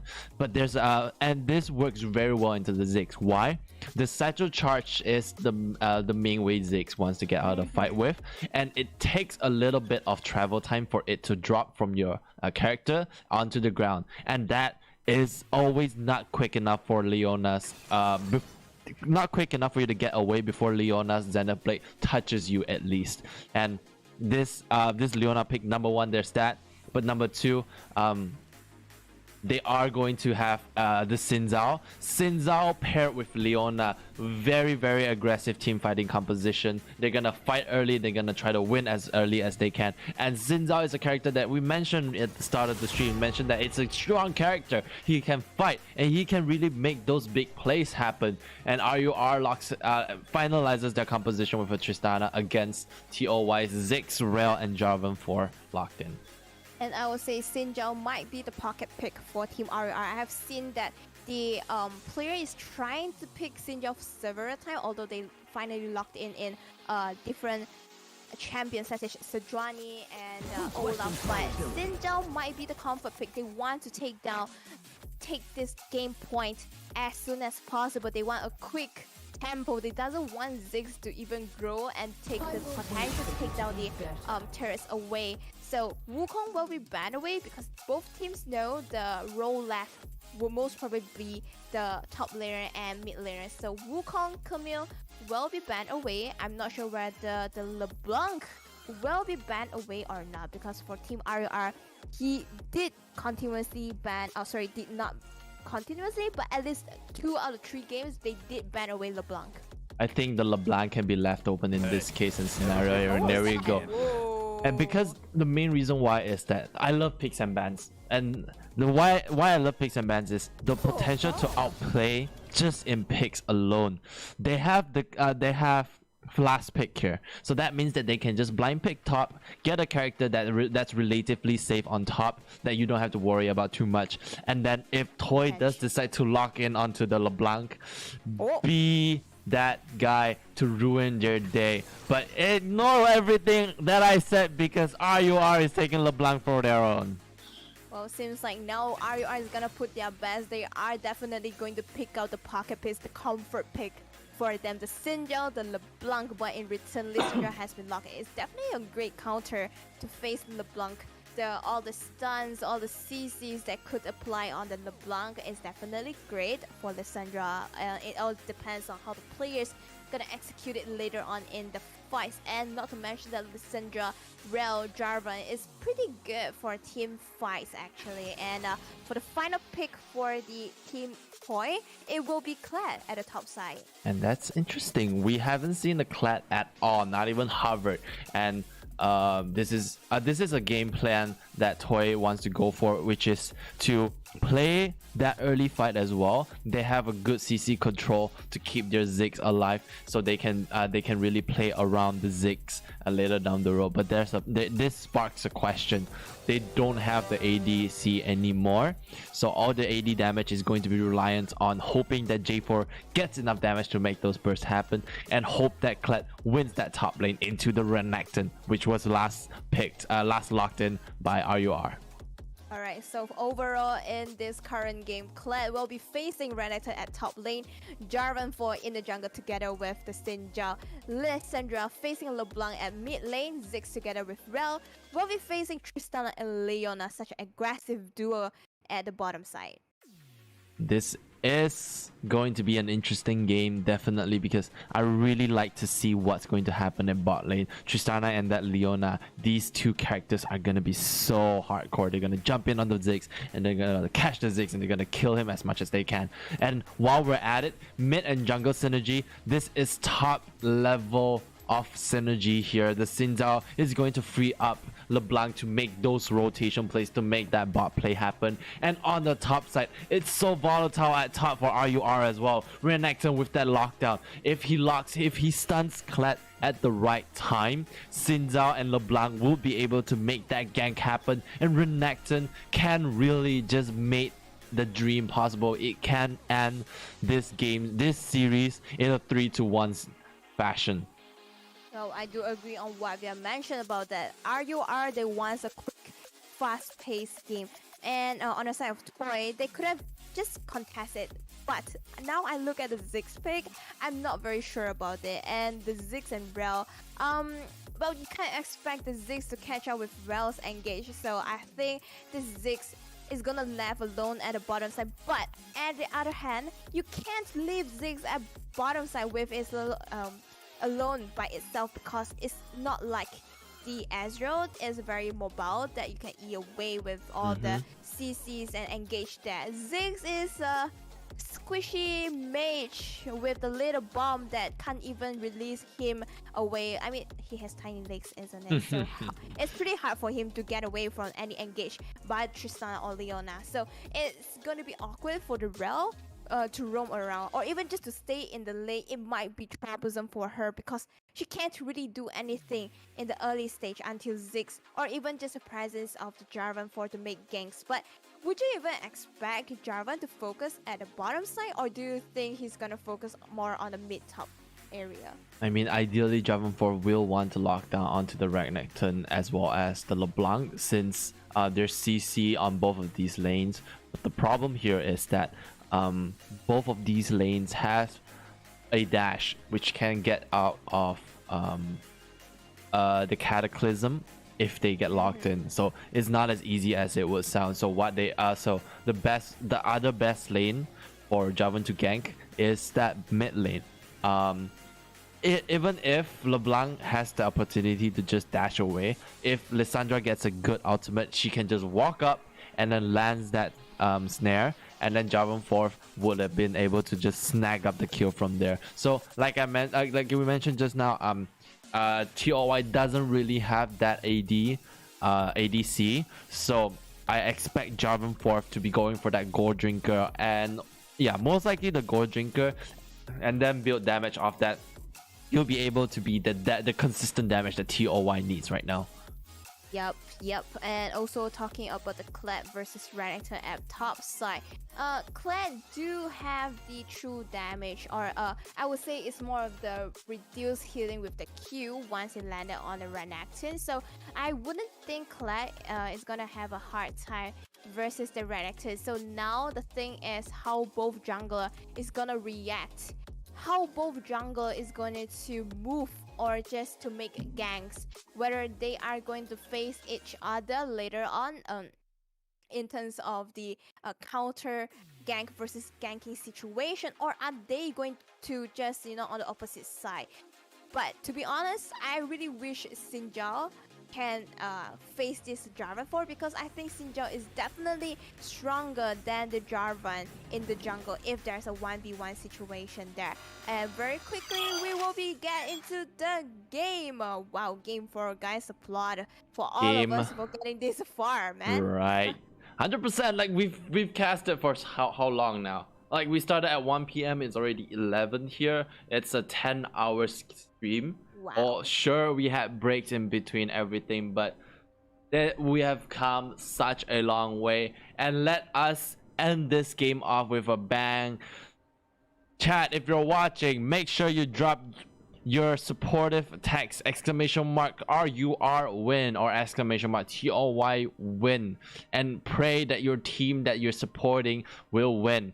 Either Toy brings us to game number 5, or RUR will give us a 4-game series and secure the champion role of the Seoul Community Tournament. There is a pause coming through right here. Not too sure what's happening. Hopefully my moderators will get on that and find out how we get that, what was the problem with this, and hopefully we can resolve this as quick as we can.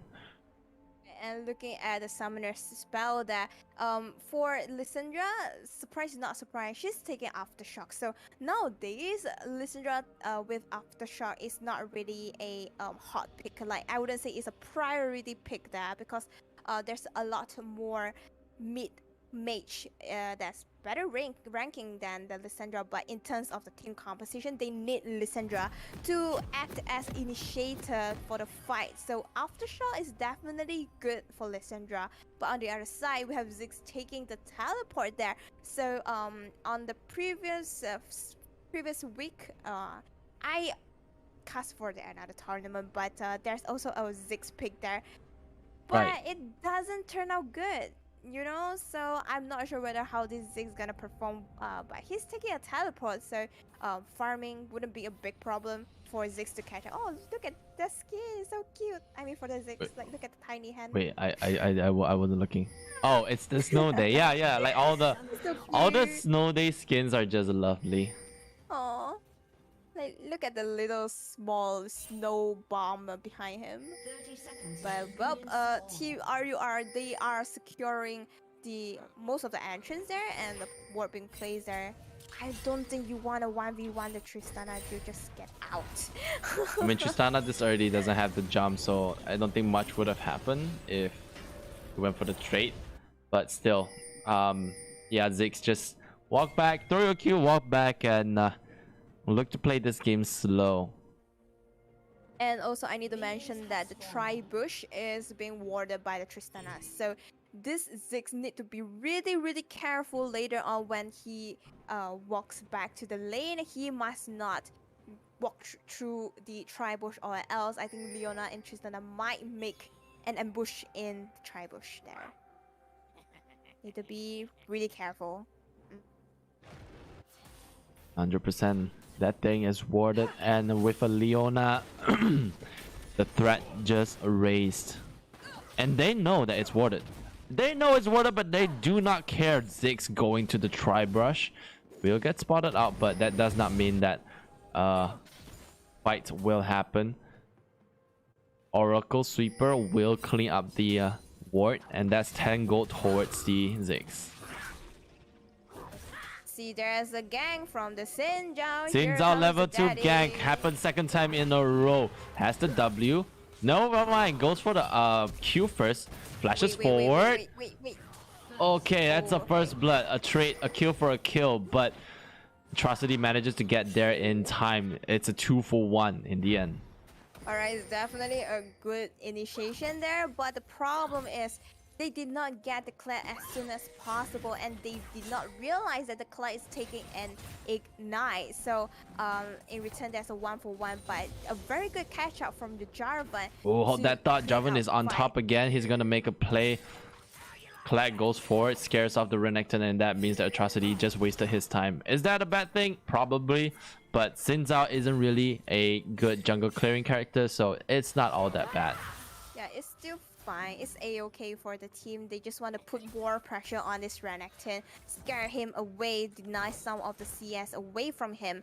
And both jungle gonna go back to farming, and Zig's gonna use his little tiny snowball to poke on the enemy, but he can't really do a lot of damage yet. So I am thinking whether this Xinjiao is going to engage on the bottom side after clearing out his own jungle, taking down the scuttle, because there is a chance for Team RUR to make some fights happening at the bottom side. But there is a pause again. Another pause, and it's really late. The internet is tired. They want rest. So they're not really performing at the top of their level there, as our observer gives us a smiley face to help boost our morale. Thank you so much. Games continue now. Ooh, but I think now it's just gonna be peaceful until the Xinjiao decide to do something. Nope, he's like gonna the gank. jungle. Leona is coming in from the behind. Being very sneaky in the tri-bush there. Xinjiao just clearing up the scuttle, and there's some Wi-Fi issue. You know, Malaysia. And oh, that's a very good post there from the Xinjiao. Alright, Xin Zhao manages to clear out this scuttle. This looks like an opportunity for another kill. They are overstepping their boundaries. Flashes forward, Matt King lands the stun. Ziggs does set himself up with the satchel charge to get himself away, but not too far away as Xin Zhao gets the kill. That's what I mentioned about Ziggs. Like, once Leona and Tristan just jump on your face, it's very hard for you to get out safely. Not to mention there's a Xinjiao presence there. Forces the teleport out from the Ziggs. Not sure whether Xinjiao is gonna go for another attempt gank at the bottom side, but Jarvan being so ballsy, taking the cross at the top side. I think so. Now Team Toyz, their strategy is just going to, you know, fit this Clad and just trying to make him stronger, so it could eventually snowball into the team advantage, I think. But here's a re-engage, re-gank, re-gank. Oh no, he just gonna walk away and maybe just gonna take down the first dragon. They realize that Jarvan is around top side, so why not we take some of the jungle CS away from him around the bottom side, and maybe going to start out this first dragon. Alright, dragon is available right now. It looks like Tristana is going to not care for it. They're making a rotation down to mid lane. They're looking, try to pick up the Lissandra, but I don't think that's a good idea. Just a little bit of pressure. Yeah, they will get that dragon, the Cloud Drake. Atrocity still on the top side, gets spotted out, and that means this is definitely a free dragon for RUR with no worries. Yep. I think Atrocity has been staying in the tri-bush, like the top tri-bush, for quite some time, but there's nothing in return, so it would be a little bit bad for his own farming, because the Raptors on his side is gone, and the dragon is gone as well. For Team Toyz, they need to drag the game a little bit longer, so they don't want the Team RUR to get to the soul point, although yes, they can get back into the game afterwards with the Ziggs itemization and stuff like that, but they just doesn't want Team RUR to reach to the optimal point that they could just one shot finish the game. Yeah, and Atrocity finally in the bottom side of the river, spots out the ward, and this is just giving more and more incentive for Xin Zhao to play better, and with this information, he's gonna be able to make those ganks at mid and top happen very soon. I don't see any flaws, like especially now in this stage of the game. RUR just has a better stance. They can pressure the lanes and they can really just set up for those ganks to happen really well. Atrocity has to force those waits where he just stands in the tri brush, hoping for an opportunity to make that engage happen. But on the other hand, Xin Zhao just literally walks in and then make it work.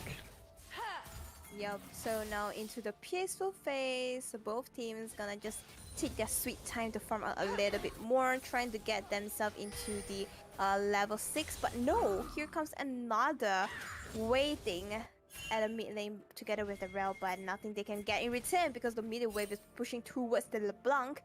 But wow, are they okay, going to bot lane face going each there. other? Oh, Gets seen, gets knocked up. Tristana would not be able to survive. Just get CC locked. Stay there. Oh, no. As Double Lissandra kill. picks up a double kill. That's the mistake that we mentioned about. But rather than Team Toy, now it's Team RUR that's making the mistake. Oh, forces out the flash. They know Syndra is on the way, so the flash is a must from the Jarvan. But another Okay, Atrocity flash for the flash. forces the flash off the Xin Zhao. Alright, I'm sorry. You may proceed. Oh, I mean, like, it just flashed for a flash there, but that 2 kills for Lissandra just kind of allows her to Another get... fight is gonna happen at mid. Ooh, Not are happening not? at mid. Oh, right. So, yeah, back to the Lissandra. Those 2 kills just allow her to get at least another item for her. That's around, like, okay, come on, quick math. 800 gold. More than the LeBlanc, so it's definitely good for Lissandra. They need Lissandra to rotate a little bit more to allow the Jarvan and together to create some impactful events on the other side of the map. But I would say the Tristana and Leona rotate is just a little bit just unconscious there. Like, they know the rail is missing, so can't you just, you know, like, I don't know, like, They just made a guess. On the Ziggs, isn't it? Like, Yeah. there's a lot of ways, but they just chose the words and engage the rail and the Jarvan. Putting themselves in a very awkward position, definitely.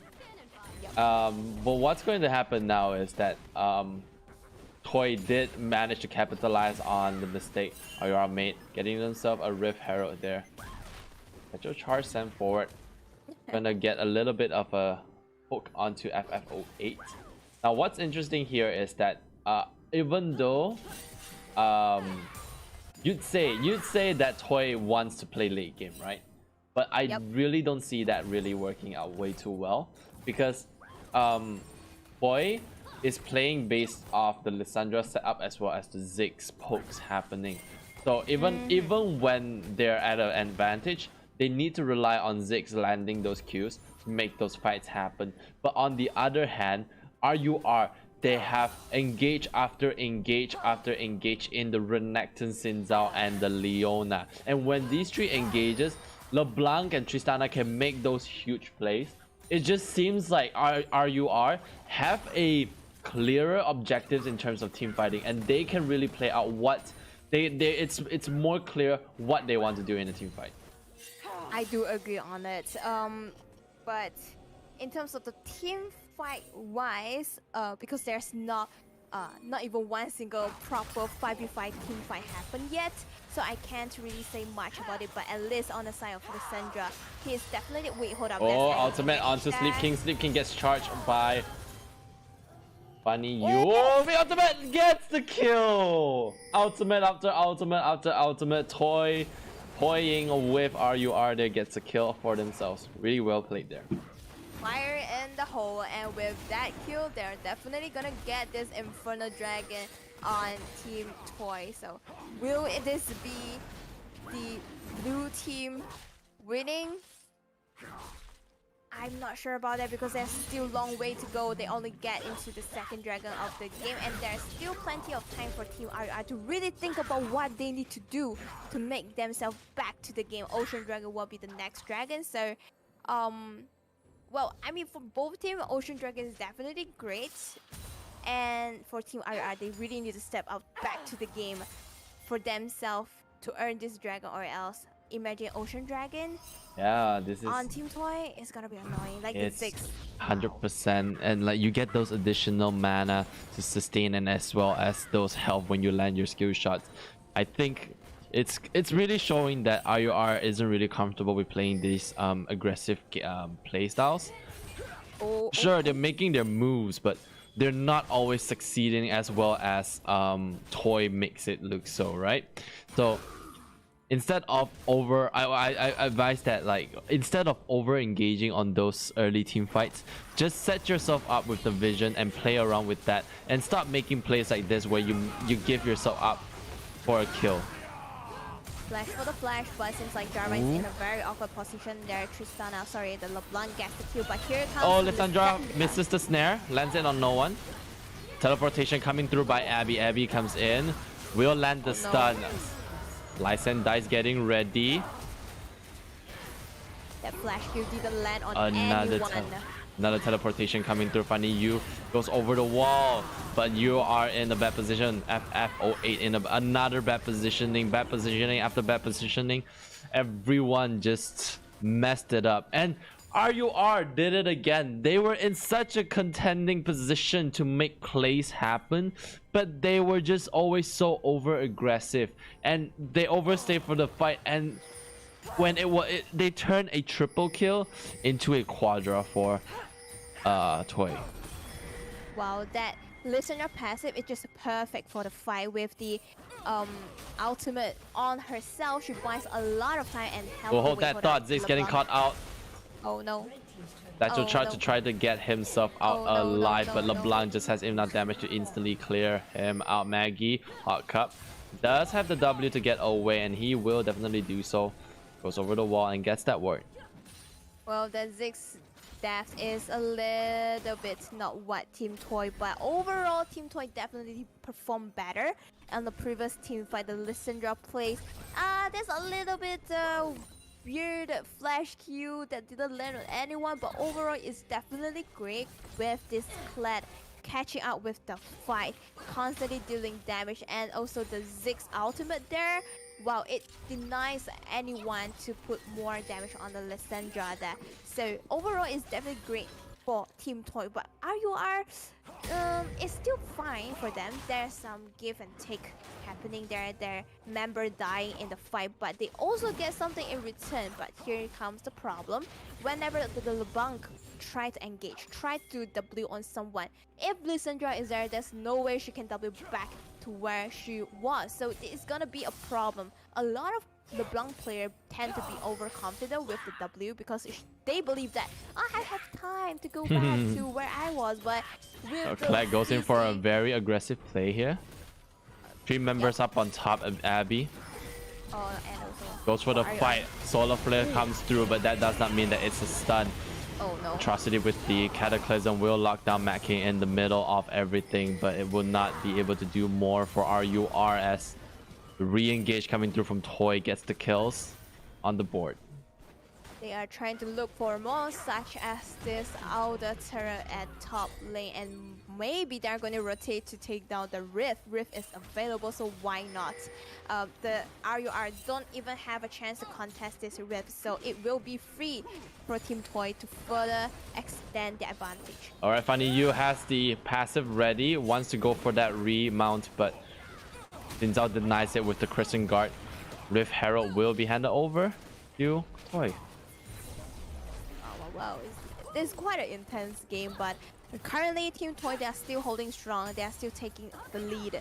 I just hope, finger crossed, I hope I don't jinx it, but I just hope they can continue to extend this advantage. Lissandra is very, very strong compared to LeBlanc in this stage. She has more items and also a stopwatch, which means that she could just apply her ultimate on the opponent, create more CC, and or even just take down the opponent faster because she can secure herself with the stopwatch. Ocean Dragon is up. Here comes the fight soon or later. Yeah. Alright, next dragon fight happening. It appears that RUR doesn't really have a lot of vision set up, so they will most likely have to give that up. Rift Herald is summoned in the middle of the river, which means that RUR will be able to deny it before he ever makes a charge. But is that a distraction? Because Toyz starts up the dragon. And the distraction, I'd say it worked because RUR is not even interested in trying to go for any picks in the Baron pit, in the Dragon pit. Yeah, and Lissandra is just taking her sweet time, pushing the bottom side, but okay, it was so close to become a fight, but here comes the engage from the LeBlanc. Alright, LeBlanc goes in for the dash into the chain, but not much has happened there. Dravenforth is in the area, but that doesn't mean much because they're just looking for a potential, and they will Wait, back hold up. away. Okay, Ooh. nice. Good dodge. It Good was reaction time. I don't think it was a intentional dodge, but it was coincidentally on point, is what I think. Because Dravenforth didn't even appear when he made that reset.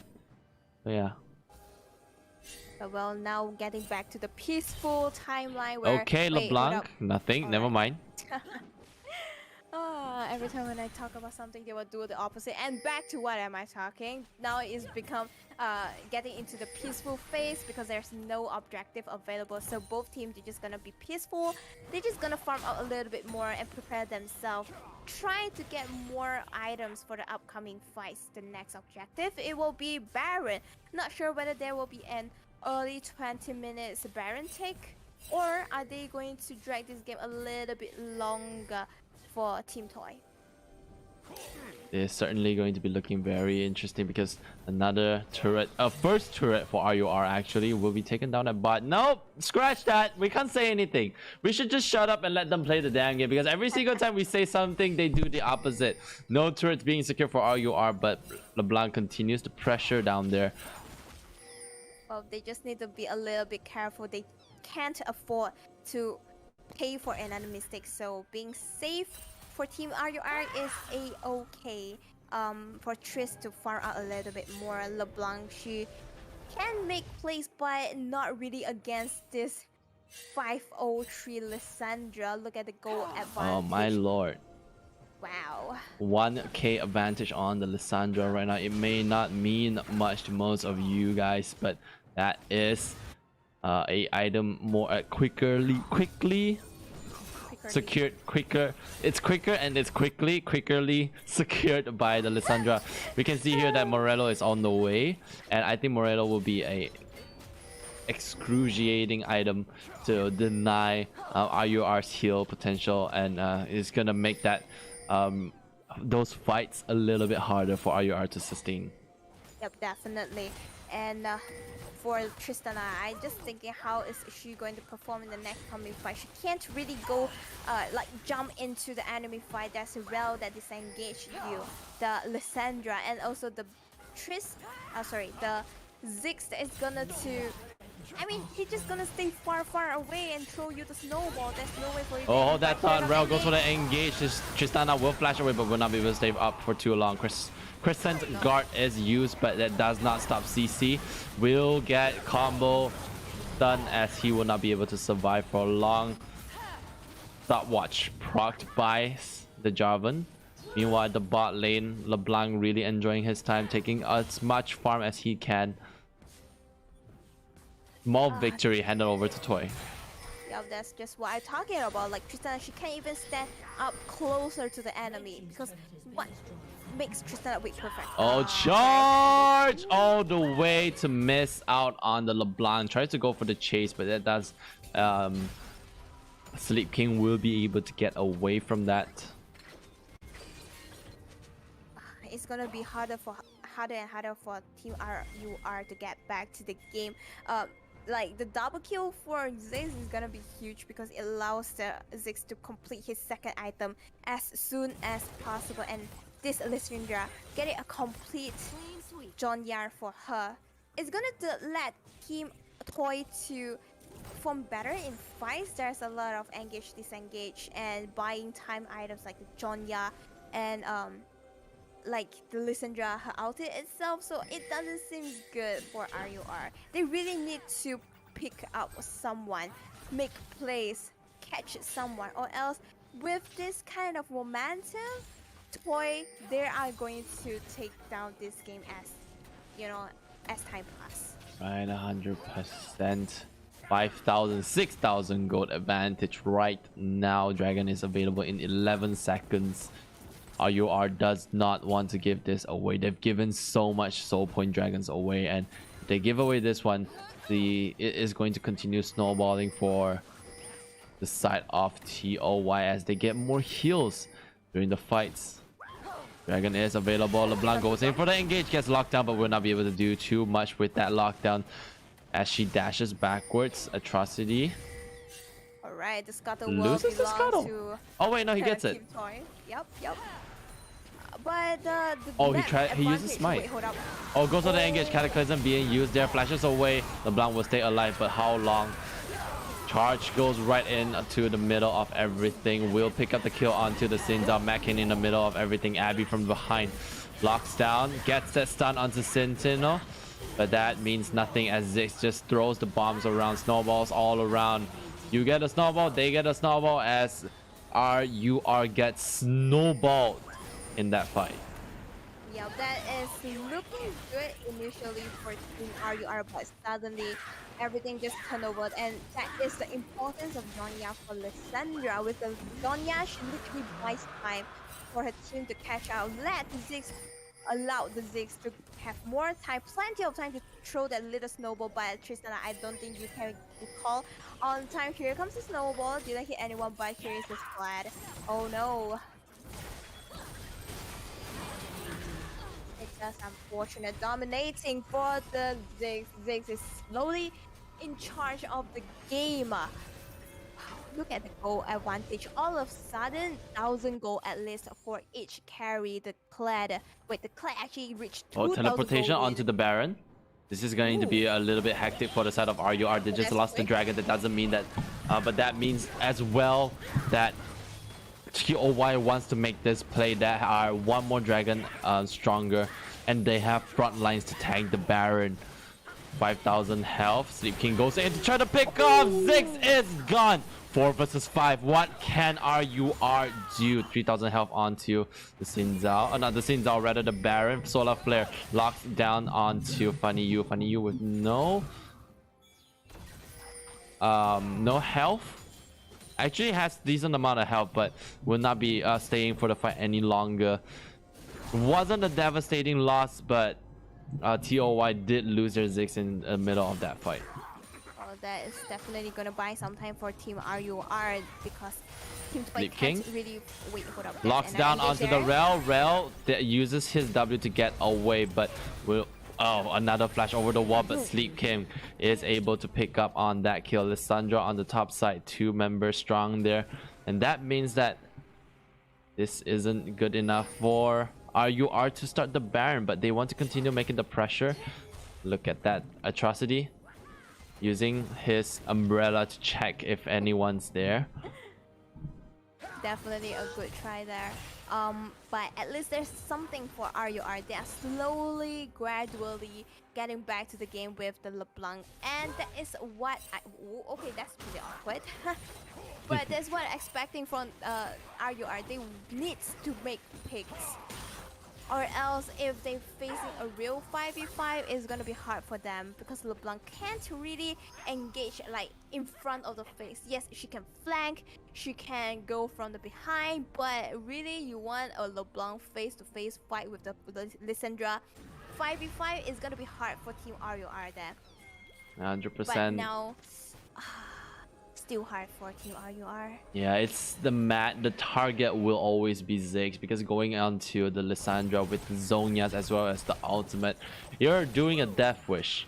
You remember how we talk about Tamkench having 3 health bars? 2 health bars?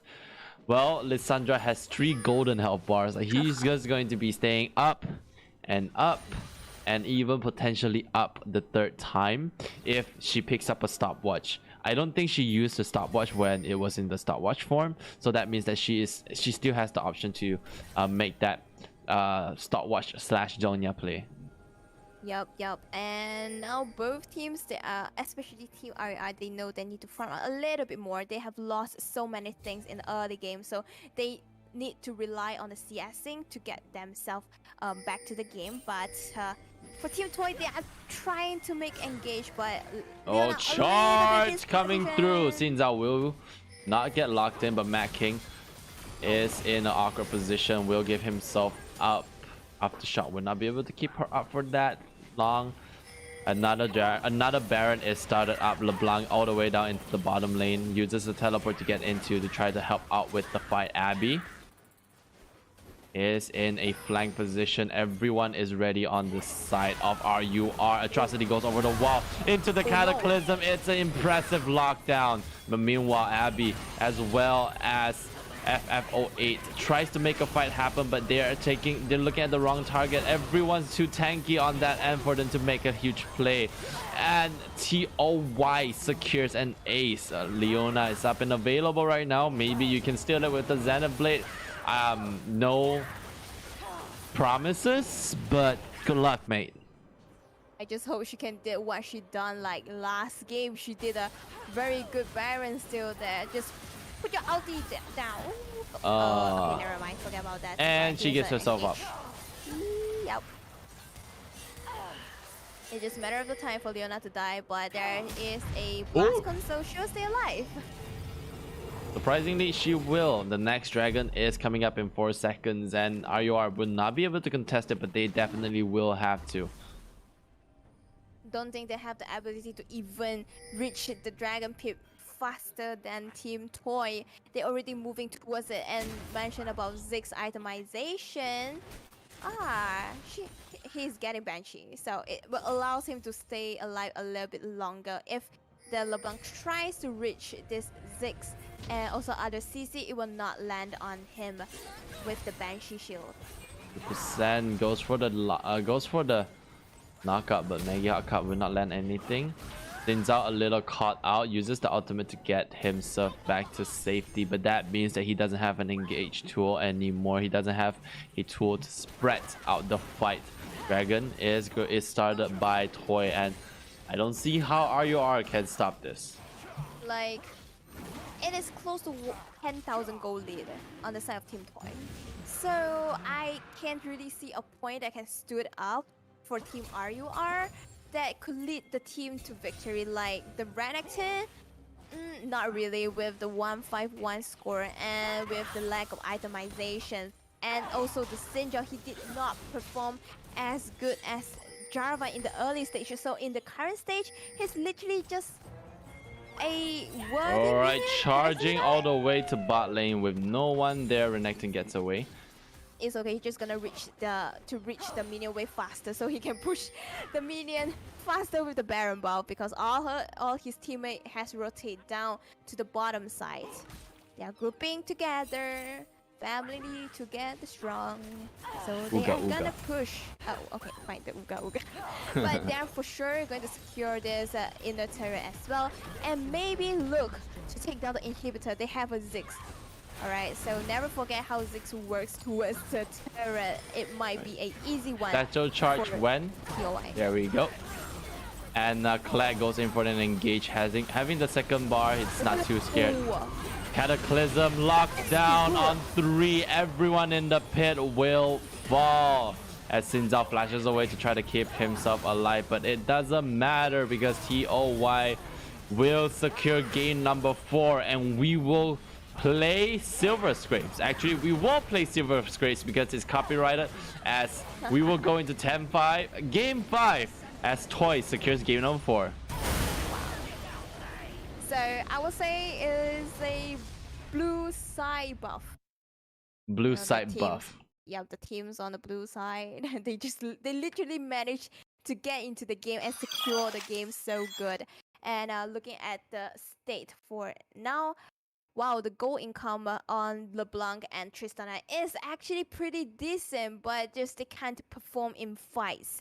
They are good initiator, but they aren't a good team fight players. I mean, team fight champions there. And looking at the total damage on champion, look at the Ziggs, 20,000.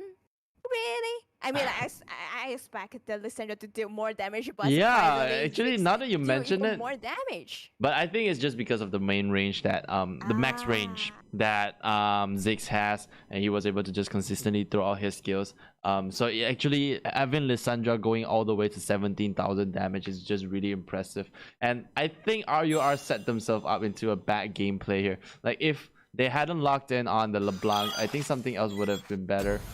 Because LeBlanc, they kept LeBlanc open. I was hoping that they gave the LeBlanc to the enemies so that it would be baited, and then you counterplay that. That's how you should play your picks and bans. That's how you should really play around with your brains, with your opponent's brains, and you want to make sure that they are confused and they not you on your own.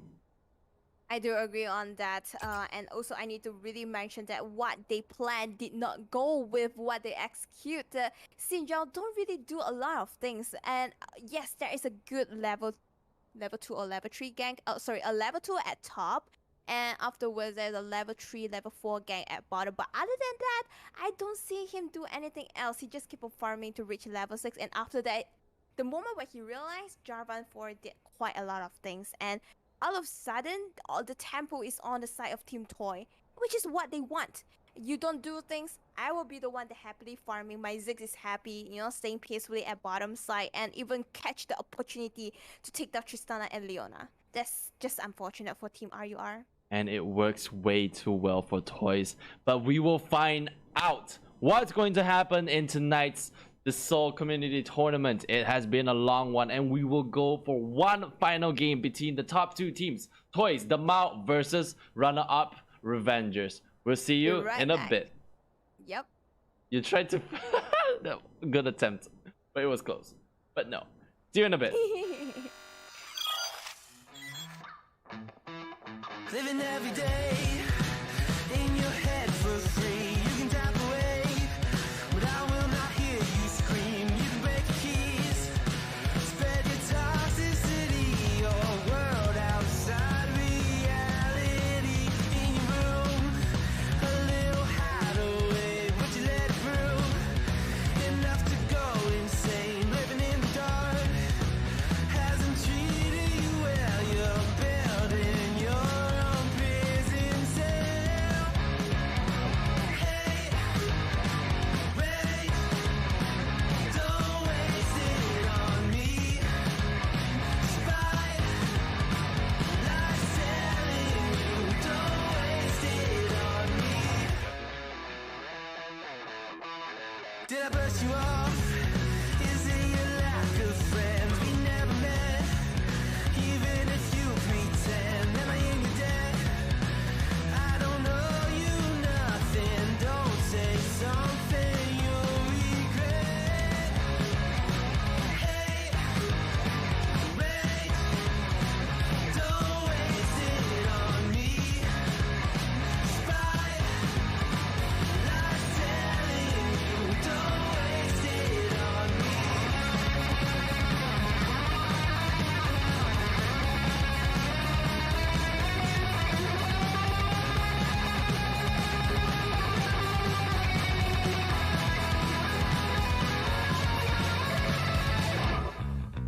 Hate, rage, don't waste it on me. Spite, lies telling you, don't waste it on me. Rage, don't waste it on me. Spite, lies telling you, don't waste it. I'm telling you, don't waste it. Lies telling you, don't waste it on me.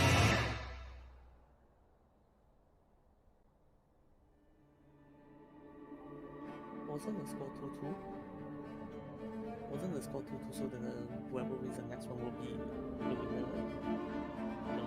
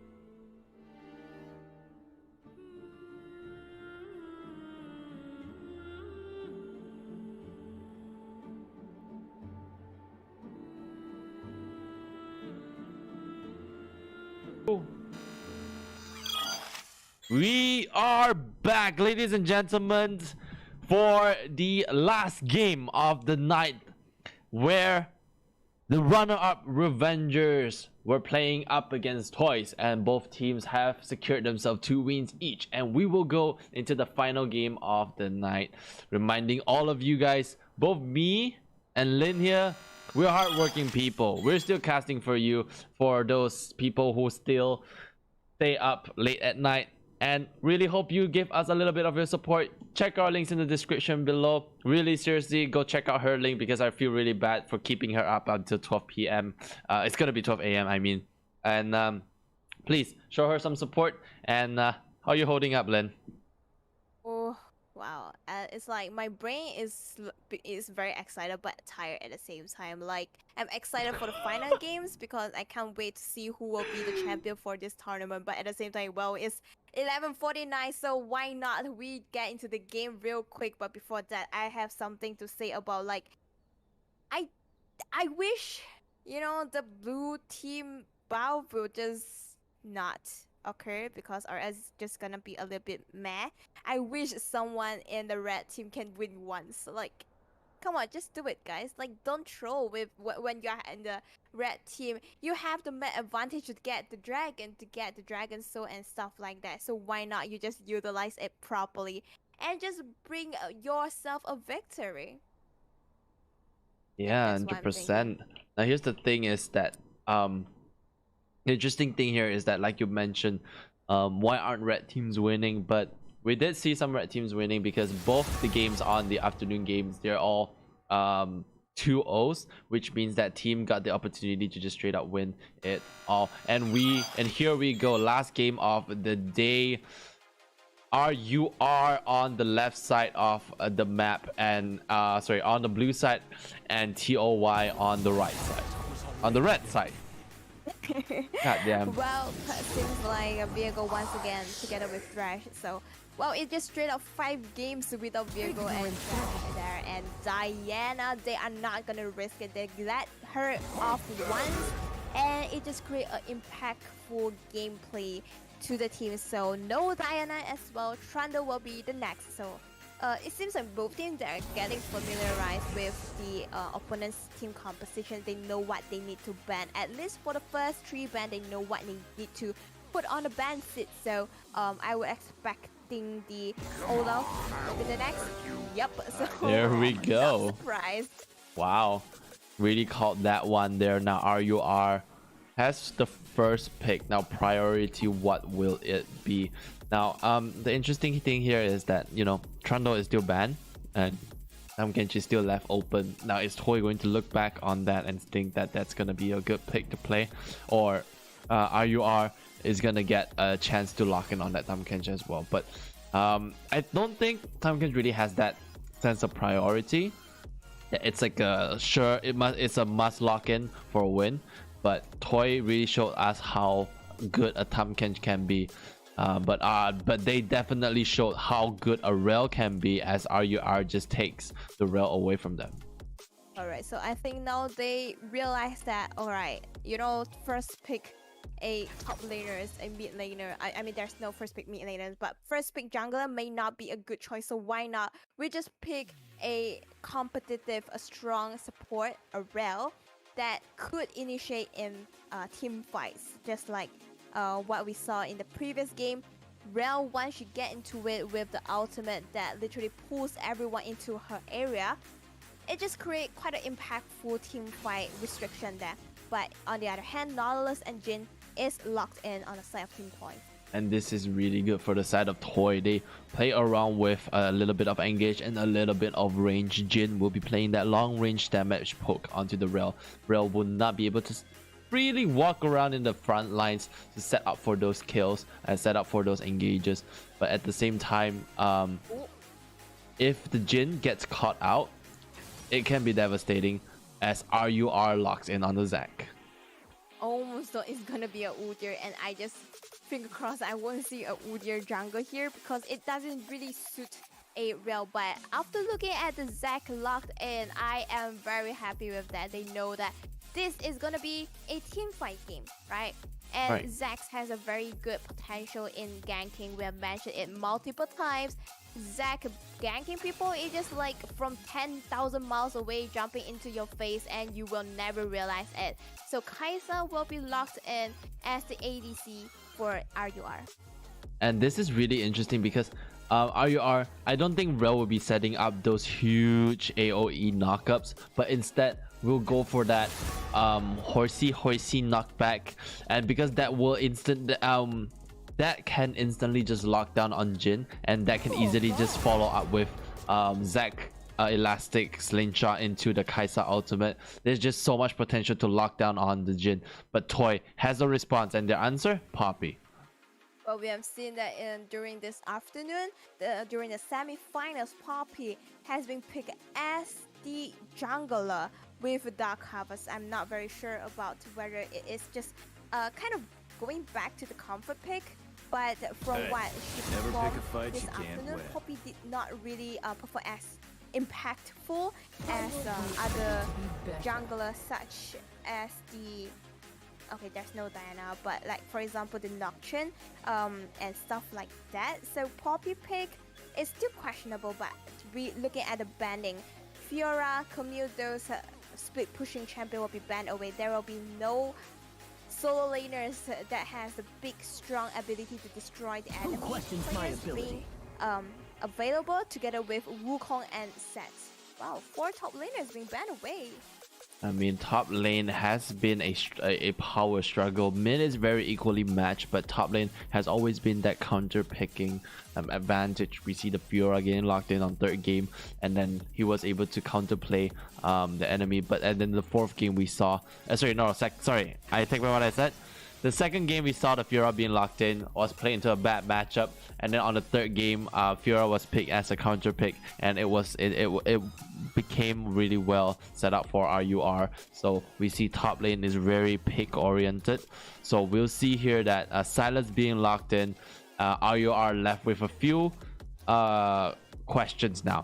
Do they want to give their AP setup for mid, or do they want to lock in on this Mordekaiser? Because Mordekaiser does sound interesting into the Poppy. And Mordekaiser is it's very